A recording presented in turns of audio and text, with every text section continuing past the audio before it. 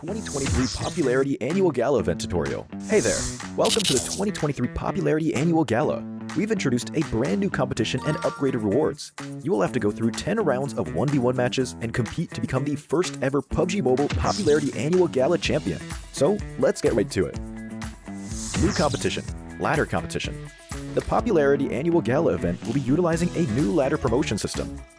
Players' initial ladder grade will be determined by their battle points at the end of the first round. Ladders are divided into 6 grades: Triple S, Double S, S, A, B, and C, with Triple S being the highest. Ladder promotion rules. Players are ranked based on the popularity they gain during the battle period. For rounds 1 to 9, the ladder results are settled at the end of every round's battle. Apart from ladder grade C, each ladder has 100 spots, with the top 20 promoted, the middle 60 retained, and the bottom 20 demoted. If you're trying to move up the ranks, be sure to stay within your ladder's retained threshold or higher before each round is settled. Additionally, ladder grades can only be promoted or demoted by 1 grade at a time, so your performance in the assignment round is crucial. Be sure not to miss it. Final showdown. Based on the rankings from the previous 9 rounds, round 10 will be the decisive showdown to determine the final rank and ladder grade placement, including the champion of the 2023 Popularity Annual Gala. Who will emerge as the ultimate winner? New exclusive rewards. At the end of round 10, rewards will be issued based on the player's ladder grade and final rank. For outstanding players, they will receive exclusive rewards that can showcase their supreme honor both in and outside the game. In-game rewards include the Honor Title, Honor Name Tag, and Honor Avatar Frame, which are sure to make you stand out. Moreover, there are also physical trophies, interviews, custom-made popularity gifts, official social media promotion, game exposure, and other exclusive honorable rewards. Gain global renown both in and outside the game. What are you waiting for? Participate in the 2023 Popularity Annual Gala now.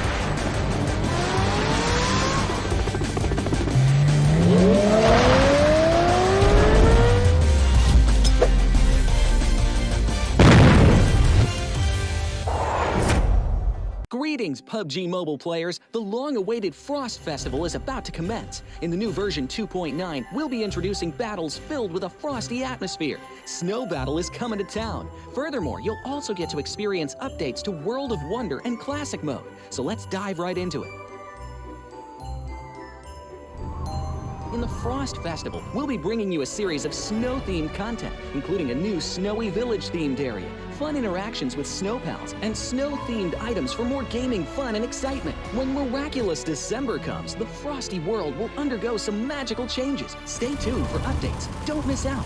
First, let's take a look at the new themed area, Snowy Village. The village covers a wide area of 280 by 150 and has loads of supplies. It's located near Stalber in Erringdale, Iceborg in Livik, and Goroka in Vikendi. In addition to the buildings on the ground, the underground area of the Lucky Ice Tower is also worth exploring. Make use of the 2-story layout to experience a completely new battle experience. Sound the bell in the Lucky Ice Tower, and you can even summon rewards. Additionally, the village also has a snow rail, which can help you quickly move around and gather supplies. It allows you to navigate flexibly between different areas of the village and also swiftly relocate to advantageous positions during battles for your team to counterattack more effectively.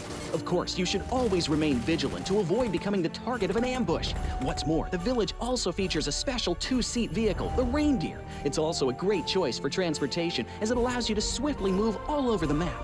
For intense battles, we've also prepared festive and practical battle equipment for you, the Snowball Blaster and Snowboard. The snowball blaster can be used in many ways and has loads of functionality. When you aim it at the ground or a building, it can create a snow pile cover for you. When used on enemies, you can temporarily transform them into lively snow pals to restrict their movement. When facing bodies of water, you can use the snowball blaster to freeze the surface so that you can walk on it. It's definitely a practical yet entertaining weapon.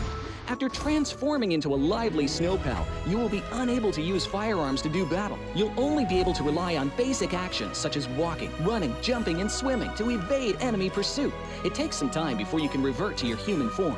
Let's build a snowman together. The snowboard will also bring you a whole new experience. Apart from helping you glide and move on various surfaces, it can also be used with the snowball blaster. Explore the many possibilities and use these two items to have all kinds of fun. We've also designed various interactive mechanics, such as searching for snow toddlers, lucky ice, and the snow blast zone. When you encounter a lucky snowman on the map, don't be in a rush to leave.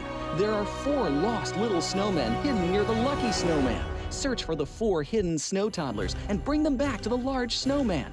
You'll then receive a token of gratitude. There are lots of lucky ice scattered across the map. Shatter the ice to get the supplies inside. Try using a melee weapon to break the ice more easily. Furthermore, you'll find that snow has engulfed some red zones on the map, and the falling snow will bring about many interesting effects. Players within a snow blast zone will be transformed into a lively snow pal if they're hit by the snow. If the snow lands on the ground, a snow pile cover will be created. In this World of Wonder update, we'll be introducing a brand new transformation skill gameplay and a catch me hide and seek gameplay for you to enjoy the transformation skills to the fullest. Of course, you can also use this skill to create more interesting creations. We've also added a snowy village map template to celebrate the Frost Festival with creators. Additionally, we've also made some updates and improvements to gameplay devices, game parameter settings, and the editor. For more details, please follow the official PUBG Mobile community. We'll continue introducing the latest WoW content to everyone. As for Classic Mode, we've also made some improvements to vehicles, firearms, creation mode, emotes, settings, and more. First, we've enhanced the designated marksman rifles. Some DMRs can be equipped with the full auto mod to fire in full auto. We've also improved the attributes and handling of some vehicles to enhance your driving experience. We've also added a new garage mechanic. From now on, you can choose your dream ride during matches. Meanwhile, we've also added a custom SFX adjustment feature. You can adjust the volume of some sound effects to whatever best suits you. As for creation mode, we'll be introducing some quick view features for watching the victory dance and fireworks displays and the new Frozen Kingdom themed performance in order to provide players with more possibilities for creative content. Furthermore, we've expanded the emote backpack. Now you can equip more emotes before entering the battleground. That's a wrap for the main content in this new version. In addition, new content will be added to the popularity battle event, Metro Royale, and season rewards. For more details, follow our official PUBG Mobile community. Snow Battle is coming to town. Winner, winner, chicken dinner.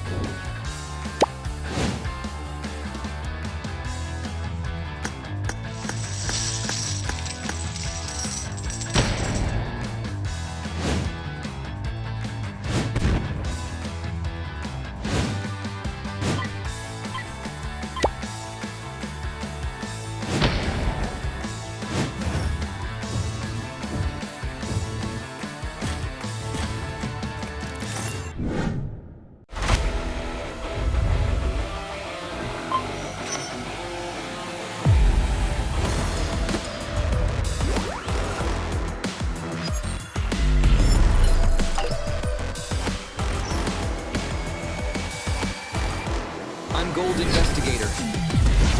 Join the investigator team and let's protect the game's fairness together.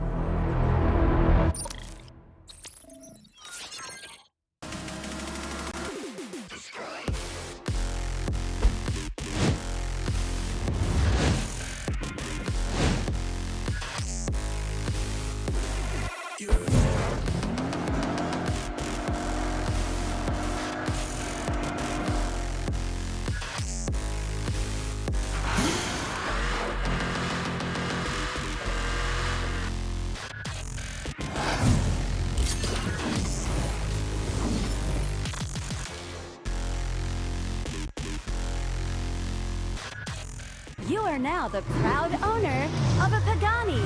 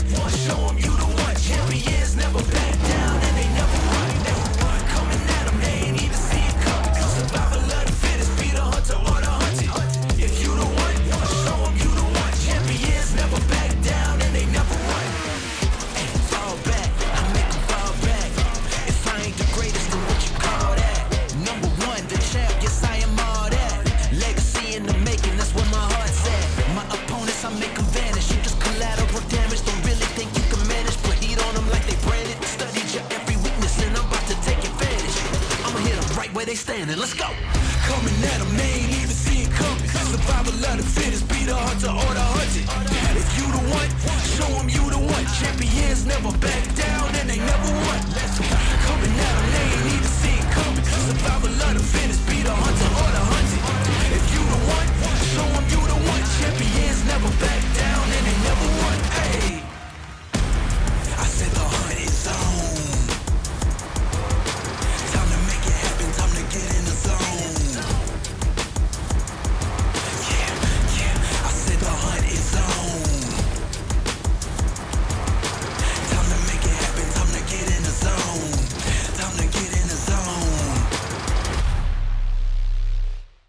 The all-new PMGC Road to Glory event is available now. Come and support your favorite team and stand a chance to win the rare esports supporter title, Champion Lobby theme, exclusive commemorative team cards, and more. You can choose a team participating in the PMGC finals that you wish to support at the start of the event. Once chosen, you can carry the team flag towards the 2023 PMGC finals venue. Each advance requires a PMGC memento. Don't worry, we'll explain how to get them in a moment. While advancing, you have a chance to trigger a Q&A challenge when you advance to a special space. If you win, you can advance one more time for free. During the event, each player has up to 5 free chances. Don't miss out. Please note that the likes you receive from friends will increase your chances of advancing more than one space per day. In this event, there are 2 main ways of getting PMGC mementos. First, there's a chance to pick them up in the Frozen Kingdom themed mode. You can get 1 per match and up to 5 per day. We heard that it's easier to find them in Snowy Village. Second, you can get 1 free PMGC memento by using 50 UC on the PMGC Lucky Spin. Every time you reach the destination, you'll earn points. Tap the gift box on the left to enter the event shop. You can use points to redeem PMGC-themed space gifts, a time-limited lobby theme, and more. Most importantly, when the event ends, the top 100 players on the flag contribution ranking will be awarded with the Esports Supporter 60D title. Upon reaching the destination, the carried flag will be contributed to the supported team, and there's a chance to collect signed commemorative team cards. Come and cheer for your favorite team. Based on the total number of flags contributed by players across the server, a team prize of up to $80,000 can be unlocked. The prize will be distributed according to the team ranking, which is based on the number of contributed flags. The higher the ranking, the greater the share of the prize. That's it for the 2023 Road to Glory event tutorial. So what are you waiting for? Hurry and participate now. Greetings, PUBG Mobile players! The long-awaited Frost Festival is about to commence. In the new version 2.9, we'll be introducing battles filled with a frosty atmosphere. Snow Battle is coming to town. Furthermore, you'll also get to experience updates to World of Wonder and Classic Mode. So let's dive right into it. In the Frost Festival, we'll be bringing you a series of snow-themed content, including a new Snowy Village-themed area, fun interactions with snow pals, and snow-themed items for more gaming fun and excitement. When miraculous December comes, the frosty world will undergo some magical changes. Stay tuned for updates. Don't miss out. First, let's take a look at the new themed area, Snowy Village. The village covers a wide area of 280 by 150 and has loads of supplies. It's located near Stalber in Erringdale, Iceborg in Livik, and Goroka in Vikendi. In addition to the buildings on the ground, the underground area of the Lucky Ice Tower is also worth exploring. Make use of the 2-story layout to experience a completely new battle experience. Sound the bell in the Lucky Ice Tower, and you can even summon rewards. Additionally, the village also has a snow rail, which can help you quickly move around and gather supplies. It allows you to navigate flexibly between different areas of the village and also swiftly relocate to advantageous positions during battles for your team to counterattack more effectively. Of course, you should always remain vigilant to avoid becoming the target of an ambush. What's more, the village also features a special 2-seat vehicle, the Reindeer. It's also a great choice for transportation as it allows you to swiftly move all over the map. For intense battles, we've also prepared festive and practical battle equipment for you, the Snowball Blaster and Snowboard.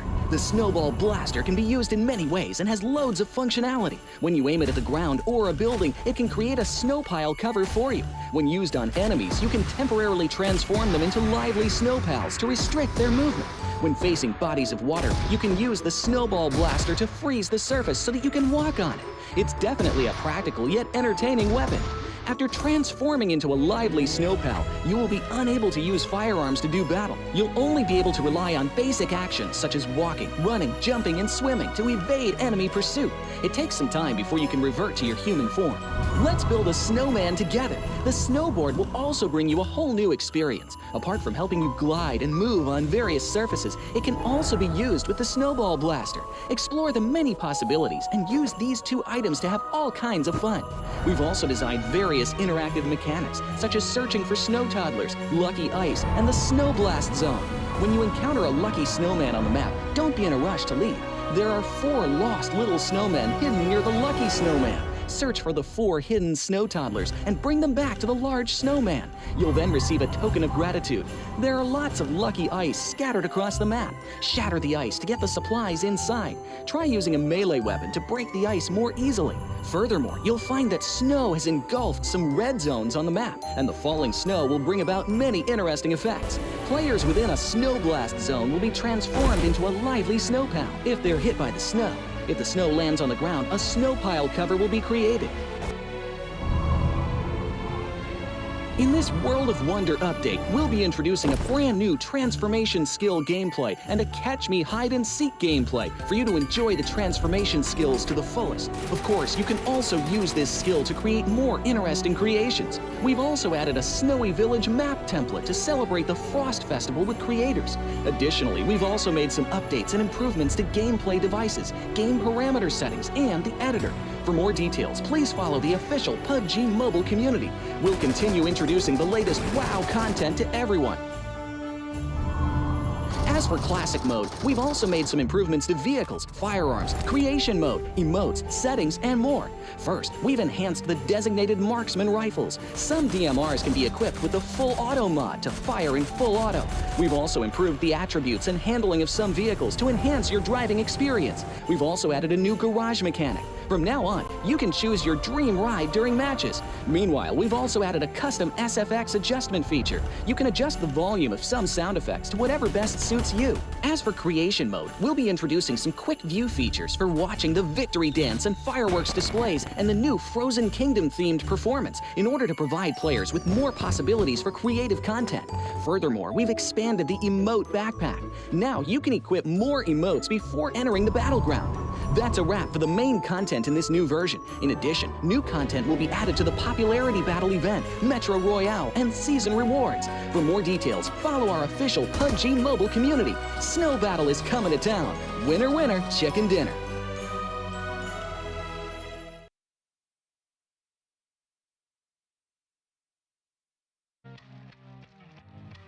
Tell me if you ready, tell me if you hear 'em coming. Survival of the fittest, be the hunter or the hunted. Better pay attention, they might come around the corner. Keep your eyes open, any second you can be a goner. It's a countdown. Hey, I got to remind you, if you wanna survive, better not let them find you. High beams on, all the lights they can blind you. Keep your head on a swivel, I'm airdropping behind you. Bow down to the boss, never taking a loss. If you ready, let's get involved. Make it happen like any day. Your crew cannot be saved. In the zone, I'm not afraid. Set the whole town in a blaze. Hey, I ain't scared of nothing. I'm going all in. It's my time. I know that it's my calling. Coming at 'em, they ain't even see it coming. Survival of the fittest, be the hunter or the hunted. 2023 Popularity Annual Gala event tutorial. Hey there, welcome to the 2023 Popularity Annual Gala. We've introduced a brand new competition and upgraded rewards. You will have to go through 10 rounds of 1v1 matches and compete to become the first ever PUBG Mobile Popularity Annual Gala champion. So let's get right to it. New competition, ladder competition. The Popularity Annual Gala event will be utilizing a new ladder promotion system. Players' initial ladder grade will be determined by their battle points at the end of the first round.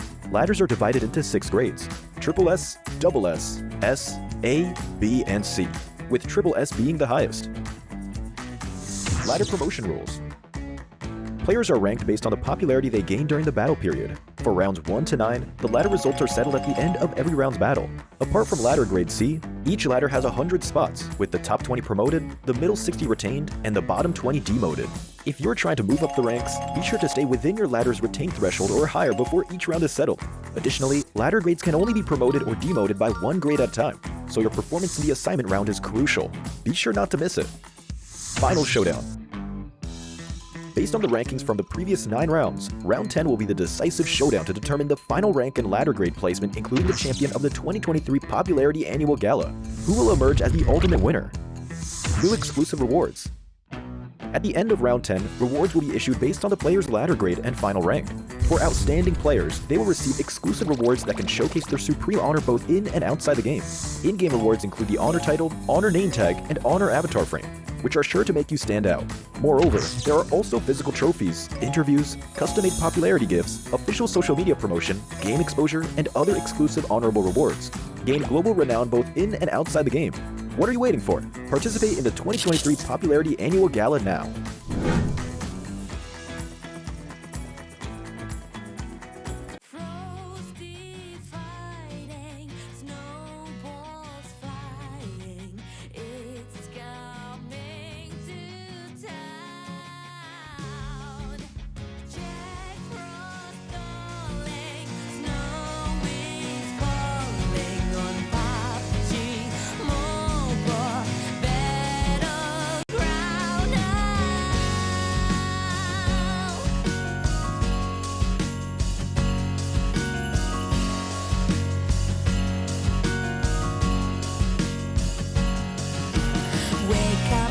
outside and see the festival is here.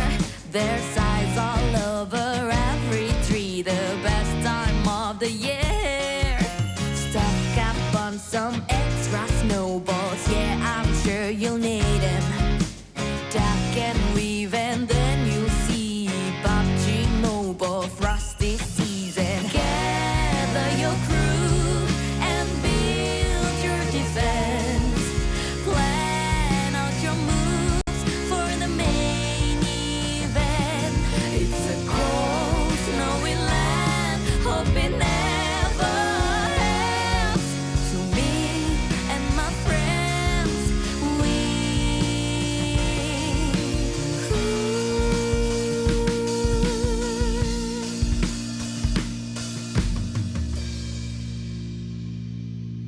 frosty fighting, snowballs flying, it's coming to town. Jack Frost calling, snow is falling on PUBG Mobile battleground. Frosty fighting, snowballs flying, it's coming to town. Jack Frost calling, snow is falling on PUBG Mobile battleground.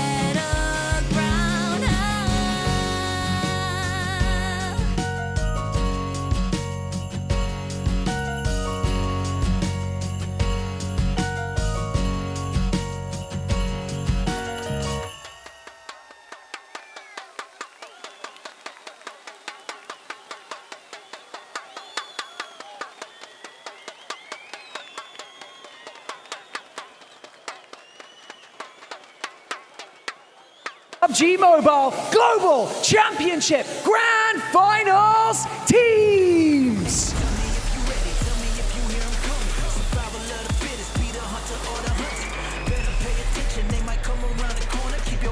PUBG Mobile 2023 Dünya Şampiyonası'na hepiniz hoş geldiniz.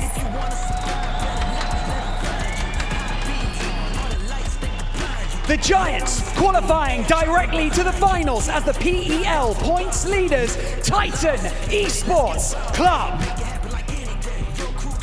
Per şampiyonu Titan geliyor. I ain't scared of nothing, I'm going all in. It's my time, I know that it's my calling. Coming at 'em, they ain't even see it coming. Survival of the fittest, be the hunter or the hunted. If you the one, show 'em you the one. Champions never back down and they never run, never run. Coming at 'em, they ain't even see it coming. Survival of the fittest, be the hunter or the hunted. If you the one, show 'em you the one. Champions never back down and they never run. Where your squad at?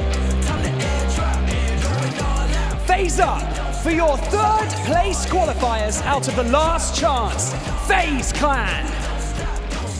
Son şansın üçüncüsü Titan ekibi FaZe. You my chicken dinner, watch how quick you get devoured.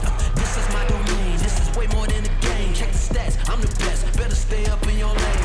Yes, I got the passion, got no time for distraction. Let's get into it, cause I'm ready for that action. Might have had the title, homie, that was in the past tense. After I attack him, I got him running backwards. Hey, fall back, I make him fall back. Istanbul, put your hands together and make some noise for the Malaysian sensation looking to make a resurgence into the finals, You Alliance. Malezya'nın sansasyonel takımı Yodo Aliens da bizlerle. I'ma hit 'em right where they standing, let's go. Coming at 'em, they ain't even see it coming. Survival of the fittest, be the hunter or the hunted. If you the one, show 'em you the one. Champions never back down and they never won. Let's go. Coming at 'em, they ain't even see it coming. Survival of the fittest, be the hunter or the hunted. If you the one, show 'em you the one. Champions never back down and they never won. Hey, coming at 'em, they ain't even see it coming. Survival of the fittest, be the Qualifying as your third place finishers out of Group Red, Morph GPX. Kırmızı grubu 3. bitirerek İstanbul'a gelen bir diğer Endonezya takımı daha. Morph GPX.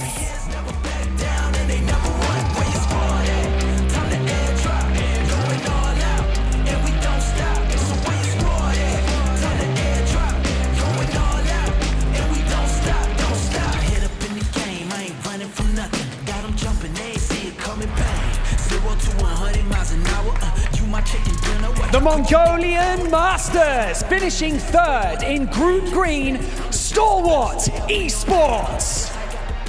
Yeşil grubu 3. bitiren Moğolistan temsilcisi Stalwart Esports.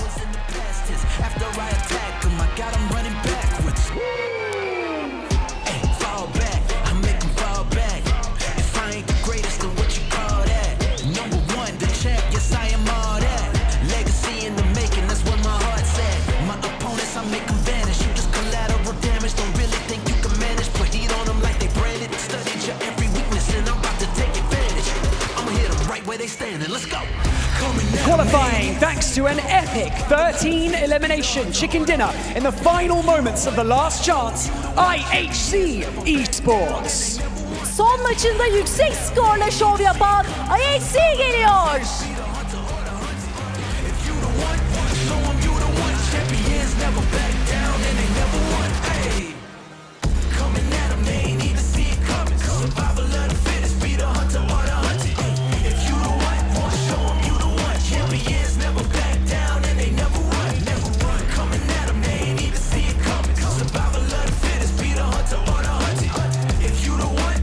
Making their return to the PMGC Grand Finals, Istanbul. Make some noise for 6-8. Çin'in harika takımı 6-8.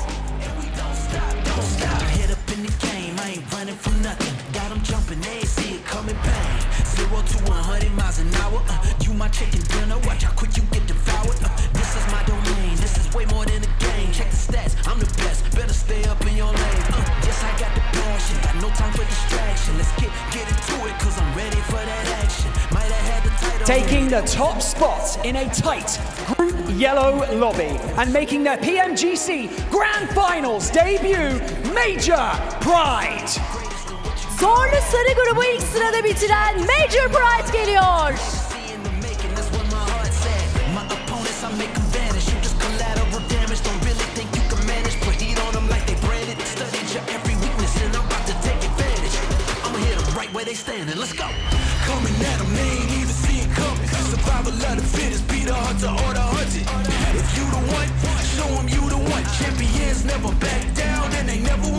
Next up, your third place finishers after claiming 3 chicken dinners in Group Yellow, WBG.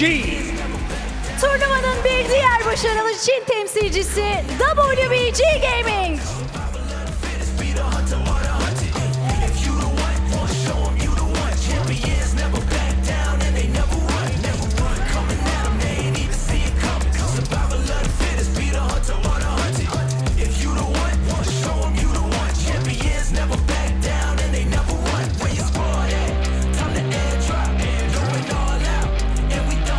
Coming in as the second place qualifier from the last chance, it's Persija Evos.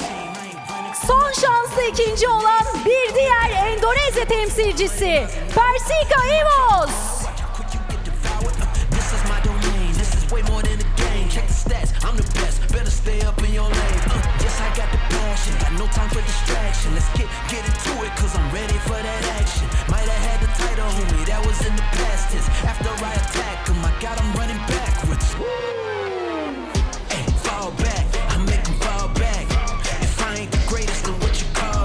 Qualifying with a dominant performance out of the last chance and making their return to the PMGC Grand Finals, Xavier. Son şanstaki dominant performansıyla dikkat çeken Vietnam ekibi DX.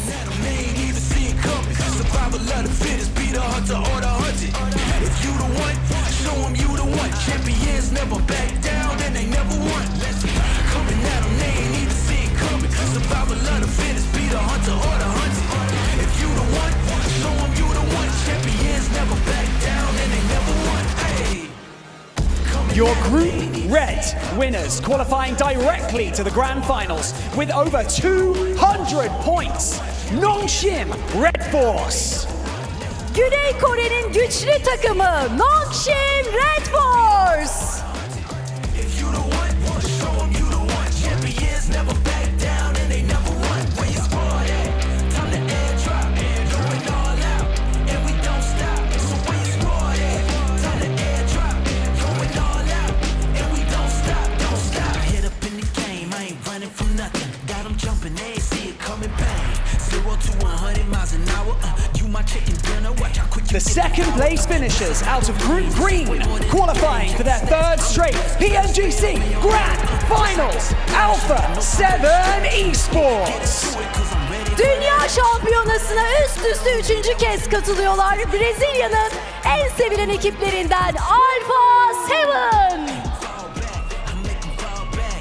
If I ain't the greatest, then what you call that? Number one, the champ, yes I am all that. Legacy in the making, that's where my heart's at. My opponents, I make them vanish. You just collateral damage, don't really think you can manage. Put heat on them like they branded. Studied your every weakness and I'm about to take advantage. I'ma hit them right where they standing, let's go. Coming at 'em, The man. leader of Group Green, racking up 220 points to earn their grand final spot, Loops. Ve Loops geliyor, bir diğer Brezilya ekibi.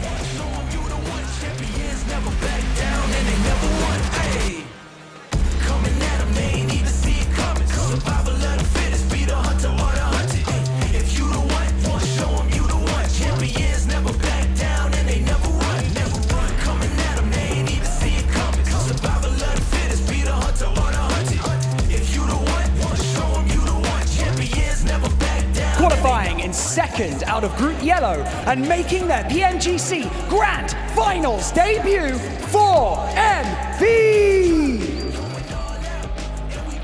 İlk kez Dünya Şampiyonası'na gelen bir diğer Moğolistan temsilcisi For Miracle Vibes. You my chicken dinner, watch how quick you get devoured. This is my domain, this is way more than a game. Check the stats, I'm the best, better stay up in your lane. Yes, I got the passion, got no time for distraction. Let's get into it, cause I'm ready for that action. Might have had the title, homie, that was in the past tense. After I attack him, I got him running backwards. Hey, fall back, I make him fall back. And now, your hometown heroes and reigning 2022 PMGC Grand Champions S2G. Türk e-spor tarihine damga vuran, göğsümüzü uluslararası arenada kabartan, çıktı her maçta yüreğini ortaya koyan, son dünya şampiyonu geliyor. Kim geliyor? Kim geliyor? Kim geliyor?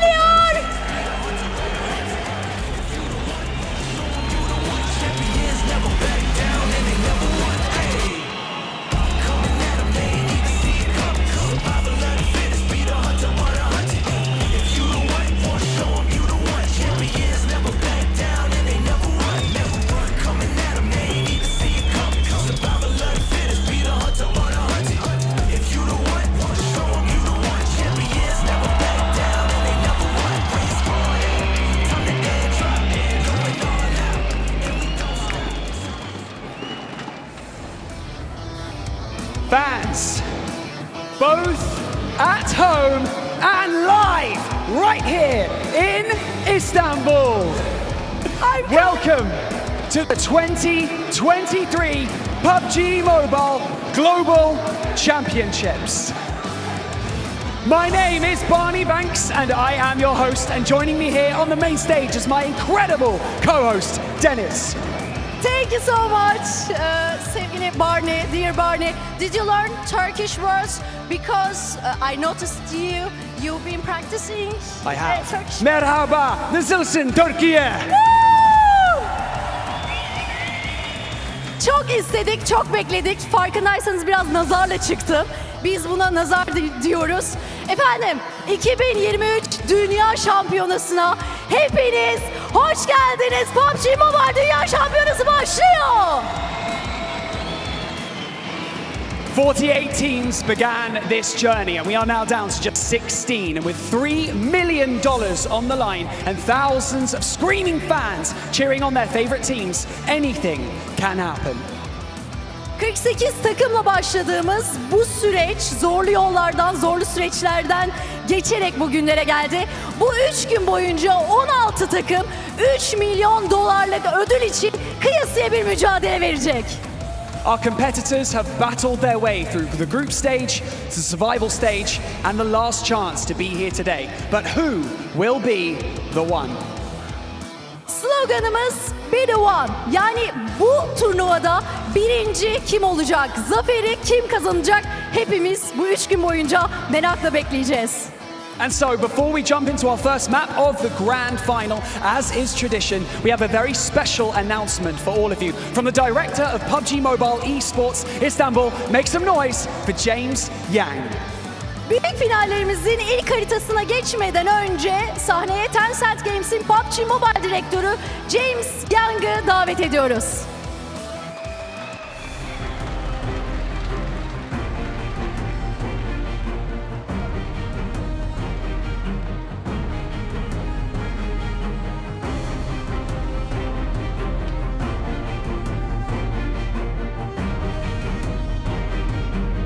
Wow. Hello, PUBG Mobile fans in the world and in Turkey.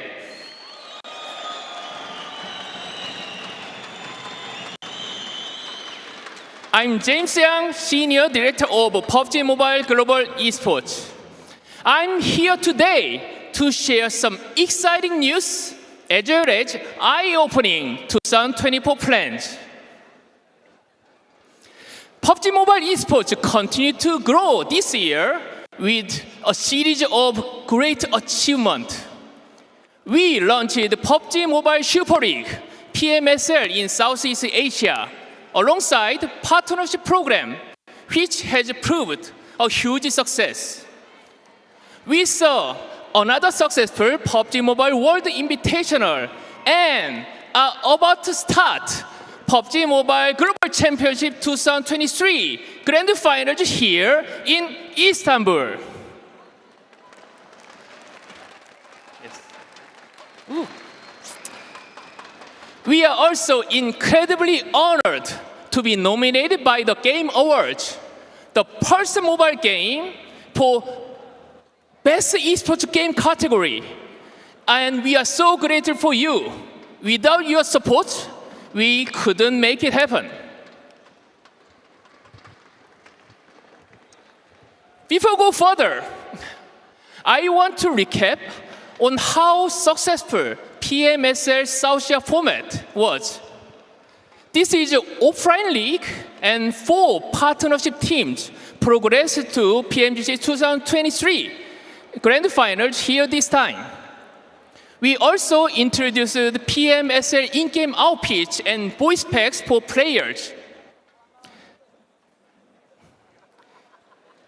Through the PMSL Southeast Asia with 15 official partners teams, we could work closer than ever before to continue to keep the chance to improve our competitiveness for the regional level and beyond.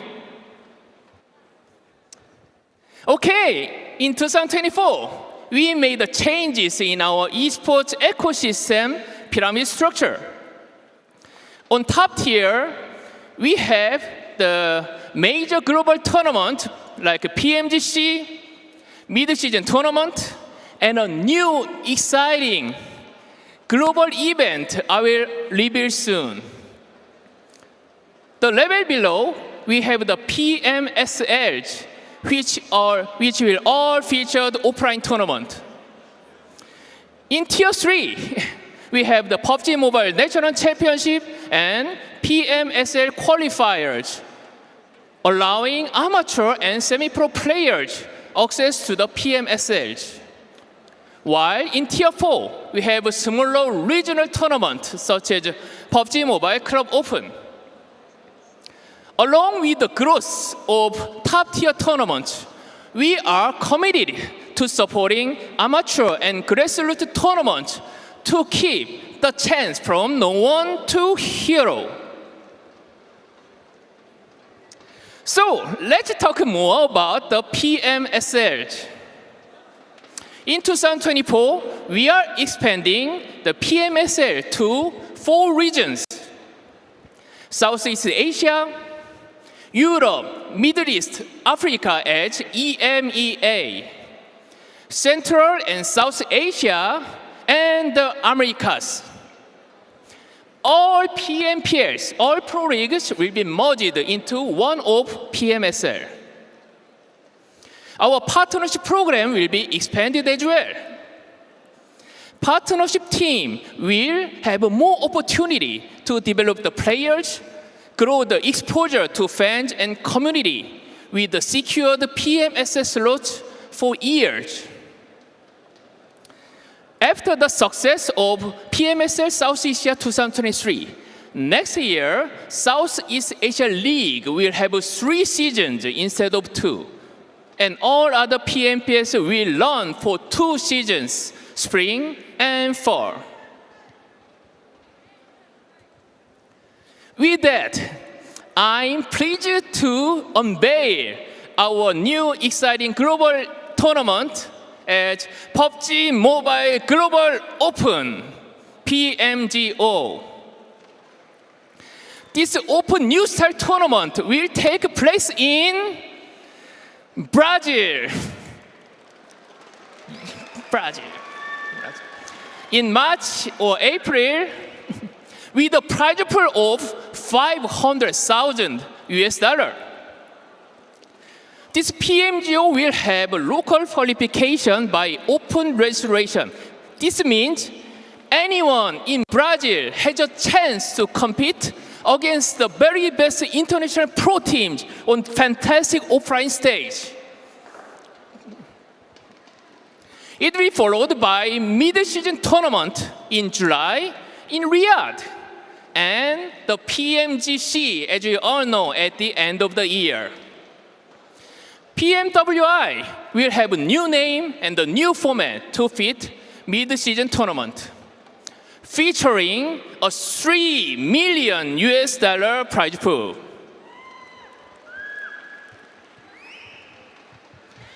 Yeah, the final news today.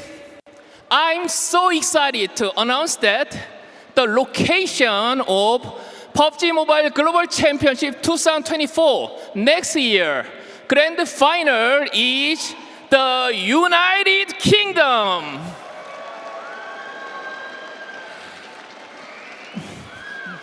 UK fans, get ready. PUBG Mobile esports will coming to your doorstep next year. That's all I share today. Thanks to everyone here in Istanbul. And let's begin PMGC 2023 Grand Final for winner. Woo!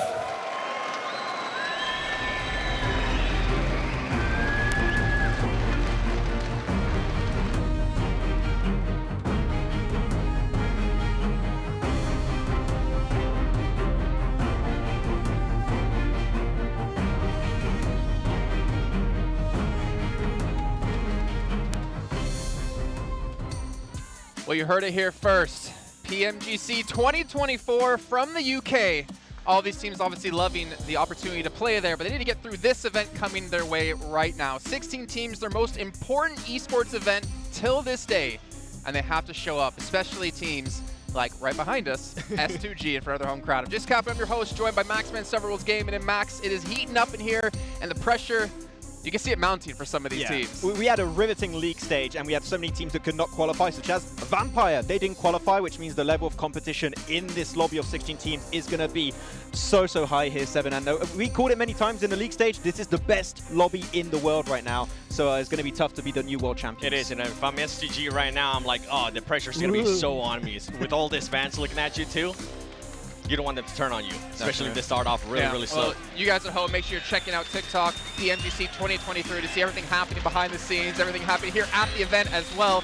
Honestly, I don't know if I'm going to be able to hear these two with the crowd like this. I'm already struggling as it is. Look, when they get 16th place, we're like, oh, that was a really good game. It's fine, guys. We're only bring up the positive, but you got so many teams that are going to be able to compete, right, for that position. We're talking about regions as a whole. I know you're going to be happy. No, Brazil, top 2 teams, so it's going to be looking pretty good, and they're looking like a region that clearly could bring the trophy home at the end of the year. I was hoping I would see more Brazilian teams because of how many were able to qualify through the league stage. But I'm happy with the ones that actually are here with Alpha 7 and Loops. I think they are very, very strong. And with Alpha 7, this is going to be their 4th grand final too. They have been improving over and over again. Maybe this is a time where they're going to be able to get that first place.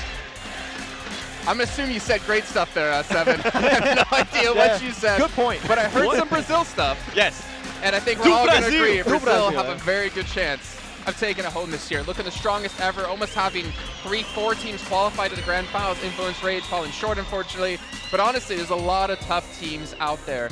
I don't know who you want to start with in particular, Max, because honestly, we could probably spend a good hour discussing all we could have an hour pre-show here, Jason, but I don't think we're going to have that much time. It but could happen. I'm looking at one team in particular here. I could talk about Star Wars. I'm not going to do that. I'm going to talk about Well, you shook their hands right before we started. Sorry, Star Wars fans. It's done. It's over. No, I'm looking at FaZe in particular. One of the biggest redemption arcs we have ever witnessed in a PMGC League stage. Going from qualifying in the last match of the survival stage and then just completely shredding it during the entirety of the last chance. Mela in particular, Jason, we saw was just such a standout player. So if we see that kind of prowess from FaZe in this tournament, I feel like they have the chance of being top 5 and who knows, maybe also take the trophy. And what's good for them is they were able to do that within 2 days, right? Whether it was survival stage and then being able to move on from there to last chance in 2 days as well. We have a 3-day tournament. All these teams that are able to usually perform really well within at least 2 to 3 days, they got to take advantage of this first couple of days. One of them that I'm going to be thinking about is going to be Noncham Red Force. I was super surprised of how this team was able to do in Group Red, and I feel like they might end up surprising a lot of people. I don't know if they have what it takes to get that first place, but I think they are definitely going to be in contention there for the top 3. If you're very silent, you can hear Kalash like, go Noncham Red Force. Yes. Yeah, he's still supporting them. I mean, let's be honest. Out of all the teams participating from South Korea in PMGC this year, we didn't think this would be the team to represent South Korea. I mean, D+, the amount of times they've been here to the finals, the amount of experience they have. Ducksan obviously having be an extremely strong team, but not able to be strong enough to get through our last chance. We can take a look here what's coming up the next few days of play. Obviously 6 matches a day across 3 different days. And of course, the map pool is going to be exactly the same what we had before. But that point system, honestly, I mean, we've had it for like 2-3 years now.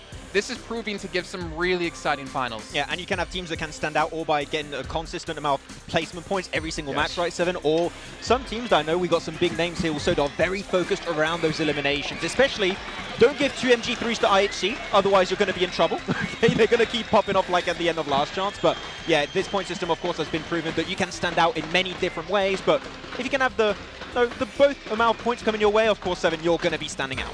Yeah, and for some of those teams, right, we're going to be looking at the ones that are actually able to put up a lot of elims and being able to back it up with the chicken dinner, because that's always the main thing. Yes. If a team can start off really hot on day 1, we have seen those teams being able to kind of carry that and at least give them a chance. If for some reason the performance kind of drops off a little bit too, I'm just going to be looking at consistency. I'm not going to be looking for teams that maybe go after for those chicken dinners, but I'm going to be looking for teams that are going to be consistent within the top 5 and getting those eliminations as well to back it up.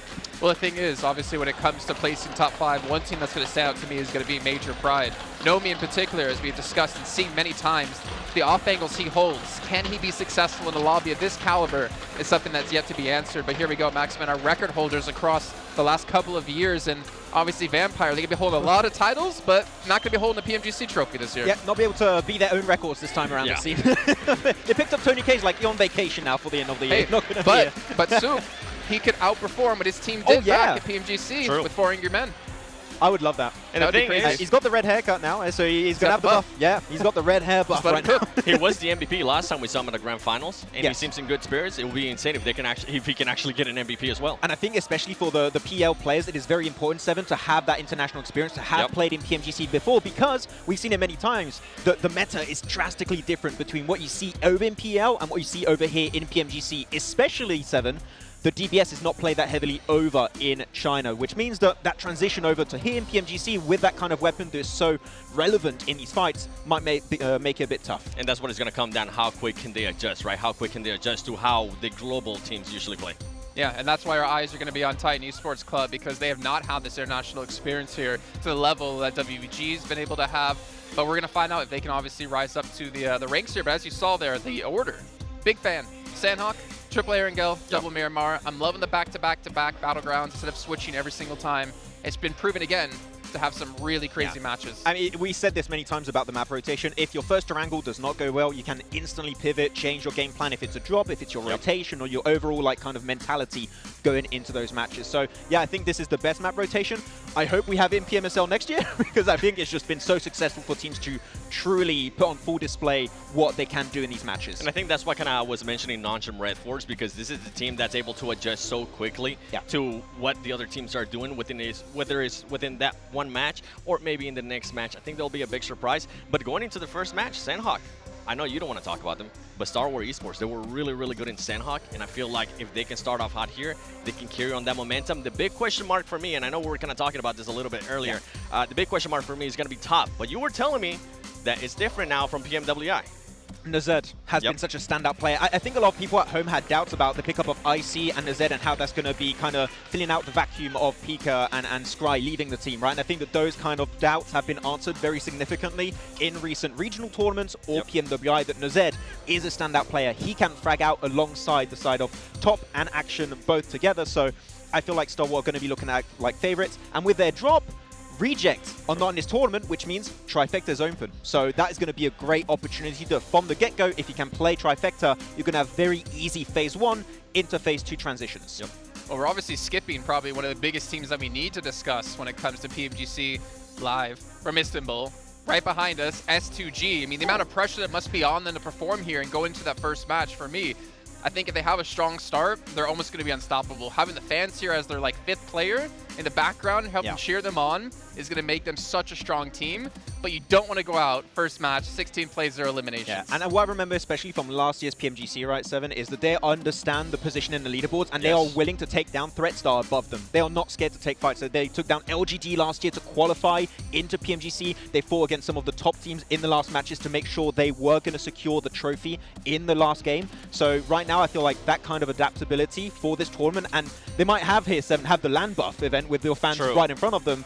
They might be popping off, so I agree. If they get a good start, they might just be the threat for the entirety of this year. And I don't even expect them to be getting a good start. There's a lot of stuff that I want to say about S2G, but I don't want to get stuff thrown at me from the S2G fans just yet, all right? Well, we'll have to wait and see what's going to happen with this team, but there is a lot of question marks. Are they going to be able, because they did get special in by here. They didn't have to go through the league stage. They didn't have to go through that hassle. And if we look at their previous performances, they haven't really been able to perform that well.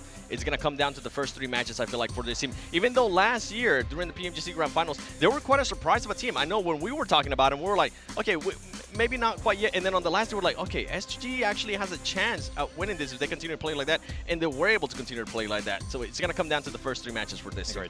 And if we obviously look at experience, right? Obviously, S2G have the experience of winning a trophy. Probably one of the most experienced, well, some of the most experienced players coming in as the twins from Procedure, able to play here yet again. Obviously beating out their old team BTR, not making it through, which we actually was honestly quite a surprise. I feel like this team has a lot of presence, has a lot of experience, but can they step up when we get into our matches, which we're going to do exactly right now. It's time to head into our first match of the day. It's going to be Sandhawk. It's going to be brought to you by none other than John Allen and Blake. The grand finals starts now, Blank. We are getting into our first Sandhawk of the tournament. It is incredible to be here in Istanbul. We've had a hell of a time getting ready for it. Hopefully you're ready for it as well. We're going to start off with Sandhawk. Dude, I'm very ready for it. Look, this is going to be the best PMGC we've ever had. I say this every time. It's correct every time. I never lie at the end of the day. But yeah, getting straight into this one, we've got 16 teams from around the world who are all absolutely flabbergastingly good. S2G, obviously, they have the crowd buff, right? The crowd buff is here for S2G. Question is that going to be a debuff or a buff? Is it going to put too much pressure on them? Are they going to falter under that? Because this year hasn't been too amazing for them, let's be honest. Coming off of the high heights of PMGC last year to this, it's not ideal, but on the other hand of things, everyone cheering for you in your country, that can take you a very, very long way. But again, a lot of teams here, John, that we're all expecting to do very, very well. Yeah, we're looking kind of at a similar set of teams. I think a lot of us have predicted the top spot coming out sort of somewhat similarly. I think Stalwart's obviously on everyone's minds. I put Alpha 7 on the top, because I feel like a Brazilian team, you know, it's just about time for this incredible development from the region to be shown right at the top lifting the trophy. And I think this is maybe the season to do it. Yeah, maybe. I think for Brazil, there's been some massive standouts. You know, even Influence Rage, who didn't actually make it all the way here to PMGC, they were fantastically good over in their survival stage. You've also got players like teams like obviously Loops as well as Alpha 7, two really strong teams themselves. Loops really proved themselves to be a fantastic and phenomenal team, actually beating out versus Alpha 7 at the end of the day, which was insane to see. But Alpha 7 had a very long run to make in their group stage to get where they wanted to be versus Reject, and they overtook them in the end, as well as Stalwart as well. So this is kind of a big deal looking at both those teams, both Brazilian teams making it in together. Nice little bit of camaraderie there as well, you know, making room for each other at the top. But there's going to be no room for each other at the top here. You're going to be wanting to take home that first place prize and the pride of having that PMGC trophy under your belt. So I'm very curious to see exactly how this is going to pan out. Obviously, we're just waiting to get into game right now, guys. I'm sure we will be in shortly. You know, I want to watch the matches. I want to see Sandhawk. Obviously, my favorite map. Yeah, of course, it is well known that that is your favorite map. We've covered this many times, but it is, as you say, going to be a really hard-fought battle. No quarter to be given, and I'm looking at Major Pride to try and keep up the pace that they were able to achieve in the group stages as well, because they kind of had a little bit of a dip over in the European Championships, I think it's fair to say, and back in EU as well. They have shown some stumbles here and there, but they have made it. They're a top group qualifier. They are right in the mix of it. I think for Major Pride, there's like a lot on the line from here at PMGC. I think they're one of the few new European teams to get back into PMGC again, even after their little reshuffle of the roster, with Dino coming in as well, who has proven himself this year to be a phenomenal addition to the team. Nomi, though, on the other hand, incredible player. Overall is Nomi, so well performing in his group stages over in PMPL 2. The unfortunate thing for Major Pride, and this is what I can see things going two ways, is that they'll either crash and burn quite quickly, or they'll give themselves a chance. I don't know if it's going to be enough chance to get into that first place position, but there's certainly a world here where that can happen. For instance, there's teams like IHC who had a blaster of a run towards the end of their last chance qualifier, which was incredible to watch, John. You know, Alex has really stepped up his game on that team. And again, the Mongolian teams over at this tournament are very strong. You've got Stalwart, you've got 4B, you've also got your boys on IHC. It is really awesome to see Mongolian teams rise up this way. And a lot of them are quite streaky. I think as you highlighted, IHC certainly getting that push in from the last chance. You've also seen that back in their group stage as well, to make sure that they have that spot. It was the final day, and that sprint capability in a 3-day format, Blank, is really important. They've shown it. Can they bring it to the stage here in Türkiye? Yeah, it's even worse when you get to the last chance. You've got 2 days to make it happen, right? IHC make it happen there. Very difficult. Stalwart, on the other hand, another team that everyone's talking about. Max wanted to talk about them. He decided he won. He's already ranted about this team more than enough. However, for Stalwart, this is another team that has issues in terms of, the way I see it, is that they're a team that either plays the best PUBG Mobile you will ever see in-game, or they just do nothing. And the problem with that is that in between is not good enough. Now, there is players supporting them now in that squad. You know, obviously, Icy has become this amazing off-angler for the squad who's able to hold down the fort, so it gives, obviously, Action and Top a little bit more room to breathe. They don't have to carry every single match, and they can actually play that duo a little bit more nicely. But yeah, I do have worries for Stalwart because, again, we say every year this team is going to do well. It comes to PMGC, and it doesn't happen. I would love to be proven wrong in that aspect, though, because I think all we've done is root for this team for the past 3 years, because they keep showing us that they've got the stuff. If they go on much longer, they'll go the way of Gladiators, Blank. You know, we love to talk about them. We have to bring them up at least once. It's contractual at this stage, but we are. But yeah, absolutely. Stalwart, always the bridesmaid, never the bride. Not quite able to go the full distance. Hopefully, they'll have their Hercules story here in Istanbul as we get locked and loaded for Sandhawk. You're just waiting to get into that playing path now. The final thing to be done to get into that playing path, get into our first match of the day here for PMGC here in Istanbul. Live brought to you. Happy to see it. Love to be here. Ready to rear in to watch some of these players bring the thunder in the matches. S2G brought the trophy. Will they take it back with them? Only 58 seconds will tell. Silas able to carry that trophy in. I've lifted that thing before last year. It is heavy. The guy's got the trophy to carry. Hopefully he can carry through the rest of his team as well as the hometown heroes, as Barney rightly said in his intro for this roster. We've got some Brazilians on the screen as well, and they'll be looking to bring it to battle, I'm sure, in the first match. Sandhawk typically very, very fast, a little bit more confrontational of a style of map. Some difficult crossings, and really the main feature is that trifecta in terms of dictating a lot of the pace of the early game and where those early circles fall. Yeah, I think a lot of times you either get the worst circles on Sandhawk ever, or you're given some decent ones that you can actually play around with. We have seen quite a few of those trifecta circles. In fact, in the PMGC group stage as well, going into the survival stage and last chance, we didn't see a lot of it. We saw more like on the south side and the northern side, and even a lot of northwest island finishes, which was honestly very cool to see. Though, maybe that luck's run out for these players now as we head into Sandhawk.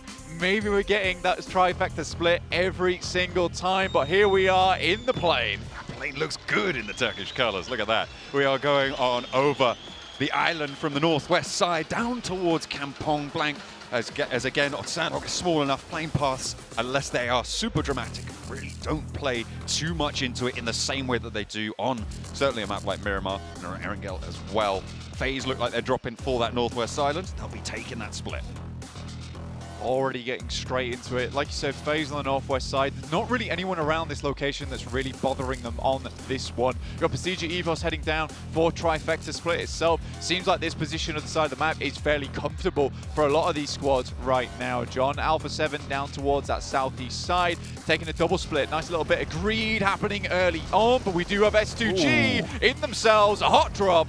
We're going to be treated today. It looks like S2G starting to get a little bit more of an edge on the damage, but they've taken a knock.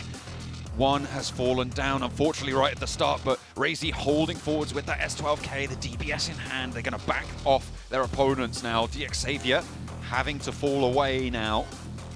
There's a lot of damage has been done. S2G looking to get this res. They want to try and enact it. Molotov to try and keep them in this one over in Paradise Resort, with the circle heading up towards the north as well. Blank could be a little bit more trouble, but over here we've got Loops as 4MV take them on, and immediately Baron rings out for one. They've taken a knock in response, but the flush isn't there, and the trade over onto Baron from Mythic. Excellent, and the flush to come through. So a 1-for-1 so far, and Loops have already got a knock on the backlines. Yeah, for Miracle vibes down this side, it's important to win out this fight, and we do get one from Doc with the S12K. We'll take down Isla. That guy was on fire during the group stage. And losing him out is not ideal, but it's two players here, Apex as well as Doc. East is currently down for 4MV. Get him back up on his feet, but you can't imagine that Mythic and Cardozin's going to do too much in this situation. QBZ and a Thompson, not ideal for close range, but for at least cleaning up East here, there's a possibility. But what a shot from the top side. It's Doc to take down Mythic. With Cardozin as well. On the opposite side of the river, there's very little chance that he gets across here against this roster, but look who's in the wings now. Procedure Evos, they've moved up from that trifecta position. They've heard this engagement in Painan, and it's time for a third party from the hills. It's a nice split here coming through from Procedure Evos, instantly hearing that gunfire. I mean, they're not horribly surrounded in this location. Stalwart is pretty easy breezy over in boot camp for quite some time. So for Procedure Evos, just stick their heads in. Notice that there's a fight that's ongoing, not quite fully cleaned out yet. You can see here they currently have the 4-man split right now, so they've got a lot of eyes on this one. And potentially, 4MV's got a little bit careful in this situation, not opening up those sightlines to Procedure too early. Mythic very soon to go down fully here, but East actually steps back. I mean, to be fair, you could just wait out that timer. If Procedure Evos don't have angles, it might be a little bit tricky. Both sides of the river now covered off by Procedure Evos. In the meantime, over from Cow, it looks like Nongshim Red Force have moved down south to guard out the north edge of Paradise Resort. You can see S2G still holding strong, and they did manage to get all 4 of their players back and alive. So they'll be okay for now, but DXavier looking to try and make their way out are going to struggle with Nongshim moving all the way down. DXavier right now, I think things are okay. S2G are also able to get all players back up, but this was that initial engagement that we saw early on. between the Turkish squad here and the Vietnamese. Massive on this side, looking to hopefully hold out S2G. Nobody get a singular knock, that's about it. Chua, I don't know how many nades he had there, but this guy was absolutely killer with them during the group stage. But Kelsey pulls the pin on one, opts back out of it. He's only got the one in the pocket. Doesn't want to waste it without some sort of guaranteed return, whether it's information, whether he spots a play. He sees two breaking wide. Xavier still holding on this northwest building on Paradise Resort. You saw before as well, Nongshim Red Force in the background. Unlikely that there's much movement happening in that area for now because it's slap bang in the middle of the circle. So we'll have to come back to that one. Besiege Evos, they have been snaking around and Major Pride might just be bitten. Hopefully they got that anti-venom ready effect.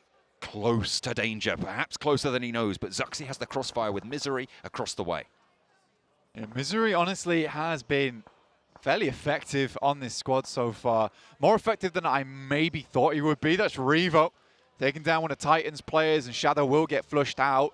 For Alpha 7, it's all about that first day for this team. If they're able to start things off strong, that's where they start biking it on down towards that trophy. They just gain momentum and cadence. These matches head out. Major Pride sends away Misery. Maybe looking to take shots as they leave on the back player in the vehicle. That would be effect, but successfully make it down here. Over towards Trifecta. And Procedure Evos has essentially allowed this team to leapfrog. I'm not sure if they scouted the move out from Procedure Evos or if they knew that was going to happen, but getting up to that left side, that west bank of the Trifecta, that east bank now, Lamborghini steps up for a shot, spray down to east.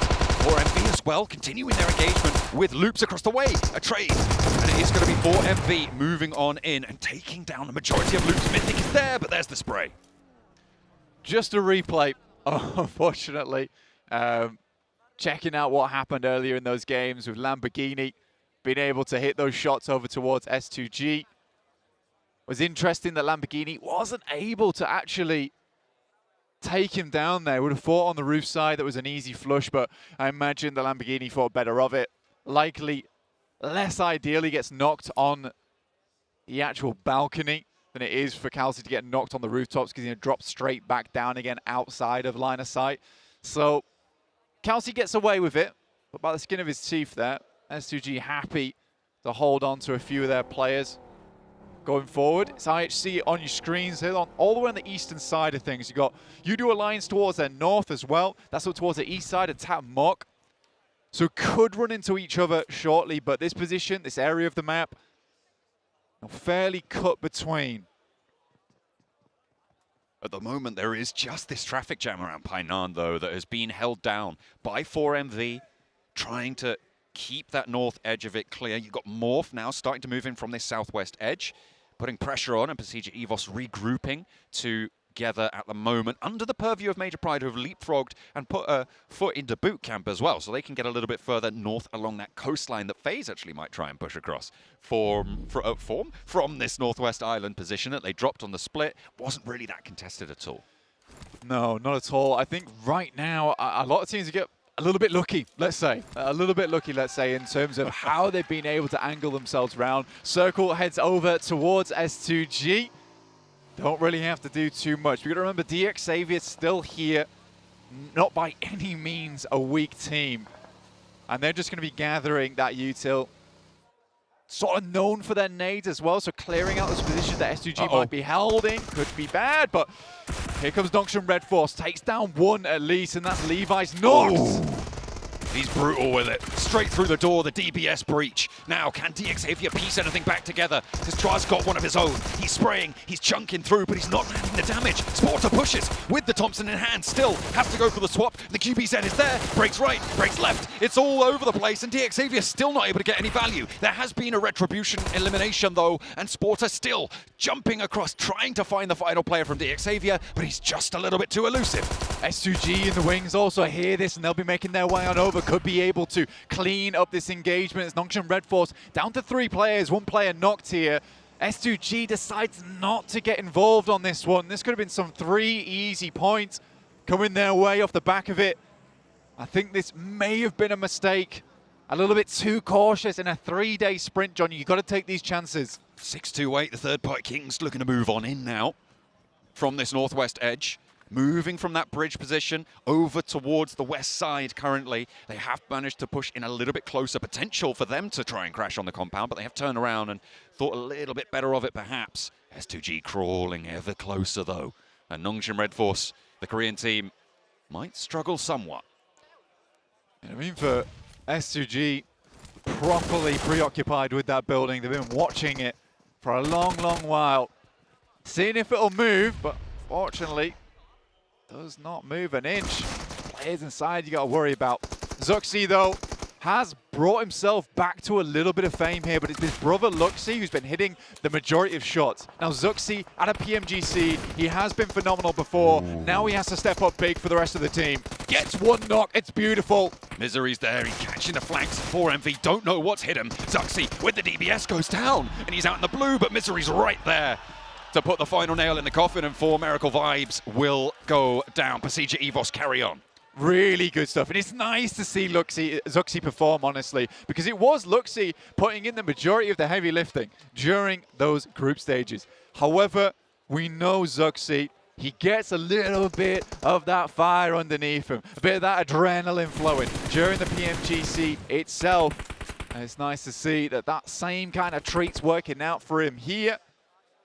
You're looking over to the map now, though. We've got 628 still hovering towards the northwest side, and Tatmok just trying to claim space. There's a lot of the northern side which is still open. Circle could still head up there as well.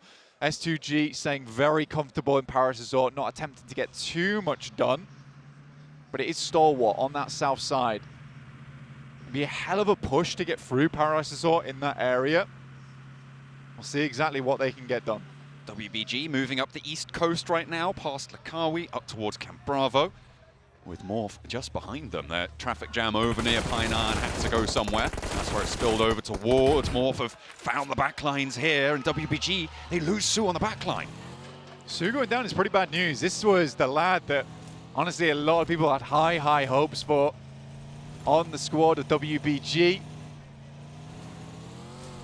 And they are rolling up. Look at them. Morph squadding up in the car. This is, I mean, I always hate to see it. You know, I always hate to see 4 people in a vehicle, but Morph think better of cresting the ridgeline in such a fashion.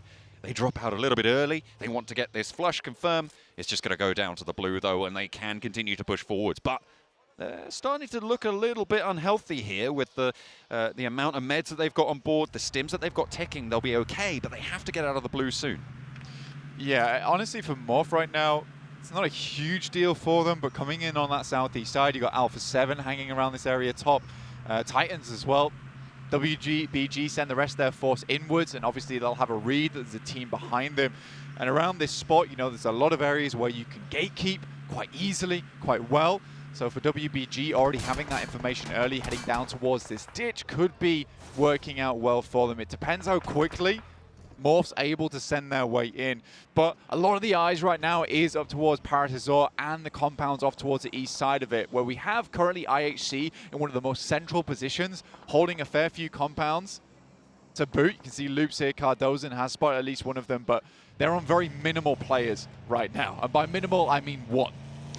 That's probably, yeah, that is the minimum possible, I suppose, to still be in the running of it, but still give them a chance at a couple of placement points if they are lucky, if he plays his cards right, as you say, right in the middle, with a little bit of a chance here. Nongshim Red Force, they took the northwest position on Paradise Resort away from DX Xavier, but they lost a player in the process. Losing 1, playing as 3, they can stack up in this building, and they do have a decent chance of holding it off. But as soon as more than 1 team starts to rock up, as soon as both the west and east side of this position get threatened, it's going to be so much harder to hold on to as 3. You just need those sightlines.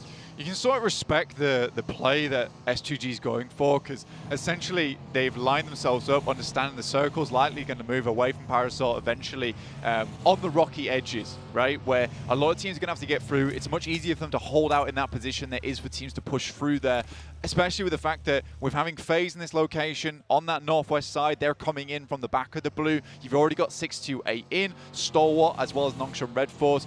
These teams are all going to have to take shots at each other as they move through, and S2G perhaps hoping to clean up the rest of the pieces at the end of this one. Right now, it is 628 looking to deal with FaZe, who have had that glorious run, as the desk said. from their final dying moments to bringing themselves back to life here, and they've only looked better and more rosy since then. Resurrection in the making. Hopefully the first nade goes through and 628 lose a player. Now FaZe can start to move on forwards. There's a player up on high that they do need to be worried about. Need to take care. A hard shift down to the southwest, so it gives them a little bit more circle time. Oh, nearly going down. 33Z runs away, turns tail, but it's not in time. He will go down. Can there be a trade? But Ventores is ready and waiting. Sees that they're putting these players on the deck time and time again, and ST and Stalwart are going to rock up to the southwest point of the Paradise Resort. 628 get crunched in the middle. Nongshim Red Force, though, send out Sporter to the side, and right now I think FaZe is being a little bit careless with this one. Not really too worried, a bit lackadaisical. This was an amazing little rotation coming through from Sporter. Quick jump out to the edge, gives you full sight lines, great bit of cover to play around with as well, and FaZe could get ripped to pieces by this. It might be a 3v4, but this opening that Sporter's given them could be the death of FaZe here. They're currently moving over the top side right now, which keeps them a little bit safer. Unleashes a nade, a bit of a risky approach, but hits it just on target. Ventores gets blasted. 2 players go down from FaZe in the blink of an eye, and now Nongshim Red Force have even the numbers and done more as well. They've been able to take that numbers advantage now, 3 versus 2. And S2G are here to play. Silas moves up, but he's immediately rebuffed. Holding their ground now. Nongshim continue with 3. Mela breaks wide out in the blue. The nade not going long enough, and Sporter stays alive behind the crags. Tizzy on the off angle, looking to try and keep up the pace, but XZY up on the high ground has gone down for them, so they're playing on us too. Can they keep it up against FaZe? For FaZe right now, Onzen's looking to get picked up, but more nades are flying through over towards their position. You can see Major Pride here taking the engagement down with Procedure Evos on the south side. Sporter will take down the last player of FaZe and shut down by an incredible reposition from Sporter at the start of that one. Certainly playing some sport of his own for shot put on that grenade directly on target. Though curiously, is Silas to get silenced over towards the south side of this engagement. Does get picked up though and healed up nicely. Can they pick up these 2 points against Nongshim Red Force? He is ready. He is waiting. Sporter with the DBS in close range against the UMP. Steps up and Silas is ready. He takes the knock, takes the elimination, fades back with the rest of his team. Nongshim down to 1. A lot of time spent on this one though, John. And S2G do need to start moving out. Stalwart with this. Circle look to be having a very good position on the side of the map. Nice shot from Kelsey though, will take down another, not before he gets refragged himself. Will drop off the side of the wall. Udo Alliance putting pressure on from the eastern edge. S2G will have to leave this position. The blue zone will push them out from it. They want this res, but the nade goes a little bit long. It's up on the roof, and the res can come through now for S2G to keep them up as 4. Has just been enacted, but the blue zone takes him straight back down. Kelsey falls once more, and S2G are going to struggle to get this one back on through. In the meantime, WBG have gone down on the east side. IHC, Morph, Alpha 7 engaged in that conflict. But Udo Alliance still guard out S2G. A little bit of a struggle in their future. A lot of engagements happening around the map at the moment. IHC, who had a strong position for a long time, need to move over towards that western side. Alpha 7 is just calmly breaching over towards the east. Only really Loops in a strong position right now, but they've only got 1 player. Cardozen sets himself up for success, but he got no teammates to make it happen. S2G here versus Stalwart. A big old fight here between these 2 teams. Currently, Stalwart sort of has the better positioning on this one, but S2G, 4 players, can they make it happen? That's the question here. Ooh, first through the breach, and Hamzy on the high ground backs him off the corner. Unfortunately, takes a little bit too much damage to continue that position against Icy. Nurzed as well, waiting for this push to come through from S2G. The Stim's just ticking them back up, and top goes down. Silas has found the first shot and drawn first blood in the engagement. The duel rages on. IHC not quite close enough to engage because Udo Alliance are in the way. Silas continues to break forwards as Kelsey backs him up on the rooftop. Razy for the lower punch here. Nurzed right around the corner, biding his time, waiting on the door frame for anybody to step on through. It's dangerous, and Icy's there as well. Silas continues to move along the wall, and Razy steps in, and it's a 1-for-1. They keep it alive, but they find that they will lose Hamzy in the sidelines, and more start to fall as well. S2G keep it going, and Stalwart, a major contender, fall in the face of the hometown heroes. Realistically, that's a difficult push coming through from S2G to get down towards that south side. Stalwart held all the cards in that situation. Yet still S2G pushes on through with the support of their backers here in Istanbul. Alpha 7 in the center. A dominant team here on Sandhawk. Zuxi in the meantime, by the way, call him Levi Acker, but he's just taken down most of the Titans. He is on the south side, and he did go down in the end, but there's only one player now for Titan, and that's Major Pride to get a position now on the south side as they can move in and try and push towards Alpha 7. Major Pride. This is one of their best maps. It's sort of odd for a European team to be very, very good at Sandhawk, but Major Pride is one of the few teams in Europe that actually can play Sandhawk very, very well and pick up some big numbers off the back of it. Very likely of them to actually go for a central position. But this time around, they're playing a little bit further towards the edge. A little bit scared about this one, potentially just trying to slowly make their way in. They understand as well as any other team within this lobby that honestly, the positions, the locations towards the center of this circle aren't really ideal. You're going to be playing edge for a long, long time. Tizzy still going, though. Trying to get further into this match. Going to be backstabbing over towards S2G. Has to hit another first aid kit, though. Kelsey getting roughed up by Major Pride as Naomi opens up onto him. Major Pride's attention drawn in that direction by the shots from Tizzy. They spot S2G, and two of their players fall almost immediately. Alpha 7 looking to stop the final player from Titan to go on through, and Tizzy is still there. Razy go down. Titan do finally fall completely, and Kelsey's down as well. Just Silas remains for S2G. Gotta push further into this one. The placement points alone, very juicy towards the end here. Silas shimmying his way on the side. Good shots, though. We'll take down one from Major Pride. That was instantaneous.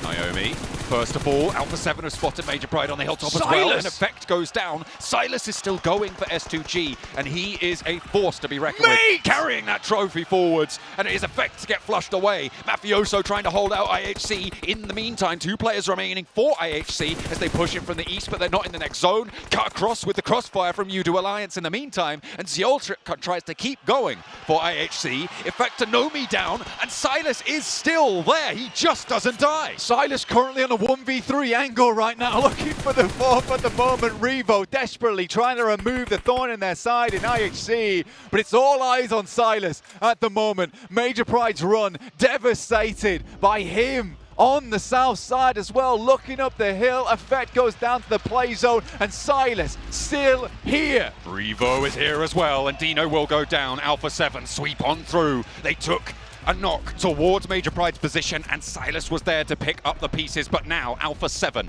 a dominant force. The Brazilian team, well, one of the two Brazilian teams, but this is the time that they will stand up for the performance, and Revo gives another challenge to Silas, who just about squeaks on through, gets up there into third place with a cheeky little run for S2G, but it's Alpha 7 now all the way. Udo Alliance, last player to stand. And it will not be long for it. Alpha 7, clean house on Sandhawk. Really, really good cleanup there from Alpha 7 at the end of it, taking themselves a chicken dinner. And I'm scared. I hear the boots are rumbling from this team. You start strong for Alpha 7, you start strong for Brazil, and the train don't stop. We'll have to see exactly what the future holds for them, but Revo, incredibly deadly with that DBS, still looks as incredibly strong with the DBS here now in the PMGC. It's a worrisome moment for a lot of teams in the lobby when they take the first game as cleanly as that, but again, I think a lot of the thoughts are going to be about Silas there. Almost 1v4ing versus Major Pride, that's a big deal, and also something that can sort of bring down your confidence if you are Major Pride. I mean, he carried that trophy onto the stage. He carried that game for them as well, out of that Paradise Resort engagement. But to be fair, they took a straight-up head-to-head fight with Stalwart in the midst of it all. I mean, it's incredible because Stalwart are such a strong team in everybody's estimation, I think. So the fact that they're able to do that, brilliant. Revo, 5 eliminations for Alpha 7. As soon as they moved in from that southeast side, they just had so much pressure over that hill on the northwest. Yeah, honestly, for Alpha 7, it wasn't the easiest of pushes for them because they were coming in through the middle. It's probably the best position to be on that side of the map, but you've also got Udo Alliance on your north, you've got Morph as well, as I think it was IHC next to them. So they had to battle through for quite a lot of teams, which is why you see them at 12 eliminations at the end of things, but that's what they're very good at. They're not afraid to take fights to some other squads, to take great positions within the circle. And that's the important thing. That's what you sort of need on your team. You can just see from the damage numbers alone, it's all extremely high. Every single one of these players is extremely talented. But if you have a team in the lobby that is happy and willing to take fights with some of the best teams in the world back to back to back to claim strong position in the circle, it's very hard to battle them back. And Alpha 7 starting things off strong is sort of bad news for a lot of these other squads. You want to sort of keep Alpha 7 down in those early games, so they need to reset on the tomorrow. But going forward, it's just going to be 5 more matches of Alpha 7 feeling it. Goodness me, the t-shirt cannon's going off right in my ear behind me. Needs to be careful on that one. That startled me something awful. But that was absolutely an incredible game coming through from Soundhawk. Alpha 7 obviously taking that chicken dinner. U2 Alliance surviving up into second place, coming on through. I mean, fantastic performance coming through. Yep. Nongshim Red Force as well, taking a cheeky little scrap in Paradise Resort, seemingly another well-performing team. I was a little bit disappointed in Major Pride, though. That Southwest position that they had, felt like they could have done a little bit more with it. Yeah, I think that they got absolutely trounced by Silas, to be quite honest with you. I don't think you can really be too disappointed. They got absolutely destroyed. For U2 Alliance, though, this is kind of an interesting one because I think that their MO during most of their games, even in the past, right, is just consistency at the end of the day. Getting a second place here bodes well for the Malaysian squad, and hopefully they can continue doing that. Well, we certainly hope so. Let's take a look at some highlights. Head back over to the desk to see what they thought of that one. Well, there's a lot, honestly, to say about that one. We'll start things off. Alpha 7, we always talk about every single event. They start so slow, and we said the same thing. They're slow starters, and they'll pick it up later on in the event. But 7, I have to go straight to you with this one. Yep. The amount of times we said, if Carrillo can play, and play well, then Alpha 7 can't be unstoppable. They can be this formidable force that really no team can take down, and we saw that happen finally in its very first match. Yeah, before I even go into Carrillo, and before we talk about what happened there at the end of the match, I feel like I have to give him some props too towards the beginning of the match because of how quick they were able to rotate into the circle. Yes, they were close to that circle, but it's how quickly they were able to do it. Usually this is a team that likes to play edge and likes to be very, very slow in their rotations. To see that quickness out of them, I'm really surprised. And now going back to what you were saying in regards to Carrillo, for him to be able to put up 4 eliminations with 521 damage, that's good to see too. And the other one too is Rebel. Rebel was able to put up 5 elims. So it might be a little bit too early, but I feel like I have to say it. Do Brazil! Getting their first win. It's not fair. You weren't ready with your Alpha 7 jersey under your shirt today. It's coming. No cosplay this time. Nah. I mean, you were talking about the early game stage and Reva, Yes. how impactful he was. I loved especially how they played the southern side of Paradise Resort. They just waited for the fight to happen between WBG and also IHC. During that fight, not that much attention is going to be thrown their direction. That's when they push downhill, that's when they cross the road, and that's when they take full control of that finishing circle. The timing from the early until the late stage was on point for Alpha 7, and the second place is not going to cut it this time. And talking about timing, one of the fights that I actually thought that we're going to be engaging a little bit sooner between S2G and D Savior, whenever they were just waiting it out in Paradise Resort, I feel like D Savior ended up hurting themselves there because they were not aware. Something that S2G was able to do in contrary is that they were able to be very aware of who was pushing up to them, and one push that you were actually excited about on a team that was pulling up to Paradise Resort was Stalwart. Yeah, Stalwart, I love the play that they were going for because the southern side of Paradise Resort is always going to be the better transition point. You got that hilltop, which is good to gatekeep teams leaving Paradise and also to take shots on the team top playing the really trashy terrain south of Paradise. But man, S2G, just looking at Silas in particular, what a push here onto Stalwart Esport. I was a bit like, I thought Stalwart were going to win that game, Jason, but I mean, if you were going to say it, I was going to say it. Yeah, I really thought that was going to be a Stalwart win through and through, but that push, that breach from S2G, it's so hard to pull off, and yet they just dominate because they played as a 4-man team. Like, you can't beat a push like that. It was really well executed. The thing with S2G off the bat was we were literally saying before this match began that if they can start hot, this could be enough to carry them through. And we saw them fighting D Xavier early. We got a little bit scared, like maybe we need to chill, maybe we need to relax a little bit. Now you want to come out the gates blasting. But surviving is the important part, and they survived, and they were allowed to take out Nongshim Red Force as well, which is a team we're going to have to touch on. But they put up so many limbs, and also Silas at the end.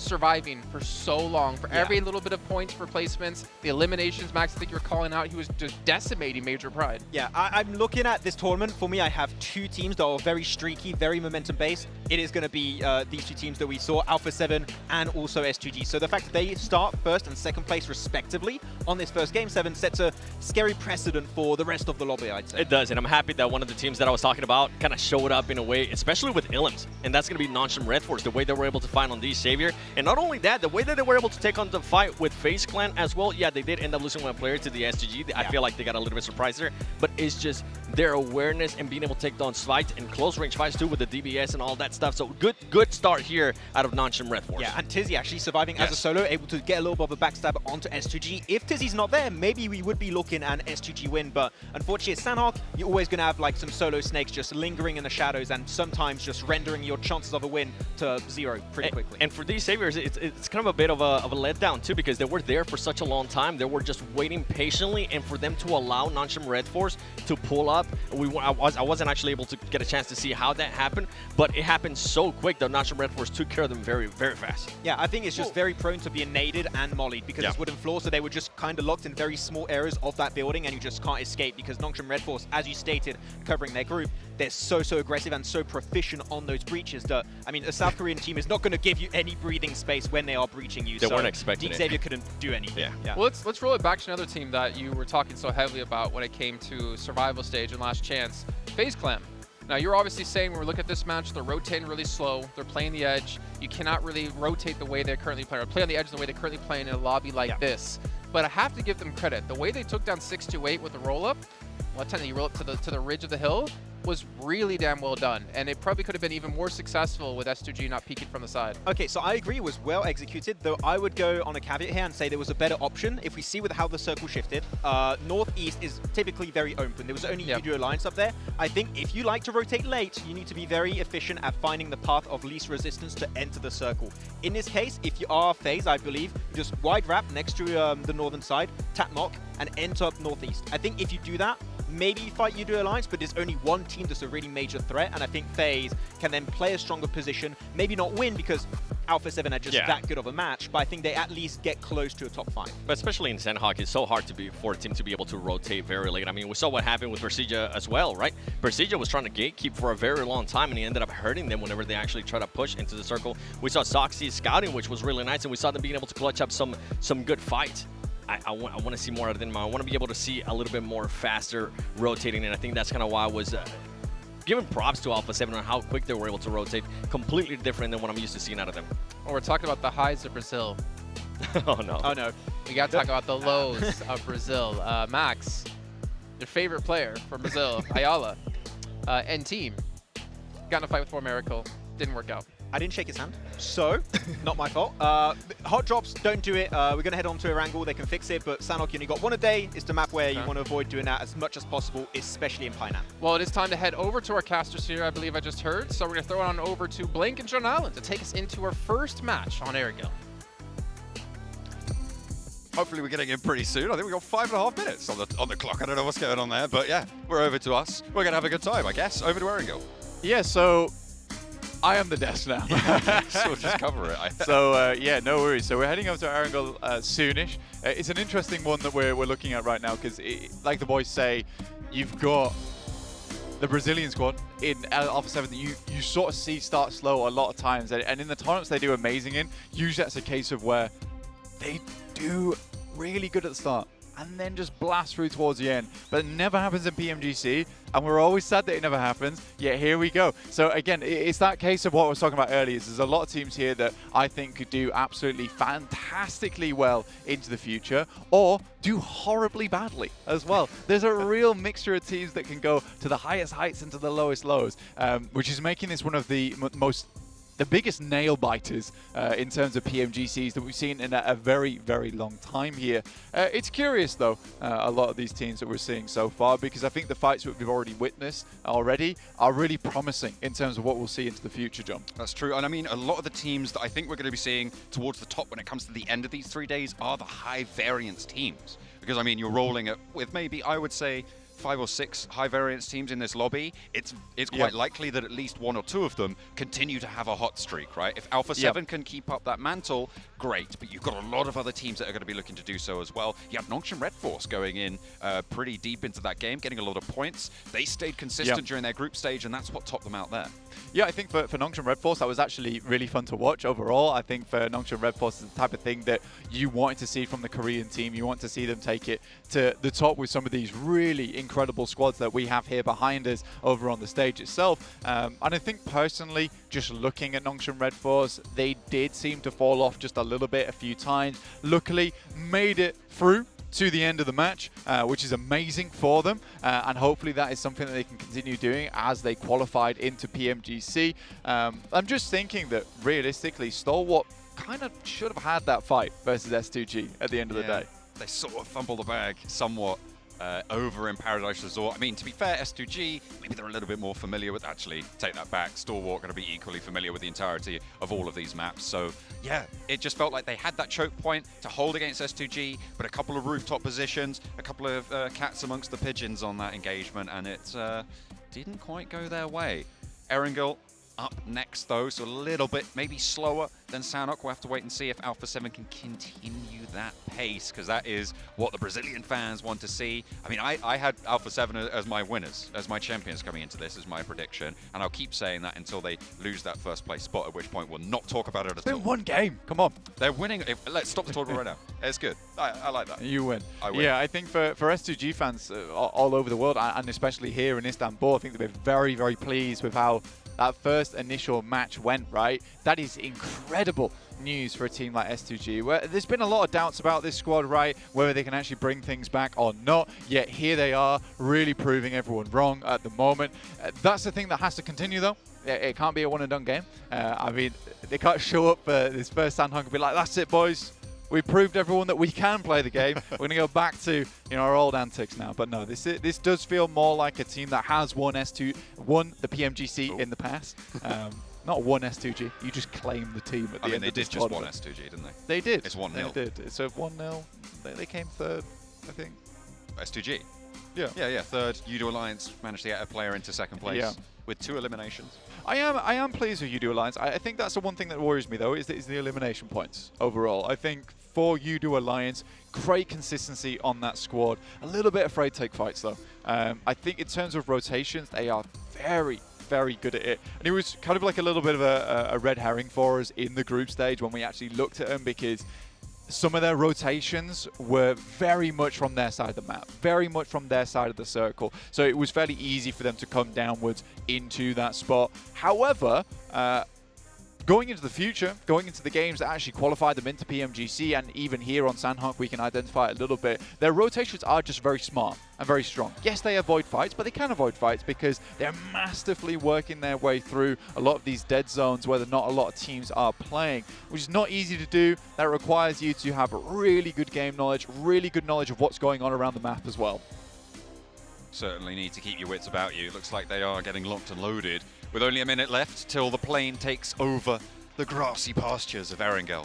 Of course, we'll be heading there once more for a triple bill of our favourite map. Well, my favourite map, I think it's safe to say. You're a Sanhok man, but I'm going to stick with the grassy pastures. We've got Miramar, though, as a treat later on. A little bit of dessert for us.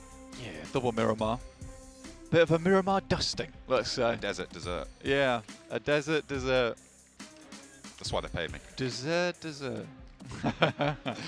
But yeah, heading into the game very shortly now, 30 seconds away from our second match of the day, where we will see if Alpha 7 can continue that trend, or are some other teams going to step up and let them know what's good, because there is every single squad here in the PMGC that I think could get a 10+ elimination game right off the back here. And not just Alpha 7, there's plenty of other talent within this tournament. I mean, we're on cam with FaZe there as well.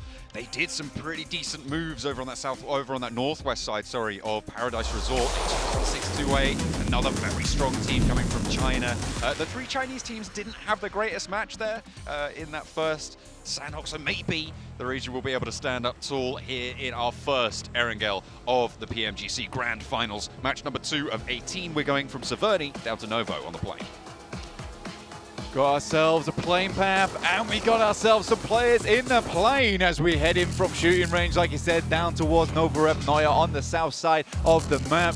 Pretty disgusting plane path, to say the least. Makes things a little bit hard for the teams that want to drop over towards the western side of the island itself. But again, you do have to work with the downslopes as much as you work with those inclines. And right now, for some of these squads on the western side, a bit of a mountainous climb to get over towards that area of the map, specifically Primos, maybe Quarry. We'll wait for the circle to pop here, John. See where that first time around takes us. For the Alpha 7 squad out early. That's where they'll be playing for. S2G, I spotted them, Blank. They're right in the middle.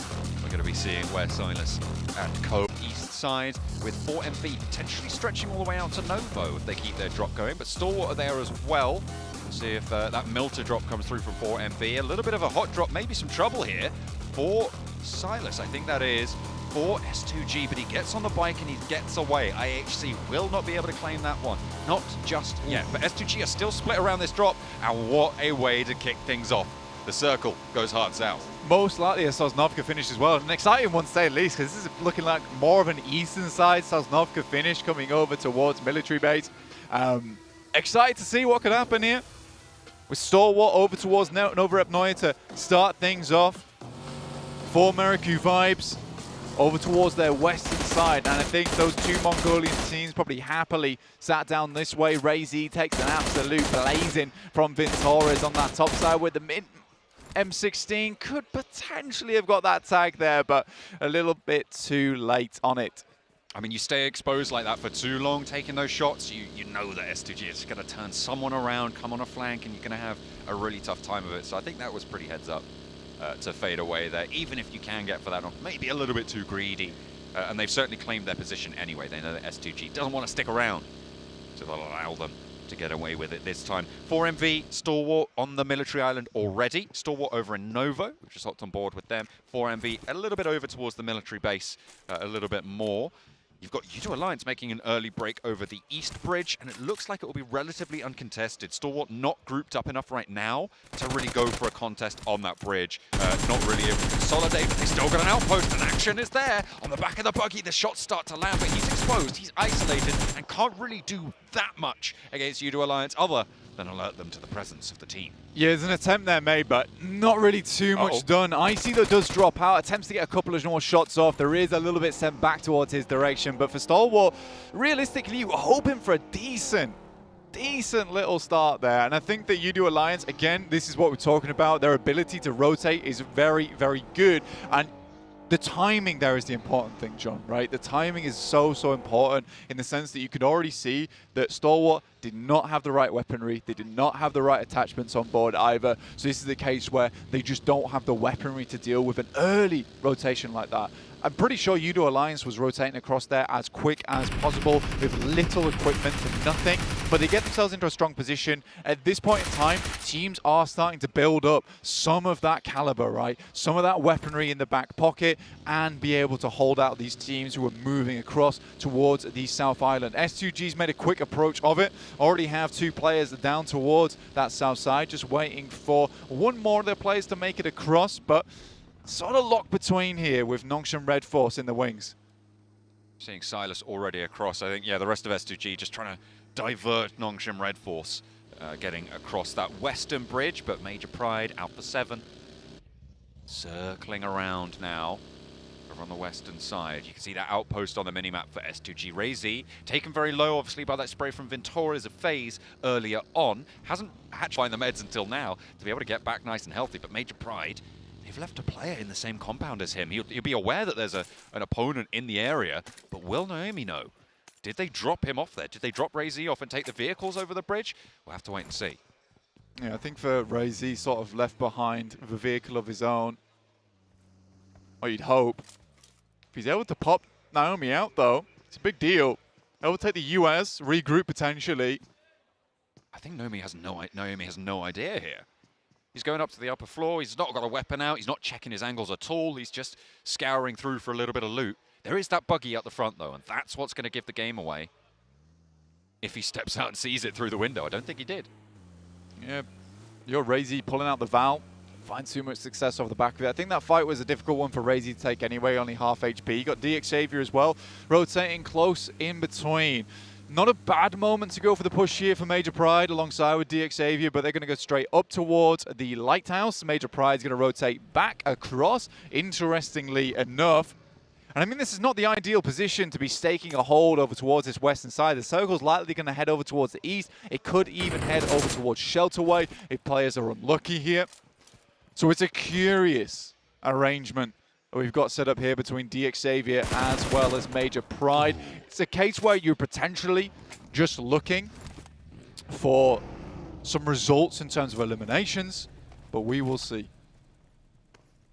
Taking that top spot. I mean, you are at the back of the traffic jam, so maybe try and get a pick on the team sat across the bridge with the angle that Lamborghini has. You can see he has full broadside on the walkways across that bridge as well. So just controlling the ground for now. They are in the next zone, but as you say, difficult maneuvers ahead, I am sure. In the meantime, Udo Alliance have made their way all the way to the south of the military island Blank. They are right on that coastline. No one really that close by to them. I'm looking at 628 making a crossing from Mill to Power in the boat as well. They've already put Sunan on dry land towards Novo, so they have got an outpost already making that crossing. Razy getting his swim on as well. The trunk's a little bit wet, but S2G going to be happy to get across nonetheless. You've got a curious position over towards that northwest side in Zaki, right? Interesting enough that they would be sat up there on that edge of the map. Still not moving in the blue zone currently.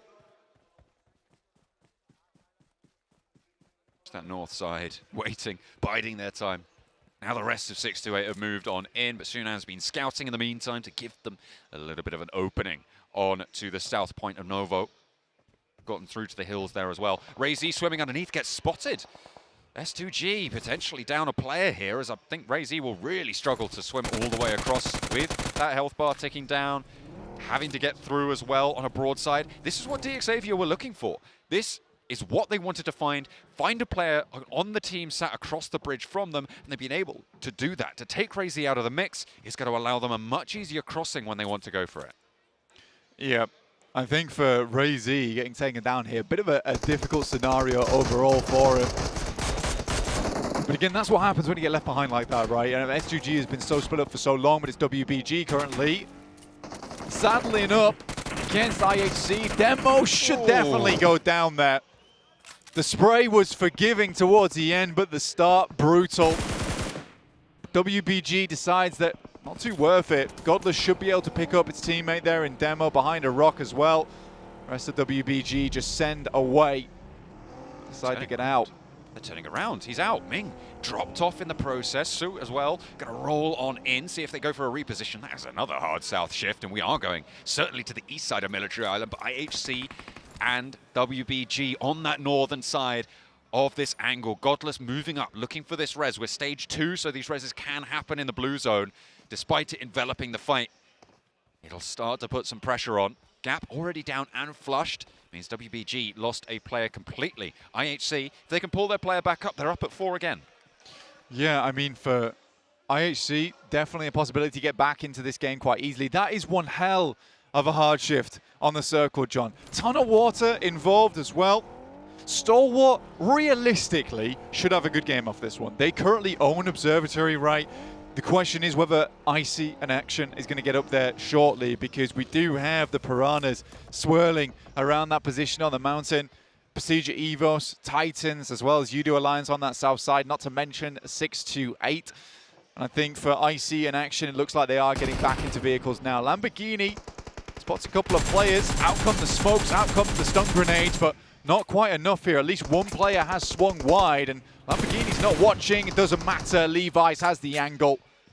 Razy now low HP by that pillar, has been knocked twice, but is still going. Hamzy up on the high ground, spotted by Lamborghini, not able to tag the spray. Silas under the bridge, lone really in his pursuits, but steps up for the fight, and Lamborghini takes half HP. Now trying to get back into it. Molotov forwards, pushes Lamborghini up to the high ground, doesn't find the knock, but that's an excellent reposition. The flush goes over to Razy, and now Lamborghini forced to go for this med kit. Chua on the back lines with that nade, tries to go long with it, but might tag onto Lamborghini if he's not careful. Good comms there to stop his teammate pushing. Hamzy in for the pickup now as S2G play on with 2. Xavier currently have been fairly successful. It's Silas as well as Hamzy G, like you said. Silas, incredible last game, but that nade might just be on point there. Drops directly next to him, half HP. One more should do the trick, and Parajin's always been very successful with these nades. The smokes pop just a little bit too late as Parajin does get the lineup. Desperately trying to get some meds on board. Has a first aid kit, opts to go for the bandages here. I think he understands he needs to get a little bit more HP, especially in stage 3 at this point. Before he hits it. Over the bridge, they're rolling on through. Could be disaster for DXavier as S2G might have been thrown a lifeline. Hamzy G gets away with it. DXavier trying to hold through. First player goes down for Major Pride, second as well, and they crumble on the crossing. Major Pride gonna have a real tough time, and DXavier, they bided their time in that lighthouse position. They gave S2G some rope, they snatched it back, took 3 players there, and now Major Pride are finding a similar result. Yeah, honestly, this Vietnamese squad has been extremely impressive, and I think the reshuffle they've made on the players has brought them a lot of momentum overall. I mean, Parajin, Lamborghini, really, really strong players. I mean, Lamborghini's been with the squad for a very long time, but now is supported by the correct players, I would say. They do need to get gone at some point, though, right? Because they can't stay here forever. WBG currently fighting off versus IHC in the meantime. There's plenty of players looking for this bridge. DXavier playing the far side. IHC and Major Pride stand in the middle. WBG try and get across, but they all jump in the same vehicle, and Godless lights it up, something awful. Ziol does go down in response, but that is the end of this match for WBG. Another bad performance for a Chinese team, unfortunately. It's going to be 6-8, looking to try and keep up the pace now. 4 players alive for them. They've also got Titan, but it's going to be tough for everyone involved. Effect. Attempting to salvage this game, but unlikely. No meds on board anymore. FaZe looking across. That is, I think this is the 5th, 6th team trying to get across this west bridge, Blank, and it is not going well for anybody except for DXavier. They're long gone in the meantime. IHC trying to reverse it up, back it up, and the spray onto a vehicle. Demo for 1, 2, and 3. FaZe fall. The hell is going on with IHC at the moment? These triple vehicle pop-outs. This is unreal. Ayala from Loops right now taking down Morph. You got Titans, Bamboo, trying to bite at the steel beams here, but unable to get past them. It's Cleon. Looks to take down a little bit more here. You're a little bit out of range for that pan there, unfortunately, Yoru, but take out the rifle. You might have a better time of it. Yala might eat a nade here, but the cook's just a little bit too long. Spots the player up on the rafters. They need to be careful. Yoru has to drop down. He's low HP. Does he get knocked? Just about. The blue zone finishes him off. IHC 10 eliminations over on the Western Bridge. I mean, we saw plenty of action there, so I don't quite doubt it. Morph, though, having a tough time over on the East Bridge. It looks like Titans are going to come out smelling the roses here. DXavier, in the meantime, all 4 of their players close to 4MV. 1 falls, and it's Nongshim Red Force on the western edge to take a little bit of the wind out of the sails for DXavier. Lamborghini gets knocked down here, and realistically for DXavier, it's all about trying to reserve these players, trying to get them back up on their feet as quickly as possible, but they are surrounded by squads at the moment. You got XZY over behind them from Nongshim Red Force. Levi's decides that it's just not worth it to stay in this position for too long. They sacrifice 1 player to try and get both reses off, but this is a good approach from the guys on DXavier. XZY, though, lighting up the players on 4 America Vibes. And the rest of Nongshim Red Force moving into position on the south as well. You can see they've now established that 3-player blockade. They've got a little bit more of a backstop in wings as well to that south edge, trying to keep Udo Alliance at bay so that they can take this third party. Sporter wrangles himself a high ground position onto both of these teams. So 4MV and DXavier, they're pretty much forced to take this scrap. Lamborghini goes down. The Reses trying to come through thick and fast, but it's just not that easy. Udo Alliance being forced a little bit further east, and Nongshim Red Force claiming this scrap. Yeah, I think for Nongshim Red Force, it's a great rotate. They made a great decision to push up the hill when they did. Excellent at these little micro repositions that are going along around the map at the moment. So Very pleasing to see from the Korean squad. Levi's, last player alive, certainly can take a hell of a beating, but he's had to be the front liner for the rest of the squad to try and get them up. Now just pubgm with the DBS, rocks over the top side. It's a good initial hit, but that's all it will be. Gets a lot of damage done, and now it's time for Nongshim Red Force just to clean this one through. DXavier, they're taken down. They got out of that western bridge, which is more that could be said for most, but they won't get that much further, unfortunately. Now, Nongshim with the remnants of 4MB. 2 players left to stand for them. And Tizzy's there to find Apex now, just the one to go. U2 Alliance, they have been denied access from the south side of this fight for so long, and they get a little bit too antsy. They move up, and Sporter goes down. I like this from U2 Alliance right now. The double split at the moment, trying to control both the road and at least a little bit of the rocky crags down towards the south side. They're not trying to get too aggressive on this one, at least taking shots where they can. But at the end of the day, when you look at this, U2 Alliance has at least afforded themselves 2 very strong positions no matter where the circle goes in the next shift. You look at this circle though, I've never seen it before. I don't think you've ever seen this circle before, to be quite honest with you, John. This is in one of the wildest spots inside of Sosnovka to see a circle end. There's a lot of strange terrain around this spot. The major talking point though is definitely going to be Stalwart, right? It's how are they going to control this north side edge? Because Procedure Evos as well as Loops are coming in, 2 really good teams. IHC go down, but those 10 eliminations will be more than worth their while. And it was a great approach on that western side, essentially living as the lone survivors other than them and DXavier. This south shift is great news for current leaders Alpha 7 as well, for them to try and keep up the pace, but we'll go back over to that one I'm sure in a moment, because Doc has a scrap on his hands. Won't be able to last it out though, won't quite be able to weather the Nongshim Red Force aggression, but 2 players go down and that's going to slow things out for them. Loops might have a shot over to them. The forward duo for U2 Alliance might also have a say into this fight. It's a nice little rotate that Loops made between them, Ayala and Cardozin. Obviously, only 2 players in the squad, but they're attempting to search for positions around the map where they think that it might be weakest, where they can find a 2v3, maybe a 2v2. Titans got Suki off in the distance. Lynx is taking some long-range shots, but not plinking. 3 players alive for Procedure Evos. They weren't in a bad spot either over towards this northeastern edge. Interesting that Lynx would spend so much time outside the blue to attempt to make that happen. You know, if he doesn't get in soon, that's likely going to be a knock on his side of things. Yeah, these blue zones will start to do quite a lot of damage now as the ticks go up into stage 5. Stalwart are, though, in their way. And I feel like, I mean, you highlighted before, Stalwart happy with these circles. They are in a very strong spot, and it's just got stronger. It is Stalwart on the north, 628 on that south side. These 2 strong positions forming a major blockade of this circle, that road that runs through the middle, isolating both sides of it. Yes, it can be a curious one, honestly, because I think for 628, I wouldn't personally think they have any idea where Alpha 7's currently playing. They were out in the water for a very long time, but there's potential for a bit of a surprise play here from them. In the meantime, it's Loops versus Nongshim Red Force coming over the top. 2 players versus 4.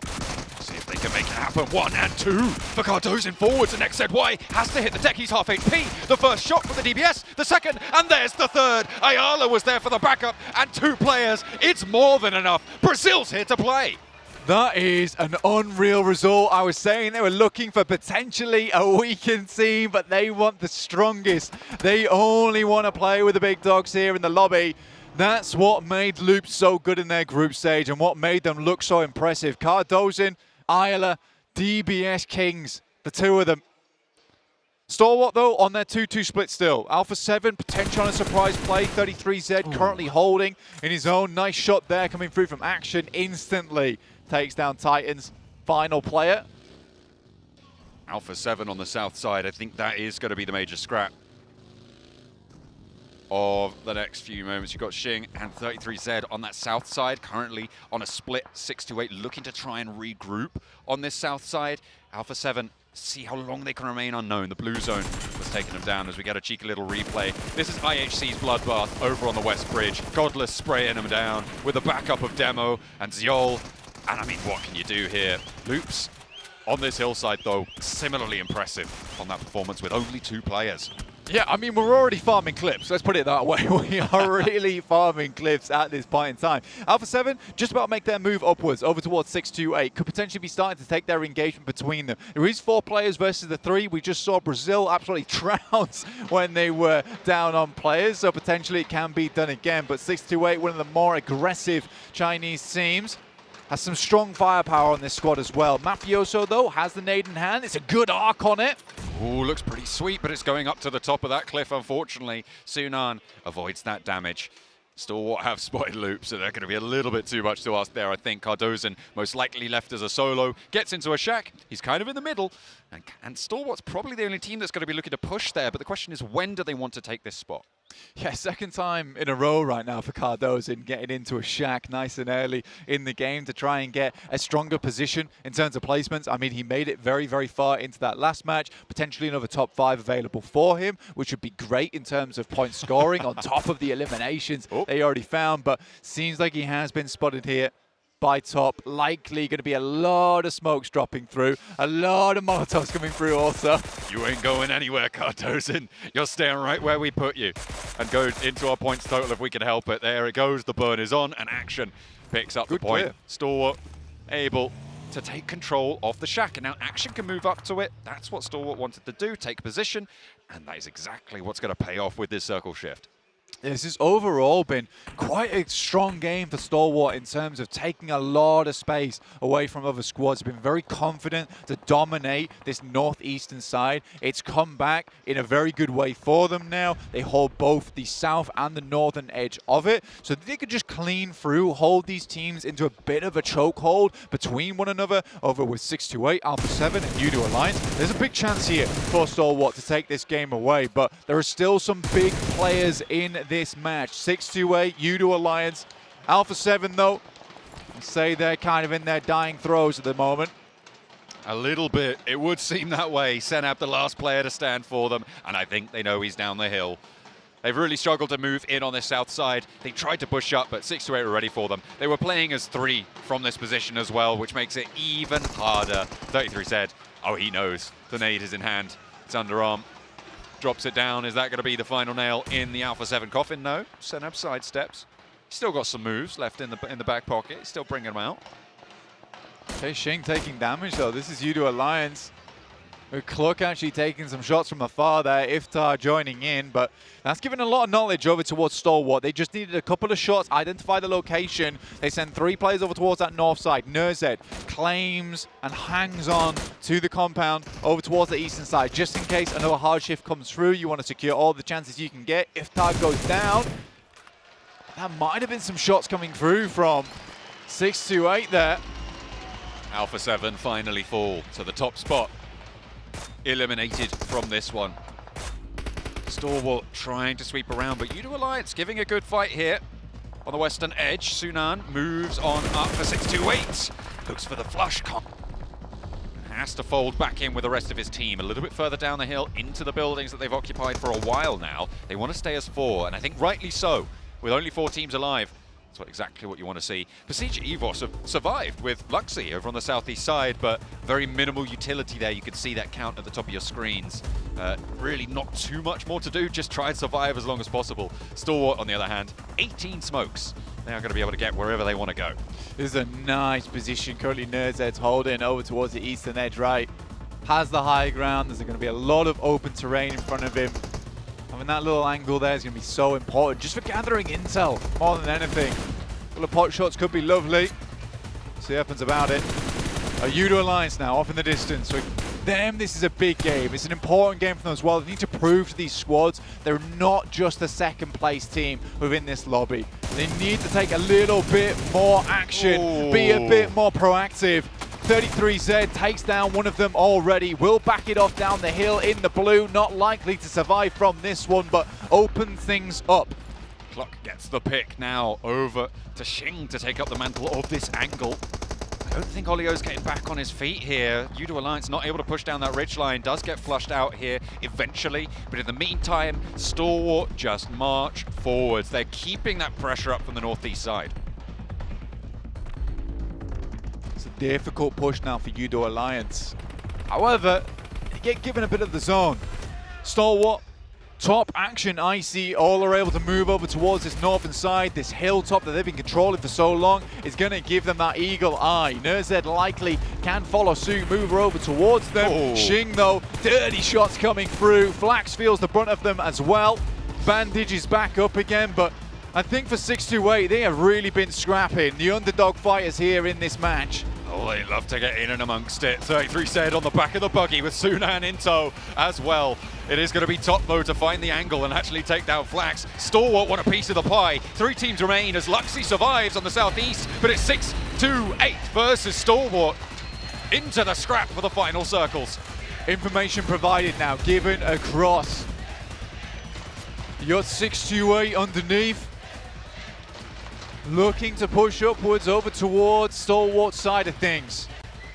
Luxy from Persija Evos. This is great news for Persija Evos either way. For the Indonesian team, just getting in towards these top spots, just getting in towards even a top 5 at the end of PMGC would be an achievement and a half. And almost a return to form and glory for Luxy and Zuxi, but not only them.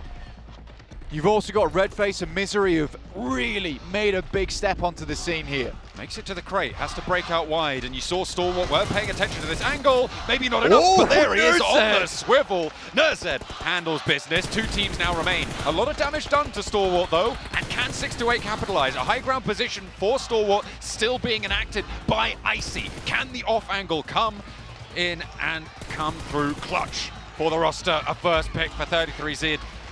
And it is going to be 628 to take first blood on this angle. Icy has back up on the high ground. Stalwart's had control for so long here, Joan.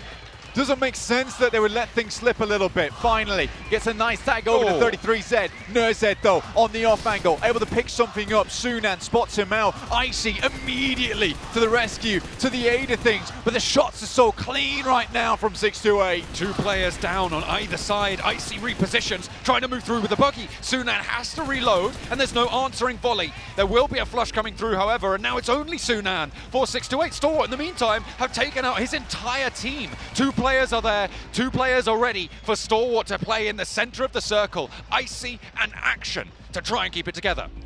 Pushing over towards the top side, they've got eyes on, they know the location. Nade goes down, but Icy's getting closer. 3 nades in hand, Molotovs abound. Information passed back across. Even more util used over towards this spot from the top side. Lovely nade!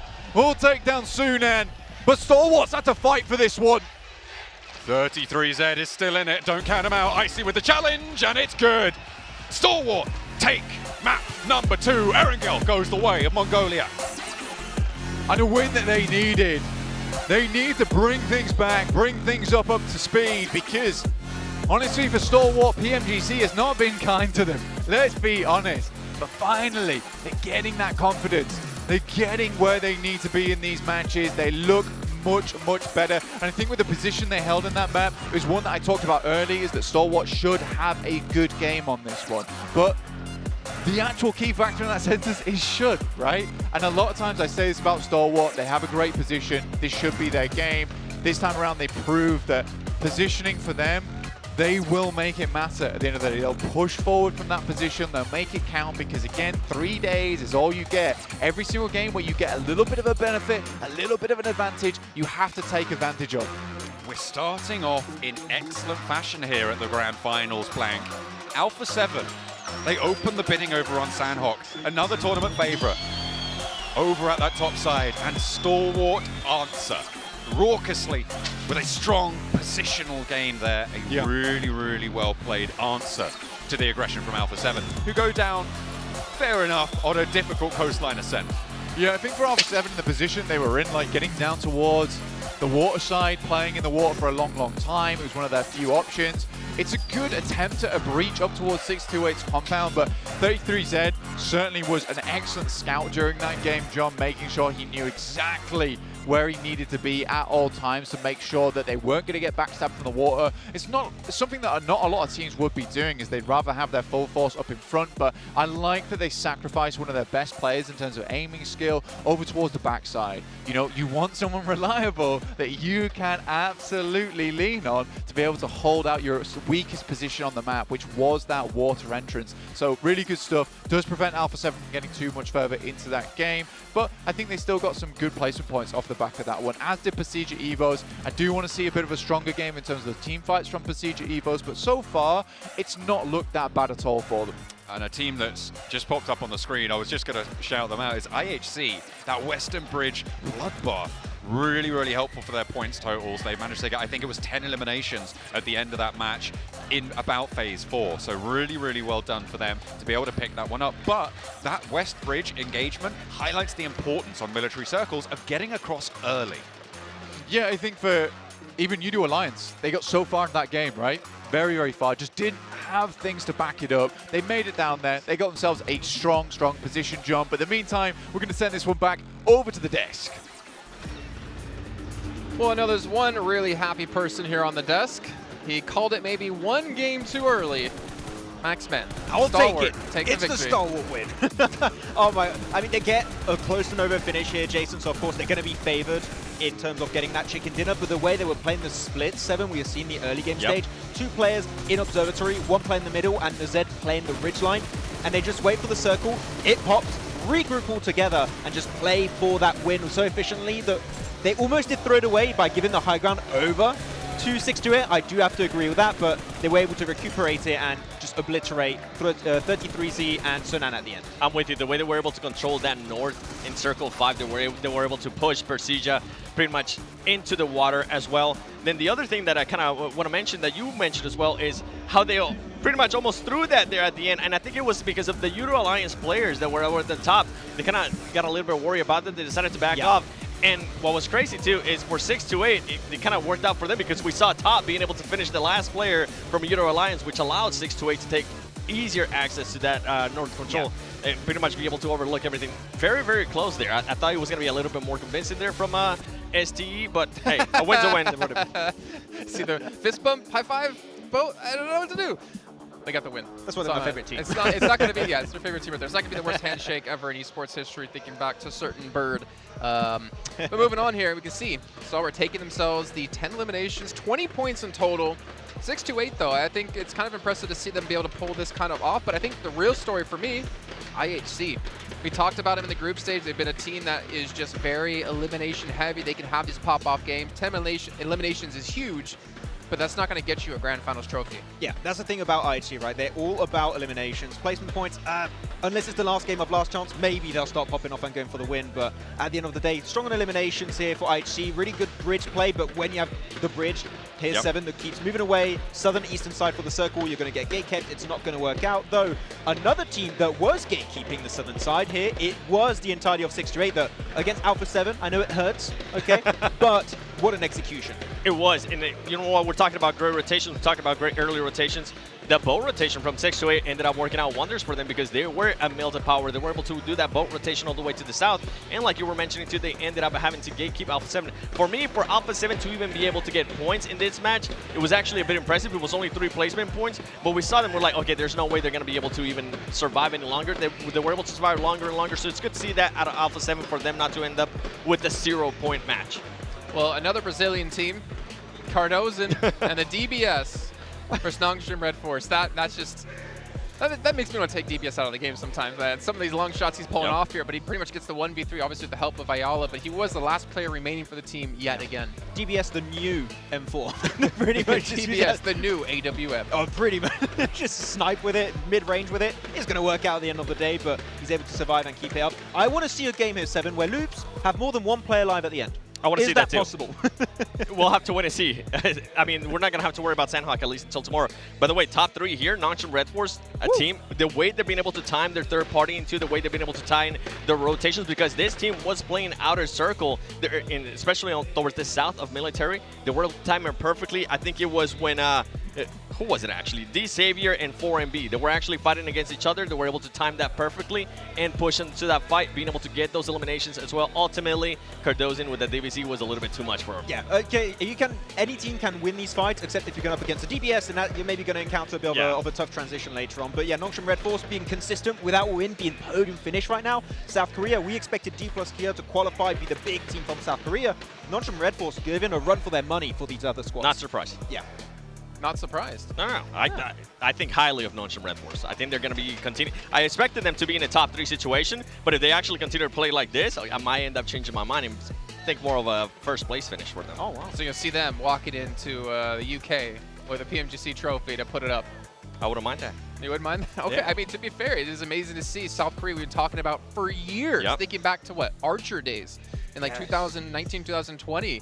And see how they've been able to improve here. Also going on currently within the game at the moment between the 4th and the 10th. You got the Road to Glory where you can win exclusive rewards such as that esports supporter title, which I already have, just saying. I got that from PMWI. Always flexing that. It's like the only thing you flex. What's your rank, James? Let's not talk about that. Let's talk about the PUBG Share where you can upgrade to the VIP ticket online as well. Obviously the 8th through the 10th, so that is the 3 days we have the grand finals happening. Max, let's talk about John Allen's ring. Oh, okay. Good thing you can't hear me over there. We did abandon him. Yeah, well, that's true. We didn't have to. Maybe Blink did here. I don't know. I got some looks from the other side, so I'm not sure. You're good, John. Don't worry about it. It's fine. Don't worry. It's You're okay. the best player, John. Don't worry. He's in Face Clan right now. Something we need to mention, though. Obviously, teams have more than 4 players. Procedure, as you pointed out, Seven, while we were watching, they brought Luxie in instead of Zuxi. Small change, obviously one twin for the other, but interesting to see that they're doing that after 1 match alone, that they're willing to swap around rosters. It was, but it ended up working out for them because Luxie was the last one alive and he was able to get some extra points for them. Now, I kind of was hinting there at Face Clan. I don't know what's going on with this team. You were talking about you want to see them a little bit more aggressive, and we're continuing to see them rotate super late into the circles and getting just caught off guard. They need to be able to change that playing style. I was mentioning earlier too, I'm going to give a lot of these teams 3 games and we're going to be able to start seeing a pattern. Now we're starting to see a clear pattern here. Maybe they're going to be able to adjust here going into the second Erangel. Exactly, like the fact that you're going to have another angle, hopefully you're going to see fixes on that. I wouldn't use the word aggressive, I just want to see them be faster on the pivot. Because right now, if you have tough circles like this, unfortunately, in PUBG Mobile, in any Battle Royale, you have a section of RNG that's in play, right? And you want to take the worst case scenario in account, and you want to try and move as quickly as possible in a spot where you could technically still reach the circle, which right now, the Western Bridge, not the best option. Maybe go for rotation in a circle like that because it was a really bad first few circles. I think that would be a better option moving forward. The thing is, if we're thinking about Face Clan even challenging for that first place, right? Especially when we go to Sunday, they need to be able to adjust it in. I think one of the teams that I was talking about earlier is Alpha 7. They had to do that same rotation, but they were able to do a little bit faster. They were able to actually survive a lot longer to the point where we're like, okay, how did Alpha 7 even get there? How did they end up even with 3 placement points? So these teams need to be able to adjust very quickly on the go, and right now Face Clan is not new to that. I mean, Face Clan hasn't been able to adjust. Think back to groups. The only matches they really did well in was when they were center zone because the zone shits on top of them. Yep. And then, like you mentioned, the turnaround on survival. Let's see if they can turn things around here. I believe we're into a short little break where we get things ready to go for our next match. So we'll see you all in just a few.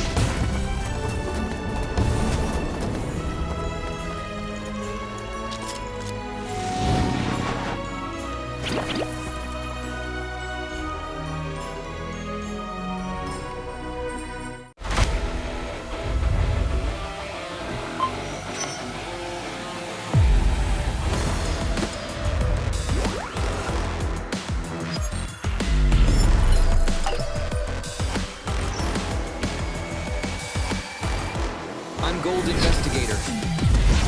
Join the Investigator team and let's protect the game's fairness together.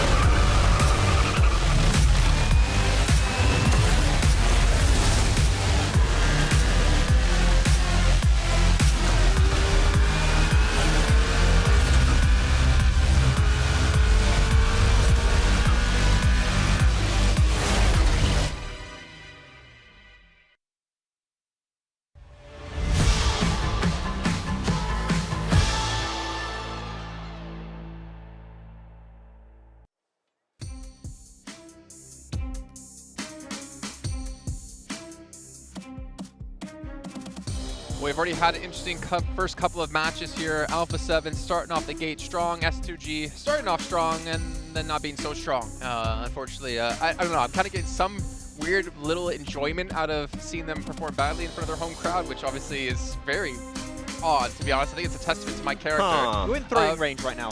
We are in throwing range. They can't hear us, so you're fine. We're not in-house, so that's the upside. John's got stuff he can throw at us. But obviously, it's only been 2 matches, right? It's not the end of the day. It's not the end of the tournament for you if you've had 2 first bad games. Things can turn around. But the question comes into the next Erangel. You only have 3 days to play in total. What can you really adjust from here? And I think one thing we're talking about is these rotations. Yeah, I think drops and rotations, especially Xavier S2G, that's 2 different battlegrounds now that they keep fighting. You mentioned it during the game, right, Jason? And you want to avoid those fights as much as possible. Of course, that was great opening for IHC, for FaZe to like try and get a third-party opening, but you want to try and fix those as quickly as possible. If we see right here, 7 Xavier still fighting S2G in some way, shape or form on the start of this Erangel, it shows to me there's no intention to fix. I need to see a change on this second map of Erangel, and hopefully that's going to help them increase their let's be fair, right? It wasn't a hot drop. It was more of they fought on the western bridge because they're trying to rotate through. So that one I'll give a little bit of leeway to, for sure. I'm not. No, you're not. He's but not. I'm not either, because Xavier is taking a little bit too long with this fights, and they're allowing other teams to pull up on them, and they're not being really aware of what's going on with their surroundings. That's 2 matches in a row that we've seen that. And then I'm really, even though they're trolling not in first place, I'm really surprised and happy to see Nonchalant Red Force do that. I want to talk about them a little bit more because we're talking. Not yet, maybe. Where's the jersey? Open up the shirt. Maybe in United Kingdom. We'll have to wait and see. But a year from now, okay. Sure. Yeah. Just give me some time to think about it. But the thing is that we're talking about rotations. They're doing those rotations good. We're talking about quick decision making. They're being able to make those quick decisions. They're being able to get into those third parties. They're being able to put themselves into positions to be able to do that. And if we see those teams at the top, at least from these first 2 matches, right? I'm talking about the first 2 matches. If we see Alpha 7, Alpha 7, they got a chicken dinner, but they weren't able to really follow it up here in the last match. And if we see Star Wars Esports, they didn't do so well. They were able to be blessed here by the circle. They were able to take full advantage of it. But right now, in regards to consistency with what's been given to them, Nonchalant Red Force has really impressed me. Yeah, I want to jump on the Nonchalant Red Force hype train that you've built. No, stay off it. If you want to see them do well, stay off the train. Okay, who is this team? I don't know. Well, speaking of who is this team, Major Pride, man. We're talking about teams being slow on rotates and not performing well in terms of like their macro play. Major Pride for me was like one of those teams that they would get themselves dug in center if they could, and they'd be able to play Nomi into this off angle extremely well. Yeah. They've had 2 really subpar games so far, and I'm getting a little bit worried that maybe this lobby is a little bit too high caliber for the style they wanted to bring. So I kind of understand that off the back of these 2 circles we had. The first one, south of Paradise. You're not going to play center because it's one of the toughest and worst terrains to play. This Erangel goes on the complete opposite side of the map from them, pretty much. If we have a mainland finish here, Jason, I think that we could expect more from Major Pride, hopefully. I'm with you, though. I'm with you with what you're cooking there in regards to Major Pride not being able to adjust and maybe being able to do a little bit different than what we saw in the group stage. In group stage, especially for Group Yellow, we didn't really see some of the aggressive teams that we saw, whether it was Group Red or whether Group Green. I feel like they're going to have a little bit of a harder time adjusting here. But I'm with you. I want to see what's going to happen if they do end up getting a circle, if they do end up getting towards that circle. All right, well, we're going to find out here. We're going to head over to our commentators for our third match of the day. It's Aaron Gill once again with John Allen and Blake. And it is good to be back on Erangel, of course.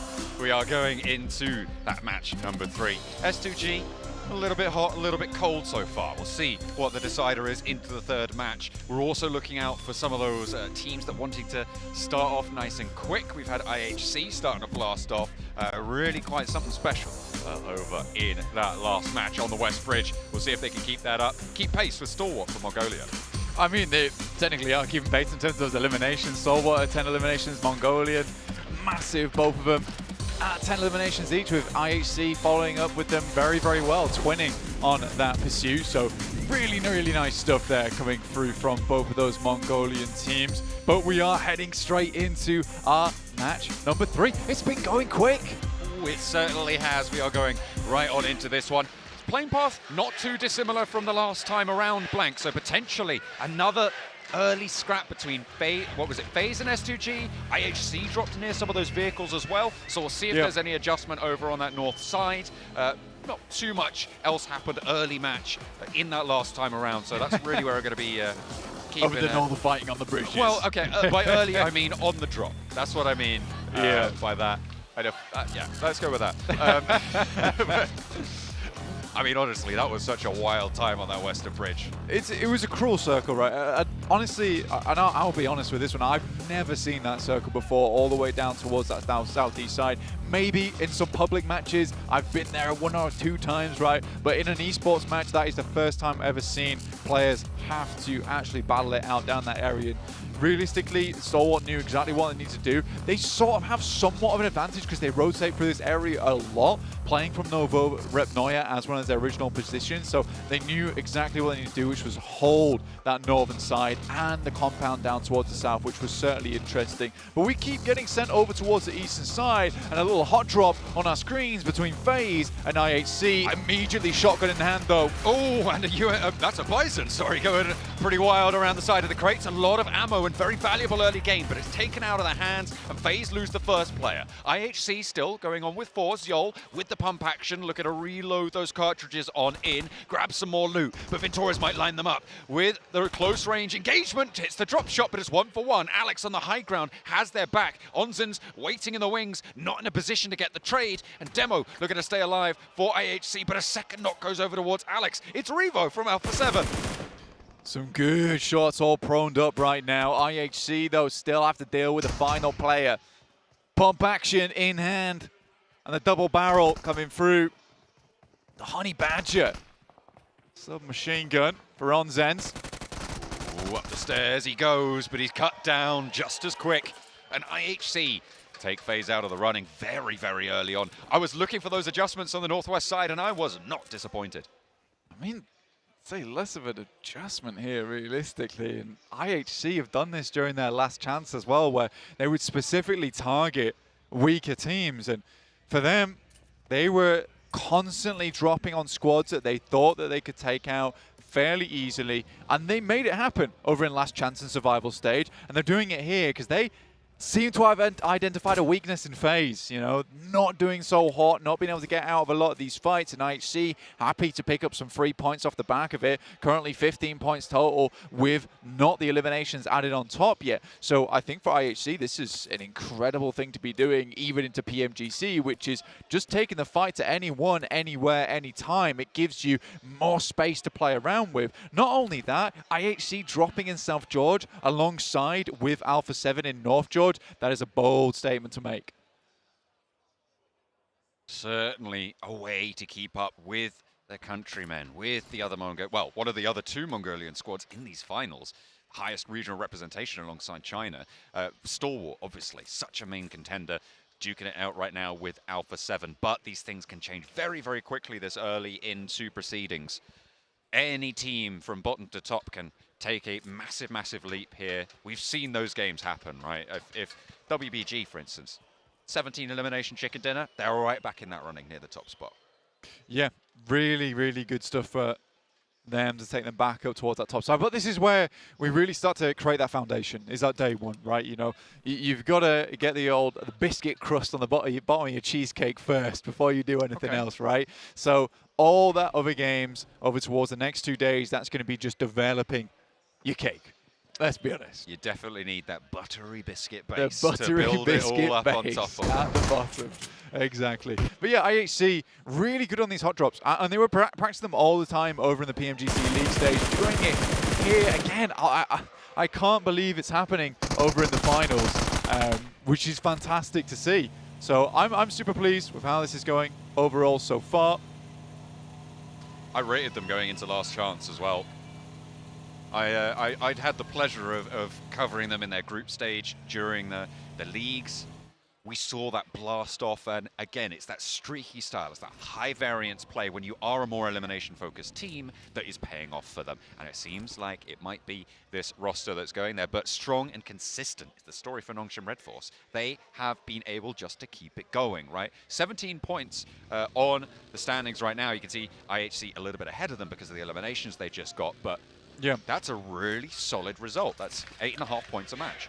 Yeah, I mean, if we're looking at the leaderboard right now, what's really nice about this one is that the spread is awesome in terms of where these teams are placing. You know, it's only a few points drop off every single game right now for each and every team, which is something that really reads into the fact that this is a very stacked lobby, right? Very equal in skill. So for a lot of these squads, some are finding more success than others, but it follows that general path downwards. And I mean, it kind of makes sense that we would see Alpha 7 and Stalwart on top alongside with IHC, particularly because all these three teams do have rotations in hand, which are very good.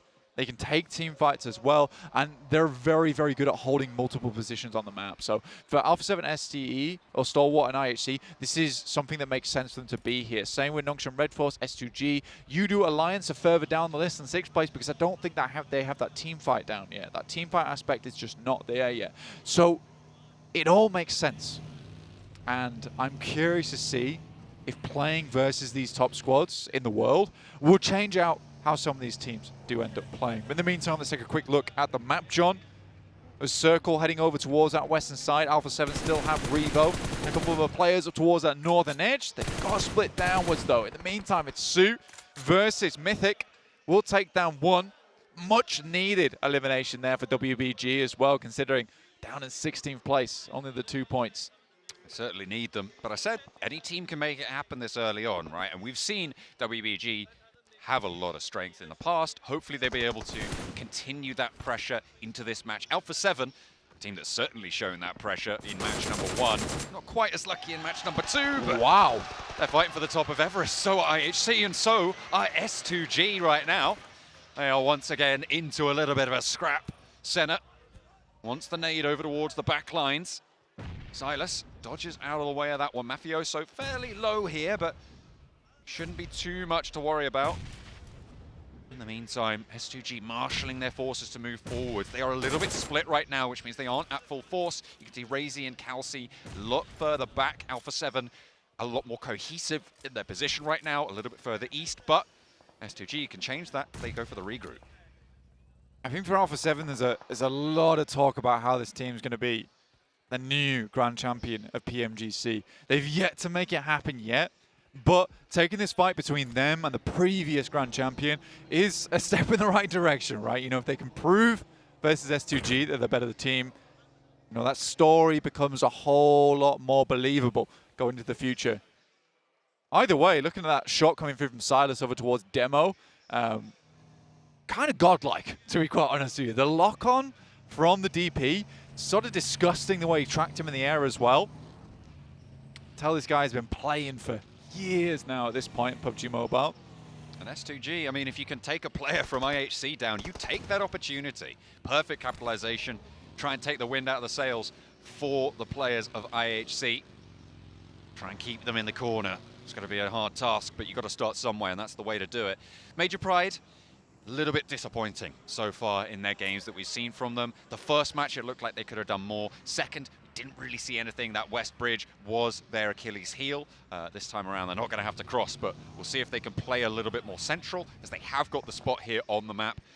for the center of this next shift. Loops have got a shot over to DXavier, but they won't be able to find it. Do have that shot, but not able, like you say, to connect anything on that side. Morph currently playing up towards that northwest edge.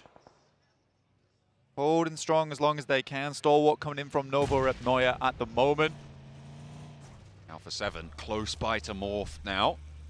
Both of them looking to take position. A north outpost for Alpha 7 to try and keep them clean on that side. But Cleon is there, rolling around the ridgeline to try and give them a little bit of a spook. Unfortunately, not finding an angle on them just yet. Nade sent towards Rocky, slow down the backstop. Mafioso's there. Looks like he has an angle, potential to ruin Morph's stay.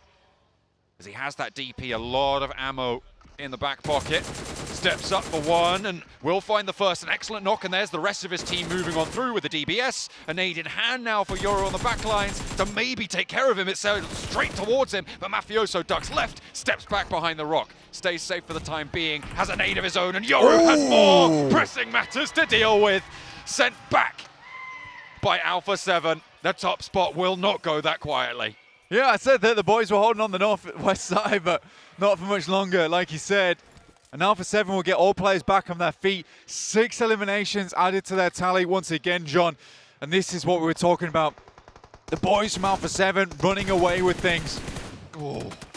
IHC taking a challenge with S2G. Hamzy does have backup from the high ground. It's an even trade right now. If Hamzy can get the heal off, though, he might have an advantage. Drops out the smoke in the meantime, and here's the backup. IHC rolling forwards. Alex in with that UAZ, moving on through, but Silas is still there with a DP. Finds Demo in the backlines. The heal comes through for Hamzy, and now he's back into the fight. Alex on the inside, fully known on the position. Godless for IHC on the high ground to maybe try and turn things around. Alex looks to take the shot for Silas, but he just doesn't make it happen. Silas continues to put on a raucous display. Violence for S2G. Yeah, and I mean, honestly, for Silas there, that is a big deal versus Alex, who was kind of the apex predator over in his group. Versus a lot of teams, he was able to 1v3, 1v4, yet there, Silas puts him down man to man, face to face. So S2G, again, not looking too bad at all, honestly. So far in the 3 games that we've currently seen, and are watching presently. Stalwart on the south. Spotted. Action's gone down here, and the vehicle explosion takes him all the way out. Stalwart playing as 3. Split. A bit far away from each other. I see a Vanguard right now, trying to swing around to that western side, move in on the south edges of Gatka, past Titan, past 4MV, but it's a little bit easier said than done there. Yeah, honestly, for some of these squads, there is some difficult rotations to be made going forward now. For S2G, for instance, getting across this field to regroup, to link back up with Ray Z, that's going to be a difficulty for some of the boys on the northwest side because they do have to move now. Udo Alliance on the northeast edge around school will have to push through both 628 as well as WBG. Not the biggest deal, but we have already mentioned that team fight factor coming through from Udo Alliance. Do they have it now? Can they break through the barricade that is going to be set up in front of them? That's a real question here for Udo Alliance because they can't just keep putting their guns away and putting their Nikes on. It's not all about the movement, John. You got to have a little bit more in the back pocket. The fanciest feet in the world. Won't do your job good if you take a bullet to the brain. Unless you keep your brain in your feet, then it might help. Not sure how many people do that. It would also explain why you've had an operation on your foot. That's true. Yes, I did need brain surgery. Yeah. To, you know. You do. Oh. Why is he so right? You did what you limped into that one. That is true. At full waddle. We all need to have sympathy votes for John right now. For context, walk. I've had an operation on my feet, and I'm using a walking stick right now. He's an old man. I'm absolutely fine, but I am waddling. He's waving his stick around.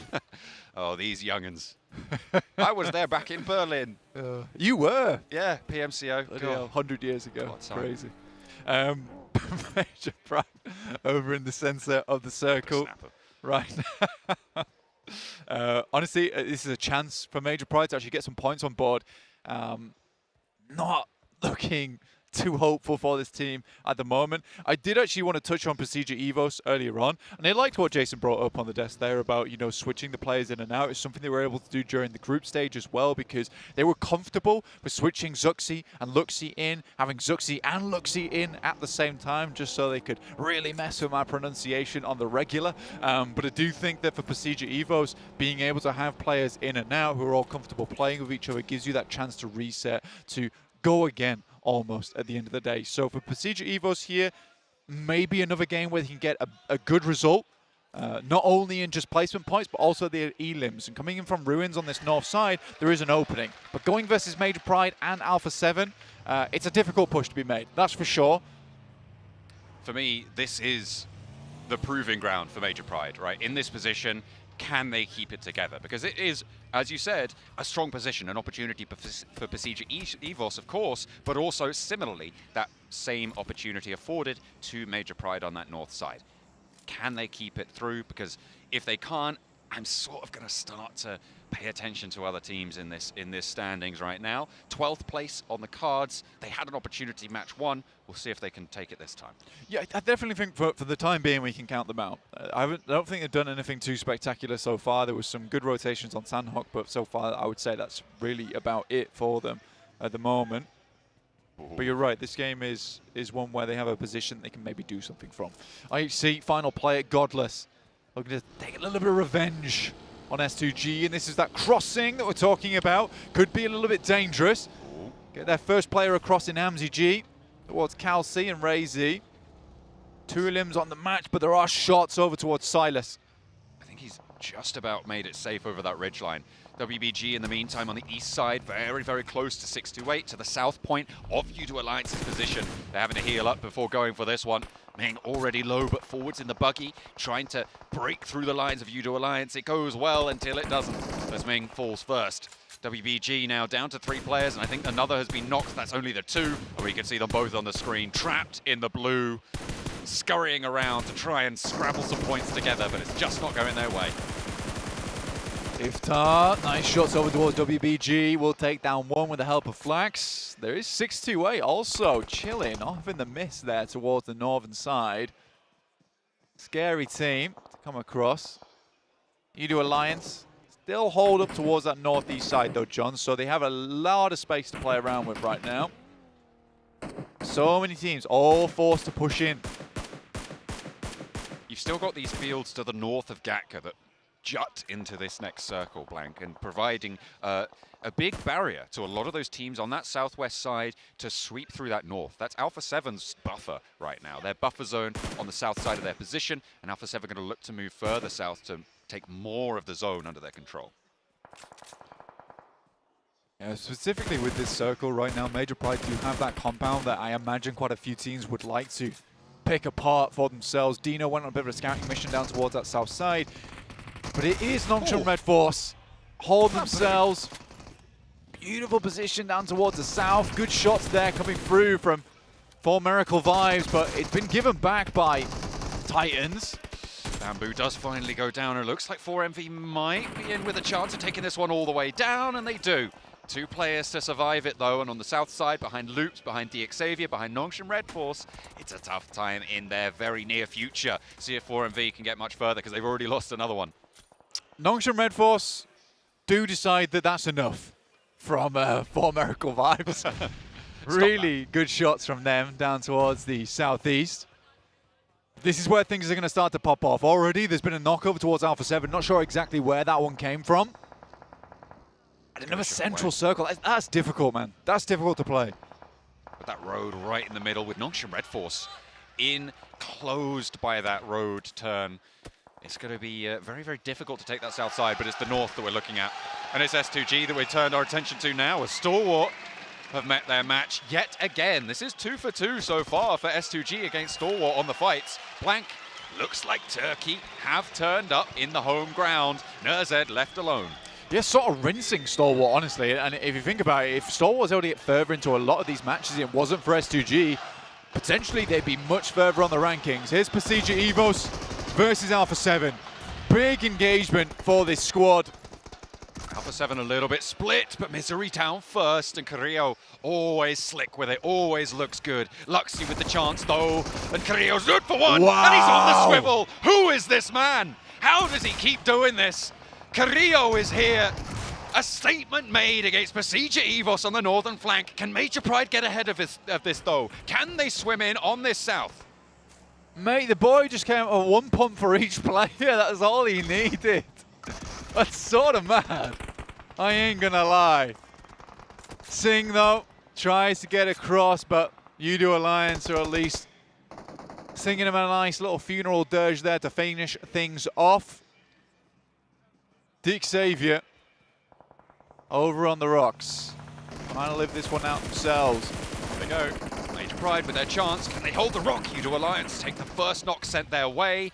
A good start to things. Can they keep it together? They've still got Nomi on the back foot. Another nade over the top to get one more knock, and Udo Alliance starting to falter. A lot of damage sent to Olio, and more nades to pour through. Major Pride smell blood in the water, and they will not slow it down. They roll on in, and now just one player left to stand. Iftar on the back lines.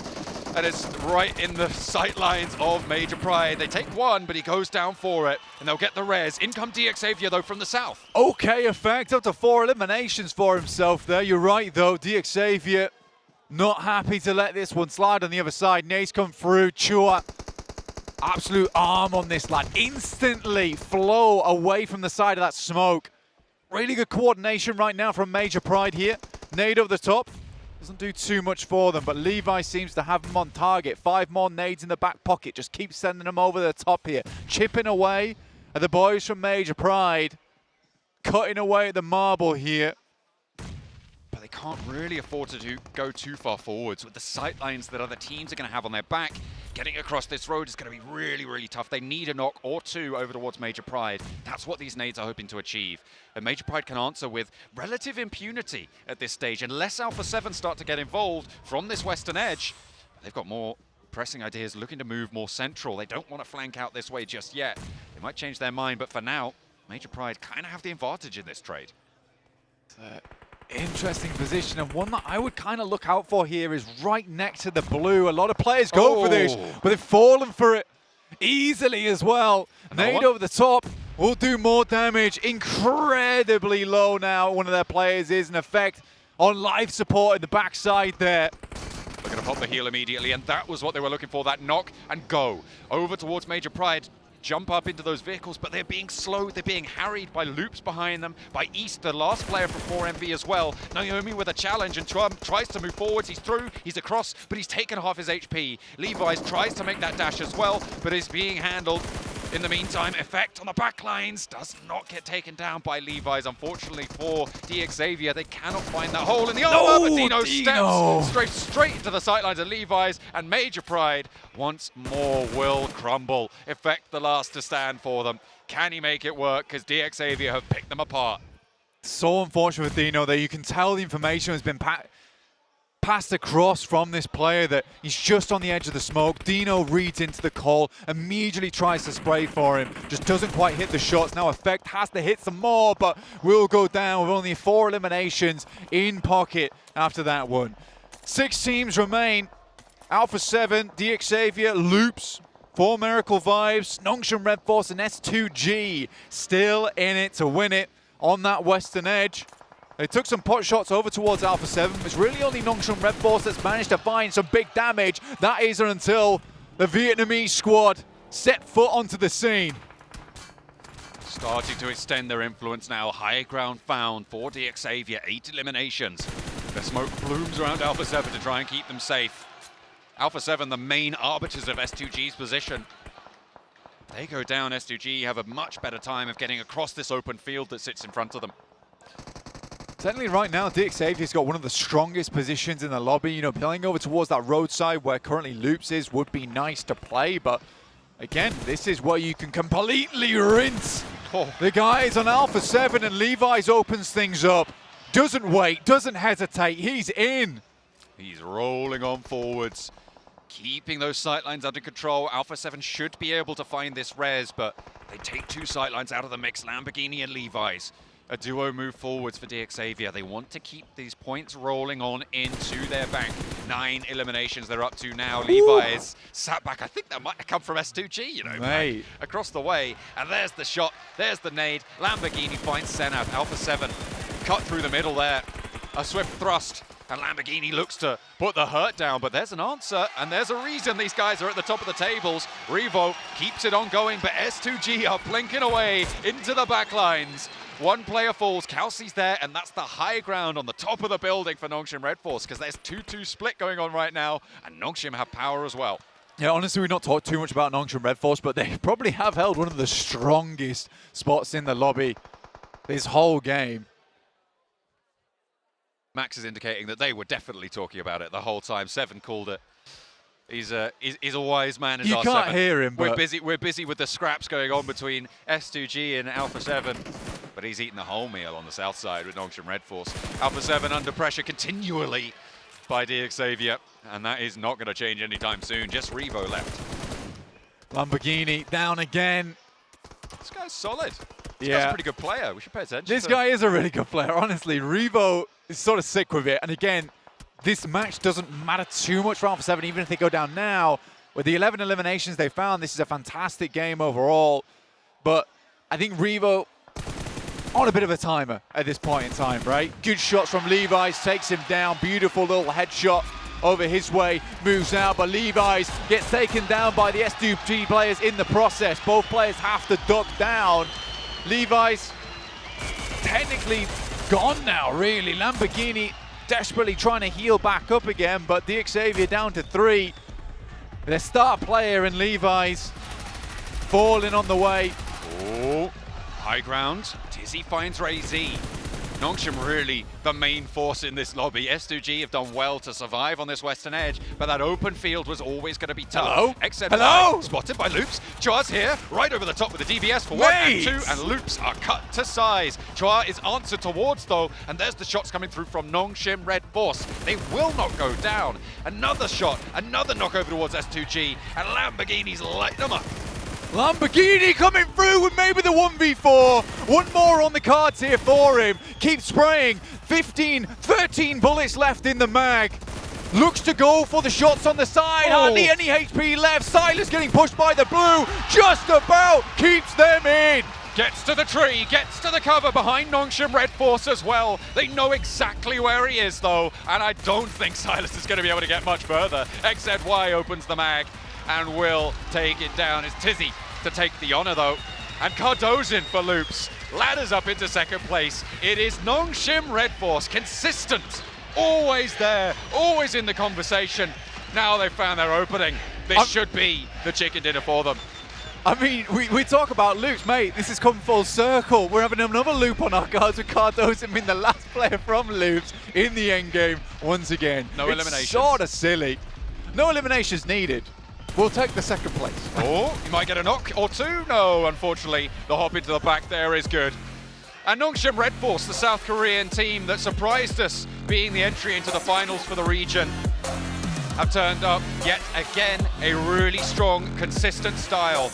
Not super flashy blank, but it didn't need to be. Yeah, very difficult to really talk about that team too much when there was so much going on around the map, which was sort of posturing, right? You know, teams puffing out their chests at one another, trying to show who's boss. S2G, though, they're holding it together very nicely at the moment, I would say. You know, being able to hold their own versus some of these best squads in the lobby, which we know have extremely good firepower behind them. It's nice to see. Alpha 7 get pretty deep into that match as well there to maintain their top spot. I think Nongshim, it depends how many eliminations they got there actually, but they might be right next to them now after that chicken dinner because Alpha 7 didn't get too many placement points. Yeah, for Nongshim Red Force, like, honestly, some strong games coming through from them at the moment, and I mean, sort of flying under the radar. They're playing what I would call to be pretty classic PUBG Mobile from back in the day. Take some strong compounds, get a checkpoint further on. That's how they won their group. And then, you know, get that crossfire working. I think a lot what we're seeing these days is just some massively aggressive maneuvers from all these squads. But Nongshim Red Force keeping it real. MVP was only 2 eliminations going on through Tizzy on Nongshim Red Force, so it was a very controlling game for them, as we've kind of highlighted there. You can see across the board total Okay, Tizzy, okay, he got 4 eliminations. Oh no, 4 knockouts, 2 eliminations. Across the board it was 5, so 15 points on the match. I think what you got to realize about Tizzy's position is that he had so many angles on so many players on that hillside. Realistically, all he had to do was cause casualties, and success comes from there, right? Everyone on that north side of the road really started to struggle when that circle came down south. S2G trying to cross that open ground. In the meantime, just denied, but and what a light up from Lamborghini as well. I mean, he was roaring on all of those cylinders, making so much noise for DXavier. Yeah, the engine in that lad is certainly purring. I mean, for Chua as well, over towards Loops. What was that play from him? I don't think Loops even expected Chua to just run down the hill like that, DBS in hand. Sort of silly when we saw it come through. Exactly, who does that? That's what Loops probably were asking themselves in that situation. But DXavier pull out some crazy moves time and time again. And that's what sort of makes them so strong, is that the unexpectedness of some of their plays are silly. However, they also can play a strong, normal game. Nothing illustrates the pressure that Nongshim Red Force had than the utility they used there. Basically nothing. Let's head over to the desk.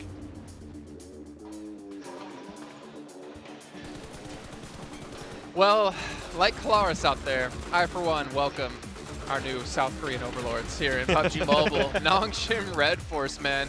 There hasn't really been a single bad match out of this team, as they have been putting up the work, especially when accounts are closing things out. And, well, we got an STE win, Max. We got a Nongshim Red Force win 7.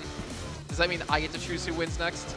You might get a chance. But I mean, this is why I'm so hype on this team. We wanted to see what would happen if they actually got a circle and they didn't really have to rotate. They were able to showcase that perfectly. At one point, we were talking about what are they going to be able to do here? Are they going to try to push towards S2G? Are they going to be trying to gatekeep them? Yeah. And they ended up gatekeeping them as well as being able to push. The 2-2 split that they did there towards the end worked out wonders. And you said it, especially during that game, right, Seven? The one of the biggest points as to why you like this team so much is they don't call the shots too early. They are very good when it comes to timing. They just wait, okay, S2G on the western side, we're still in circle, we can go for this 2-2 split, play center while also playing edge, and just overwhelming the rest of the teams that are rotating late, because outside of their 2 positions, there was nothing to play with. They knew they had the game in the pocket, as long as you don't do any mistakes, which Nongshim Red Force in circles like this do not do. They're not over-aggressive, which is nice to see as well. They have that switch. We saw it earlier in the earlier match whenever they third-party to fight towards the South Military with DXavier and another team. And then here, we're being able to see the patience out of them with not being able to push it towards STG, waiting for the right moment.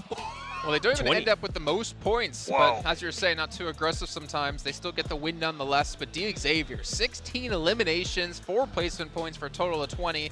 They put in the work, but so did Alpha 7, to be fair, with 11 elims. Wait, we didn't drop or rotate into S2G?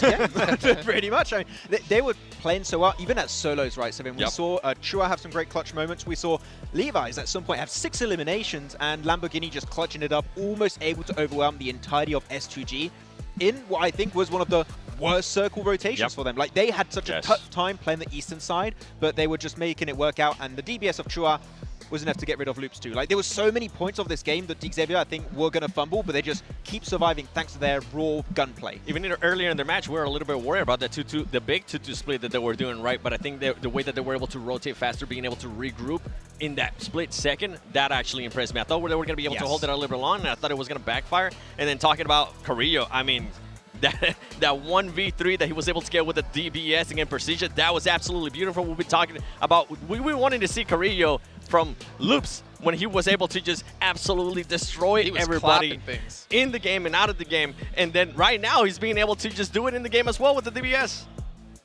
And that's the thing. We've been saying for years now, if Carrillo can perform with Alpha 7, this is going to be an unstoppable team, and we see him able to put up the 5 eliminations. Like, this is a deadly squad, and I don't know what's happened from regionals till now, 7, but this Carrillo has just massively stepped up. Earlier in the match as well, when they were looting, they ended up third-partying the fight between FaZe Clan and IC. No, they didn't decide to push that fight, but they were being able to just take some shots onto the teams. They were able to eliminate one player from FaZe Clan, and then towards the end, if I do have to nitpick a little bit what this team did, I feel like they got a little bit too passive there at the end. I felt like they should have continued on with their aggressiveness and try to push a little bit more towards DXavier. They put themselves in such a position that a lot of teams were going to be looking at them. And once again, that's just me nitpicking right there of what they could have improved. I think that you have to play passive in a situation like that, because you only have Rocks and Trees to work with. In a situation like that, you have S2G in the open fields over to the western side. You have DXavier just shredding out everyone apparently over to the eastern edge. I think you have to play passive, play around smokes. If you do have some early information, maybe go for an elimination here or there.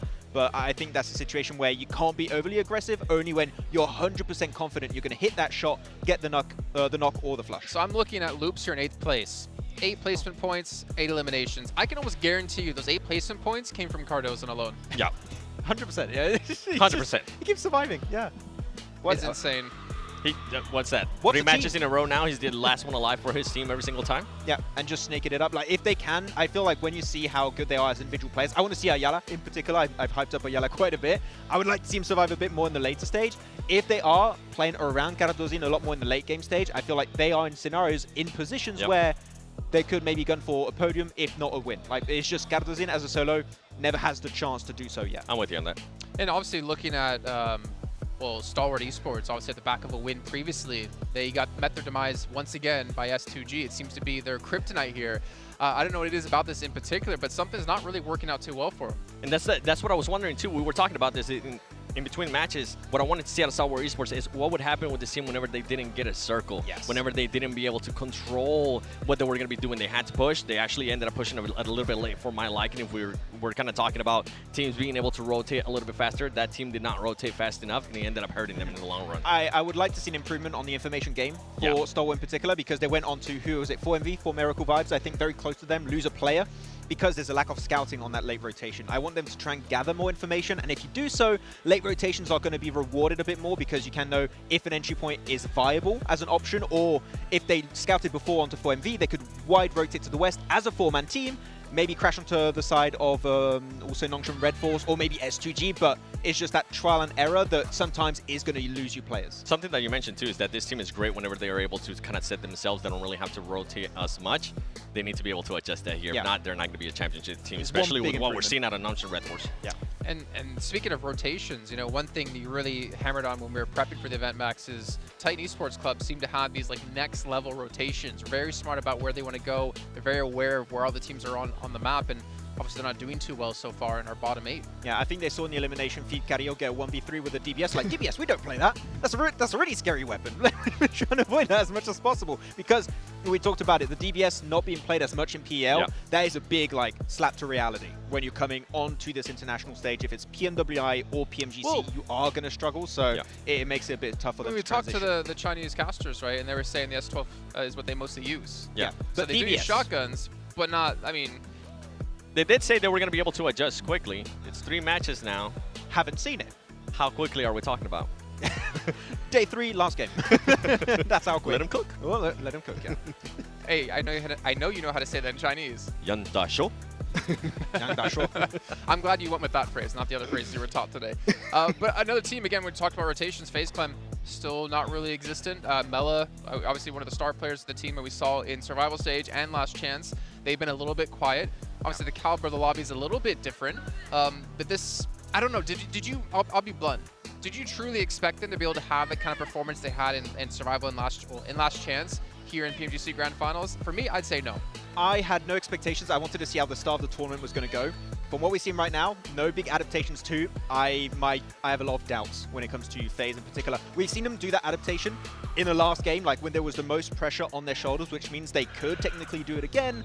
But as you said, the caliber of like skill in this lobby is so high that I don't think it's going to be even like enough at this point to be able to catch up to a top 5, top 3 when you have teams that are so consistent like Nongshim Red Force and are just going to be overshadowing all of your performances. Yeah, I didn't think FaZe Clan was going to be performing pretty well here. I saw them being able to cover that group stage. They took too long to be able to adjust here, and right now with what we're seeing out of them, with the way that some of these teams are playing, they're not going to be able to adjust in time for them to even make a push there towards that first place. And that leads and it's crazy saying that we just only had 3 matches, right? Yeah. Yeah, but I think it's safe to judge, right? We've had, oh, I'm not going to even try to do the math on this one. We've had half of our matches today. And we only have 2 days left after that. So I'm not even going to look at John. I mean, you're technically right. Yes. 318, which is 1-6. Math. 2023, his math is on point. 2024, he's going to be doing calculus live on air. He's going to be teaching John how to do statistics. That look of like, shut up, Jason, this ain't happening. It's like, no. But Procedure, I don't really know what to expect for them coming into this. Obviously, we've talked a lot about the old Bigatron. We talked a lot about the twins.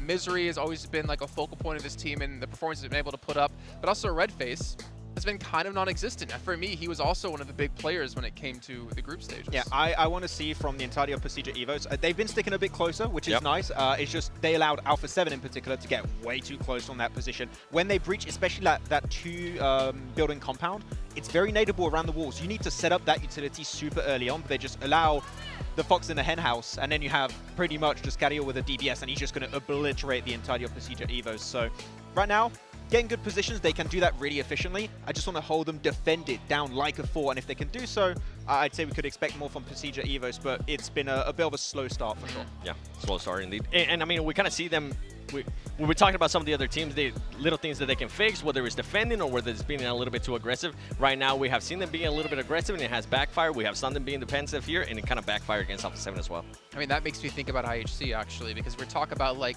potential dark horses. I think, for me, they can be one of the dark horses, because I think they can easily be one of the strongest fragging teams out there in this lobby. But late stage is just something they can never seem to get to. They can never hold on long enough with all 4 players alive to get to that place. Demo in particular, we're talking about being one of the star players in this roster. But yeah, they can frag out. And technically, I love a team that can frag out versus a team who can't get placement points. But right now, something's got to change for them, because what they're currently doing, again, it's not going to get them a trophy, and they need to obviously avoid these shot drops even with teams like FaZe. And we saw it happen during the entirety of the league stage, except towards the end when they understood, okay, placement points, kind of important. Kind of important. Maybe we need a few of those. But it's just, they sure get eliminations, they got squad wipes, which is great, love to see it. You lose players. You lose one player in a fight. You lose another player in a fight. Then you're down to a duo. You're not going to be able to breach anymore. You're going to go for trash locations in circle. Your chances of a podium are really low, and going for chicken dinner is just almost impossible at that point. So fights are good. Delay them as much as possible, though. Just like Nonstrom Red Force, you mentioned, take your fights when they make sense. Yep. Okay, well, gentlemen, it's time to head into our final Erangel here of our first day of play at the PUBG Mobile Global Championship. So let's send it back to our commentators of John, Allen, and Blank once again. Thank you very much, Jason, and the other guys as well. They're there. They're doing a lot of work. They're doing pretty good work as well, mind you. Yeah, they are. My hair doing isn't. bits. Look at this. Have you had a nightmare? Look, it just won't stay still today. I don't know what's going on. But yeah, they are doing some good bits over there, over on the desk. You know, hitting some strong points. You know, where they can, of course. For sure. Know. Oh yeah. You know, they're not us. They're very capable. I've been told. By who? You. Hoopst. Meast. Yoomst. What about East from 4&B? Oh my goodness, like that. Yeah. No, I didn't. Actually, Haha. I didn't. Let's take a look at the chicken dinner winners here right now. Alpha 7, Stalwart, Nongshim Red Force. I feel like this is an excellent story. Major Pride fan! Hey, look at There's that. no way! I've spotted him. There's no way He's there's a Major here. Pride fan here. He's That's here. crazy. He's on my side. I had them in my top Are you three. going to cheer for them now? Yeah. With all the turkey fans I'd given up front. on them a little bit, but that banner has given me some major pride. Has it? Yeah, I think so. I'm major proud of that guy. The whole I wonder if he's the manager. By the end of the day, probably going to be major cried though, because it's a pretty sad state of affairs. Yeah, major. Ah, you guys. Gotcha. You've been paparazzi. You could try. They'll try to take selfies. Yeah. We gave big selfie. Yeah. Yeah. Biggest You still selfie. complain.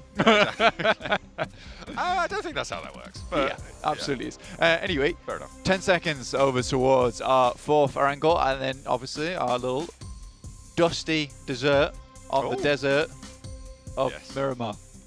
Desert dessert. Yeah. Of the day.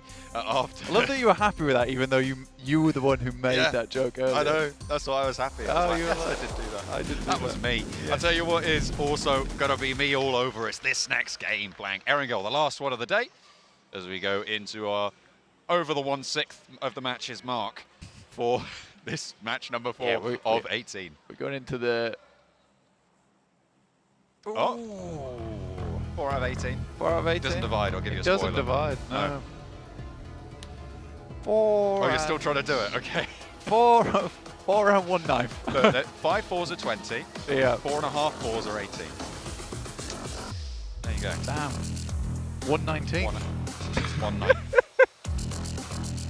Is it? No, it can't be a 9. No, I think I've lied to you. You have lied to me. Anyway, what I won't lie to you about is this plane path heading over from that western side over towards Lipovka.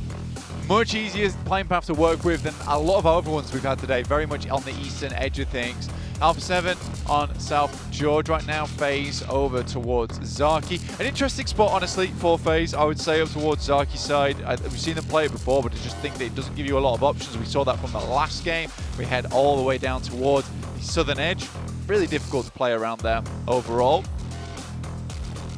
But S2G, happily surprising me. Yeah, they're staying up there. They're staying in amongst it towards the title spots for the time being. Certainly good news for the home crowd. This northern circle might give them a little bit more of a run. They've had to go south twice now, see if they can make their way north this time around, because we're going up and over the river. Morph, very central, near Saderni. Very much a north little circle for us. Like you said, Morph in a strong spot towards Saverni. We have seen a fair few times. That, you know, we usually do get the teams that start in Saverni don't do all that great overall. Difficult. It's difficult. I wonder if that's a self-selecting sample. I wonder if it's teams that don't do well go to Saverni, or if it's teams that go to Saverni don't do well. There's two options there, and I feel like Morph are going to have to prove us wrong. Maybe. But I'm telling you, I've seen a lot of games. I've seen, oh, so much. I've seen a ton of games, mate. And they all go down in Saverni. Start up there. I would love to be proven wrong, and PMGC is a place to prove people wrong at the end of the day. So we will see exactly what happens. Realistically, only about, let's say, 4 teams currently in the circle, with Pasija Evos and Yasnaya. Strong rotates for them available. WBG down towards that south side, alongside with Rozhok being claimed by Major Pride. It's been a while since Major Pride's been able to play Rozhok comfortably, mainly because Mad Bulls have been taking up residence in that location. Very good as well are the Mad Bulls. Surprising we didn't see them here. We saw Major Pride instead. I think a lot of people expected it to be Mad Bulls coming in from EU to take up the mantle here in PMGC. But Major Pride will take this position in Rozhok if they can get it. WBG close enough to maybe worry them somewhat, but over in school and apartments on that split, it's quite far away from the initial engagement. But with the circle as it sits, it's most likely that they're going to be moving north fairly soon. Udo Alliance over towards Milta Power on the military island circle. We saw them move very, very quickly down towards that south side. This time, they're a little bit more lento on their approach to this one. They'll have to get past loops if they want to move on up to the north side. Moving fast, though, it's S2G on the southwest edge of this next circle. They've moved up from ruins, and they're very, very quickly into those shooting range hills, Blank. Yeah, speedy. Obviously, 3rd place right now. Doing great, I would say, in this tournament. I think 3rd place would count as great. I yeah, agree. I'm pretty pleased with what we're seeing. Generally, some strong fights coming through from them, John, which is nice to see. Overall, I think that we had some concerns. I think those concerns have currently been alleviated. I wanted DXavier to do well. I wanted them to continue on the streak, and they have done, currently in 4th. But Alpha 7 still holding on to that nice #1 spot. But I do think that it is the South Korean team in Nongshim Red Force which has come as a surprise there in 2nd place. Just staying consistent. I mean, that's the value of getting those middle points games, right? I mean, to be fair, it was 8.5 points a match that they got in the first 2. They didn't really surprise us a lot in that last time around, in the first 2 matches, but they were still earning those points, Blank, which gives them that platform to get a 15-point chicken dinner, right? It's not the most elaborate, it's not the most showy of chicken dinners, sure, but because of the work that they've put in, because of that consistency, that's given them that platform to shine when the time comes. On the flip side, you've got teams like IHC and DXavier who go for these more aggressive, flashy styles, and they need to make them pay off in a way that Nongshim has a little bit more relaxed of an approach to that situation. Yeah. The difference being is that for teams like Alpha 7, S2G, DXavier, their playstyle probably leads to more points overall, I would say, John.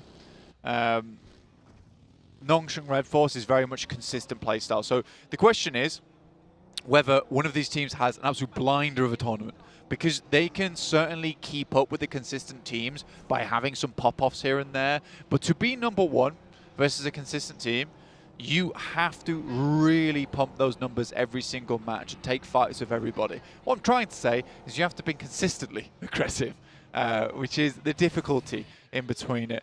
The difference being between Nongshim and Red Force is that when you play this sort of quiet play style, which relies on taking compounds and making sure your rotations are fine, some games you don't get a lot of elimination points, and that can lead a team that's quite aggressive to overlap you later on the tournament, just because they're putting out higher numbers than you can keep up with in the overall. So that's the one thing I do worry about for Nongshim Red Force. But again, I think this lobby is so flip-floppy at the moment in terms of the teams that Nongshim Red Force could technically get away with a consistent playstyle like this and still get to a strong position within the rankings, similar to Udo Alliance, that Malaysian squad that does have some very, very good games time and time again. You're right. I mean, they are absolutely ready to take the extended family to the beach with the amount of flip-flops they've got on this table. They are kitted out for it. At the moment, the teams that I'm looking at being those pop-off teams, I think I've got 4 in mind, Blank. I think DXavier, Hot Streak right now, IHC, similar sort of description, I think. Loops and 628. These are my 4 teams that I think I'm looking at to go for these pop-offs. That we haven't quite seen as much from 628 and Loops as we have from IHC and DXavier, but I'm still ready and waiting for it. I think they've got the fire in them. I'll be keeping an eye out to see if they can catch up and maybe overtake that Nongshim Red Force situation. Yeah, potentially. There's definitely potential there for them. Again, I do really want to see Procedure Evos do well in this tourney. Just because I think the legacy there is quite good, right? It's something that you want to keep up to date with. It's something that you want to happen again with Zuxi and Luxi. And more than that, I do wish success to Misery and Redface, who have had to jump into roles alongside some very famous players and still manage to stand out in that situation. It's very difficult, yet they still have. And here they are at PMGC alongside them. So for Procedure Evos and all the Indonesian fans at home, this is definitely a really big moment for them. And I don't really want to see Procedure Evos go down in sub-11th place, honestly. I'd like to see higher for them. And I know they can do it, but right now it's fending off some of these absolute behemoths of teams. I think they fielded Luxi of the Twins this time around, and they get the circle shift up to the northeast side, Blank, into the Stalba foothills, to the east side of Severny, and into the shooting range hills. S2G went very early. They will be paid out for their troubles, and Blank, you'll never guess who's just lost a player to them again. It's Stalwart. S2G seem to be their kryptonite. Yeah, there's definitely some targeting going on. Let's put it that way. Because Stalwart just cannot make these rotations alongside them. And it's interesting because they're making a rotator at pretty much the exact same time, considering the fact that S2G is about, let's say, 2 kilometers, 1.5 kilometers away from this position. And then you have the boys on Stalwart in Nova Rep Neue. It's weird to me that that rotation is coming through at such similar times on a map where they differ in position so much. There's a question to be had there, but I don't think I'll ask it till tomorrow. Ooh. Okay, I'll look forward to that one. Lamborghini, saw him roaring on the engine there last match. A strong performance, nearly taking down S2G in a 1v4, but hit to the post by current, I think, damage leader, Silas, for S2G, who has had such a strong showing in the first 3 matches. Really sidling himself with the pressure from the rest of the team. FaZe turning Stalwart's forward position with the buggy a little bit off course there, but both teams divert, get away from one another. Still maybe some danger in the wings waiting for top for Stalwart as FaZe divert to the gas station. First game in a while that FaZe has been able to play for the first few minutes of the game, at least. Get into this one. Stage 2 currently. FaZe head all the way towards that northern edge. It's one of the few times where, you know, a Zaki drop can work out. I know I've been proven wrong here, but I still stick with my guns. I don't think Zaki's the most competitive of drop spots. Let's put it that way. It's true, it's fair. the Severny drop, though, for Morph. They've managed to get out of it. It was cursed all along. Well, they've got away. So it's Alpha 7 now in Severny. Yeah. Are Alpha 7 going to be able to break the code? Yeah. We'll have to wait and see. Titan taking a little bit of a scrap back and forth with DX Xavier. Can the hot streak continue? Or can Titan bring it to a close? Char with a nade. Seems to be that it's just not going to happen. Lamborghini to the back lines, and Titan are just not having a good day today. Honestly, the nades coming through from DX are probably the big things that stand out from this team. They are very, very good at getting that heavy ordnance over the side towards Titans. Been blasted back slightly. Ooh. Nice DBS shot there coming through from Lamborghini. The help is on the way, but not before Lamborghini does eventually hit the floor, hit the deck. It's flushed out as well. Char on the top of the rock. Has to step forwards towards Suki. The nades are coming through for the back line, and now they can start to move forwards. Bamboo over on the higher ground, not going to do anything. And DX Xavier play on with 3, but losing Lamborghini, you're right, it's a major blow to them. I mean, Levi's is technically their main man, right? But Lamborghini was fantastically good on that last match. Looked really quite potent. But I do think that it's still possible. Maybe wait for the guys over on DX Xavier. They'll be happy with how that one went down. You know, 3 players, more than enough. You get 4 eliminations off the back of it. Technically, you've already had a decent game. You're going out in essentially 5th place with 4 elims. It depends where you want to end up, though, because at the moment, DX Xavier, well, at the start of the match, certainly, they were at 13 points behind Alpha 7. That is still quite a gap to make up, especially in the first 3 matches. Alpha 7 having 2 strong games. They were able to rack up a lot of points in that last area. Yeah. I think it was 11 eliminations, despite going down with only, 8, what was it, 2 or 3 placement points? Let's go as far as say this, right? I would say Alpha 7 technically right now has had 3 strong games back to back. With the elimination count they've had from each of them, like, none of them have been, well, I mean, the Sandhawk was great, let's be honest. That's what I said, 2 of their 3 games, because they're Erangel on the south coast of the military island. I would still say that's a good game. Fair enough. Yeah, the rotation they made and the ability to get up on towards the cliffside and then at least have a chance at getting a fight with 628, that's a good game.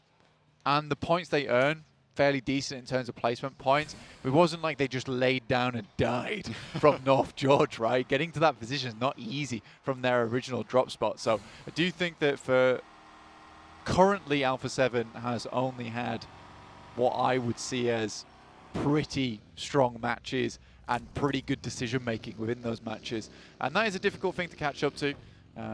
Again, this is now a chance for Nongshim Red Force to carry that momentum forward. Keep up that consistency. Southside are a 2-2 split right now for Nongshim Red Force. They're not really being pressured by anyone. No one's sat outside the circle completely. So they can bide their time a little bit. Loops leading a train to the middle. Have to draw short at a shack. Try and survive the onslaught of bullets being laid down their way by Major Pride. The other team's probably going to be spotting them out too as well. Morph mounting the hilltop behind them. Into the warehouse they go. Central positions being taken up by Morph, by Loops. By Major Pride, they're a little bit more towards the edge, but WBG have a slice on the northeast side as well. Yeah, honestly, this is it's been an interesting one in terms of, like, it feels like these teams are starting to get used to one another, let's say, in terms of the rotations they want to make. Maybe not Stalwart and S2G, those two hate each other right now. But I do think some of these teams have been able to slip through the gaps a little bit. Procedure Evos, in fact, just giving a bit more room towards Udo Alliance, understanding where Udo Alliance plays from a lot of their time they spent during the group stages to get here for Procedure Evos, having to play out the entirety of that league stage all the way to the last chance to get in. So I do believe that what we're looking at right now is just teams giving others room, and it's not likely until stage 5 we start to see so many big fights popping off. But some great shots though coming through from Loops. Effect goes down, that spray, and nearly take down Nomi as well. Ayala wants to finish the job, but he's put back in the shack by Morph's high ground position behind them. They can't really peek out too far. However, a lot of damage done to Major Pride. Losing that player, losing effect. It's not great. They're trying to get into that central area with FaZe to their north. Still to their west as well. The CG Eagles have a crack at it as well, but Nomi still somehow weathering the storm. Another Reload comes through from Luxy, and not going to be able to get knock over the Nomi. Playing with fire, that boy. It's Naomi. Felt like he should have gone down a few times there in the process. Precision Evos, though, do spot. Not able to hit the shots in the distance. Phase up towards the northern edge. You can hear these lads shouting behind me, in fact. That's a spotted something. Revo, first nade and a second to follow it up. Look at this. Alpha 7 holding the north side of Severny against the remaining duo from 628. Only Sunan left remaining now as Revo close by. First to go for the fight, pushes forwards.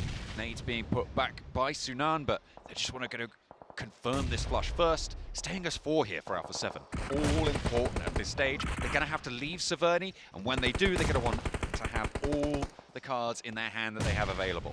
Yeah, the lucky thing about this for at least Alpha 7 is playing as a 4 here makes a lot of sense, considering that you don't get a huge amount of sightlines looking onto where Alpha 7 is playing if you're on the eastern side until they breach over towards the eastern wall of Severny.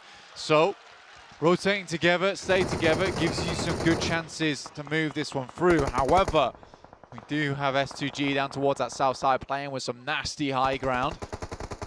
Could spell a bit of doom there for Alpha 7. They get too close. Nongshim out. First game so far, Blank. A chance for S2G, for DXavier, for Stalwart to try and ladder on up. See what they can do here, because Loops are going to take DXavier to task. I said this was a team I was looking for a pop-off game. Maybe this is their chance, Blank. Maybe they can do something from the middle. They led that train, but they're right on the south side at this stage. WBG takes down Naomi from Major Pride. Naomi's out next. FaZe pushing through those numbers. Major Pride out in 14th place. Yeah, FaZe trying to earn points on this game, that's for sure. They get some nice shots over towards United Alliance. Actually, we're able to take down one of their players on that northeast side as you push in. Interesting bit of terrain, though, going forward. A lot of ridge sides, a bit of high ground towards that southern edge here to play around with. Okay, Stalwart right in the middle. This is their time to try and keep it together. They only have 3 players remaining, remember. IHC, in the meantime, going to have a scrap with Morph as they roll in from the western side. Only the Vanguard demo is into the scrap right now, but seemingly more than enough to batter down the doors of the back of the Morph warehouse. Dropping the smokes, dropping the nades, and here's the backup now. Demo has done enough to open the way for the rest of the roster to roll on through. Spots an elbow, but steps back in. WBG across in the buildings that they have sat down there. Are something to be worried about, but IHC not going to let that slow them down. Straight on through, Demo clearing corners, the rest of the team on the crossfire. Loops are going to roll up to try and third party, but Morph have almost entirely been taken down here into the vehicle. They spot him, and that is going to be a nade from Alex to keep Morph going, but Loops have taken up the mantle of the fight. Around the side, Mythic wants the challenge, but it might just be a little bit more than he could choose, because WBG have sightlines here. IHC, did they just get swept aside? I'm not entirely sure on the south side. They're still active, but that might have just been a knock on the south. Godless gets knocked as well. 4 Miracle Vibes. Taking a lot of damage. Seems that 4 Miracle Vibes gets about 5 limbs every game and then dies.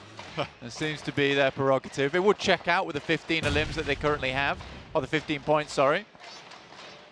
He's done the math. He's racked up the numbers. And he's right. I just double-checked.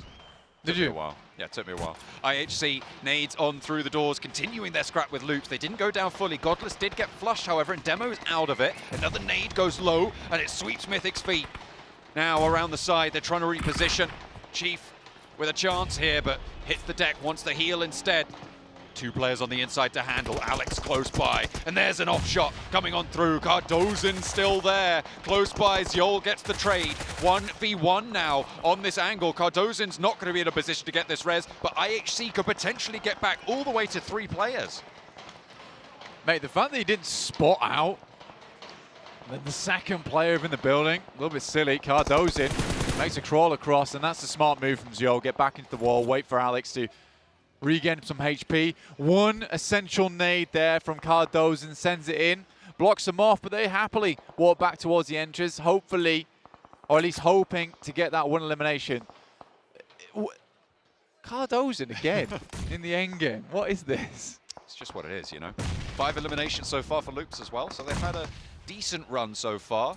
trying to keep it together, try and keep up those averages. Besieger Evos, though, 3 players trying to encroach. And WBG this whole time have been such a thorn in the side of this position.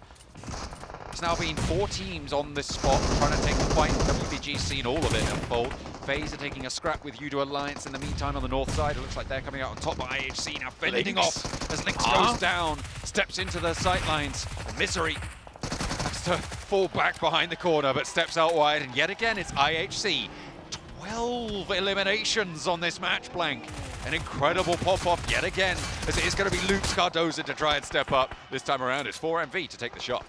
Mate, IHC is having a blinder in that warehouse. I do really enjoy Cardoza's gameplay, which is sort of a lot of things were heating up, so I got out of there. In the meantime, Alpha 7, they want to get back into the mix, where things are getting very fiery, but it's FaZe, who've had a very bad tournament so far.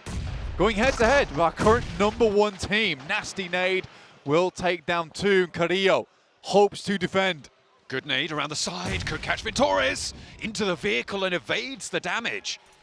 Ventores staying alive for the time being, another nade to the backlines. Mela's launching it in response. Hello? And Ventores delivered on a silver platter. Bounced out from the vehicle there, and there's shots coming through across the way. Can Sedov get back for Alpha 7 to stay alive on the top?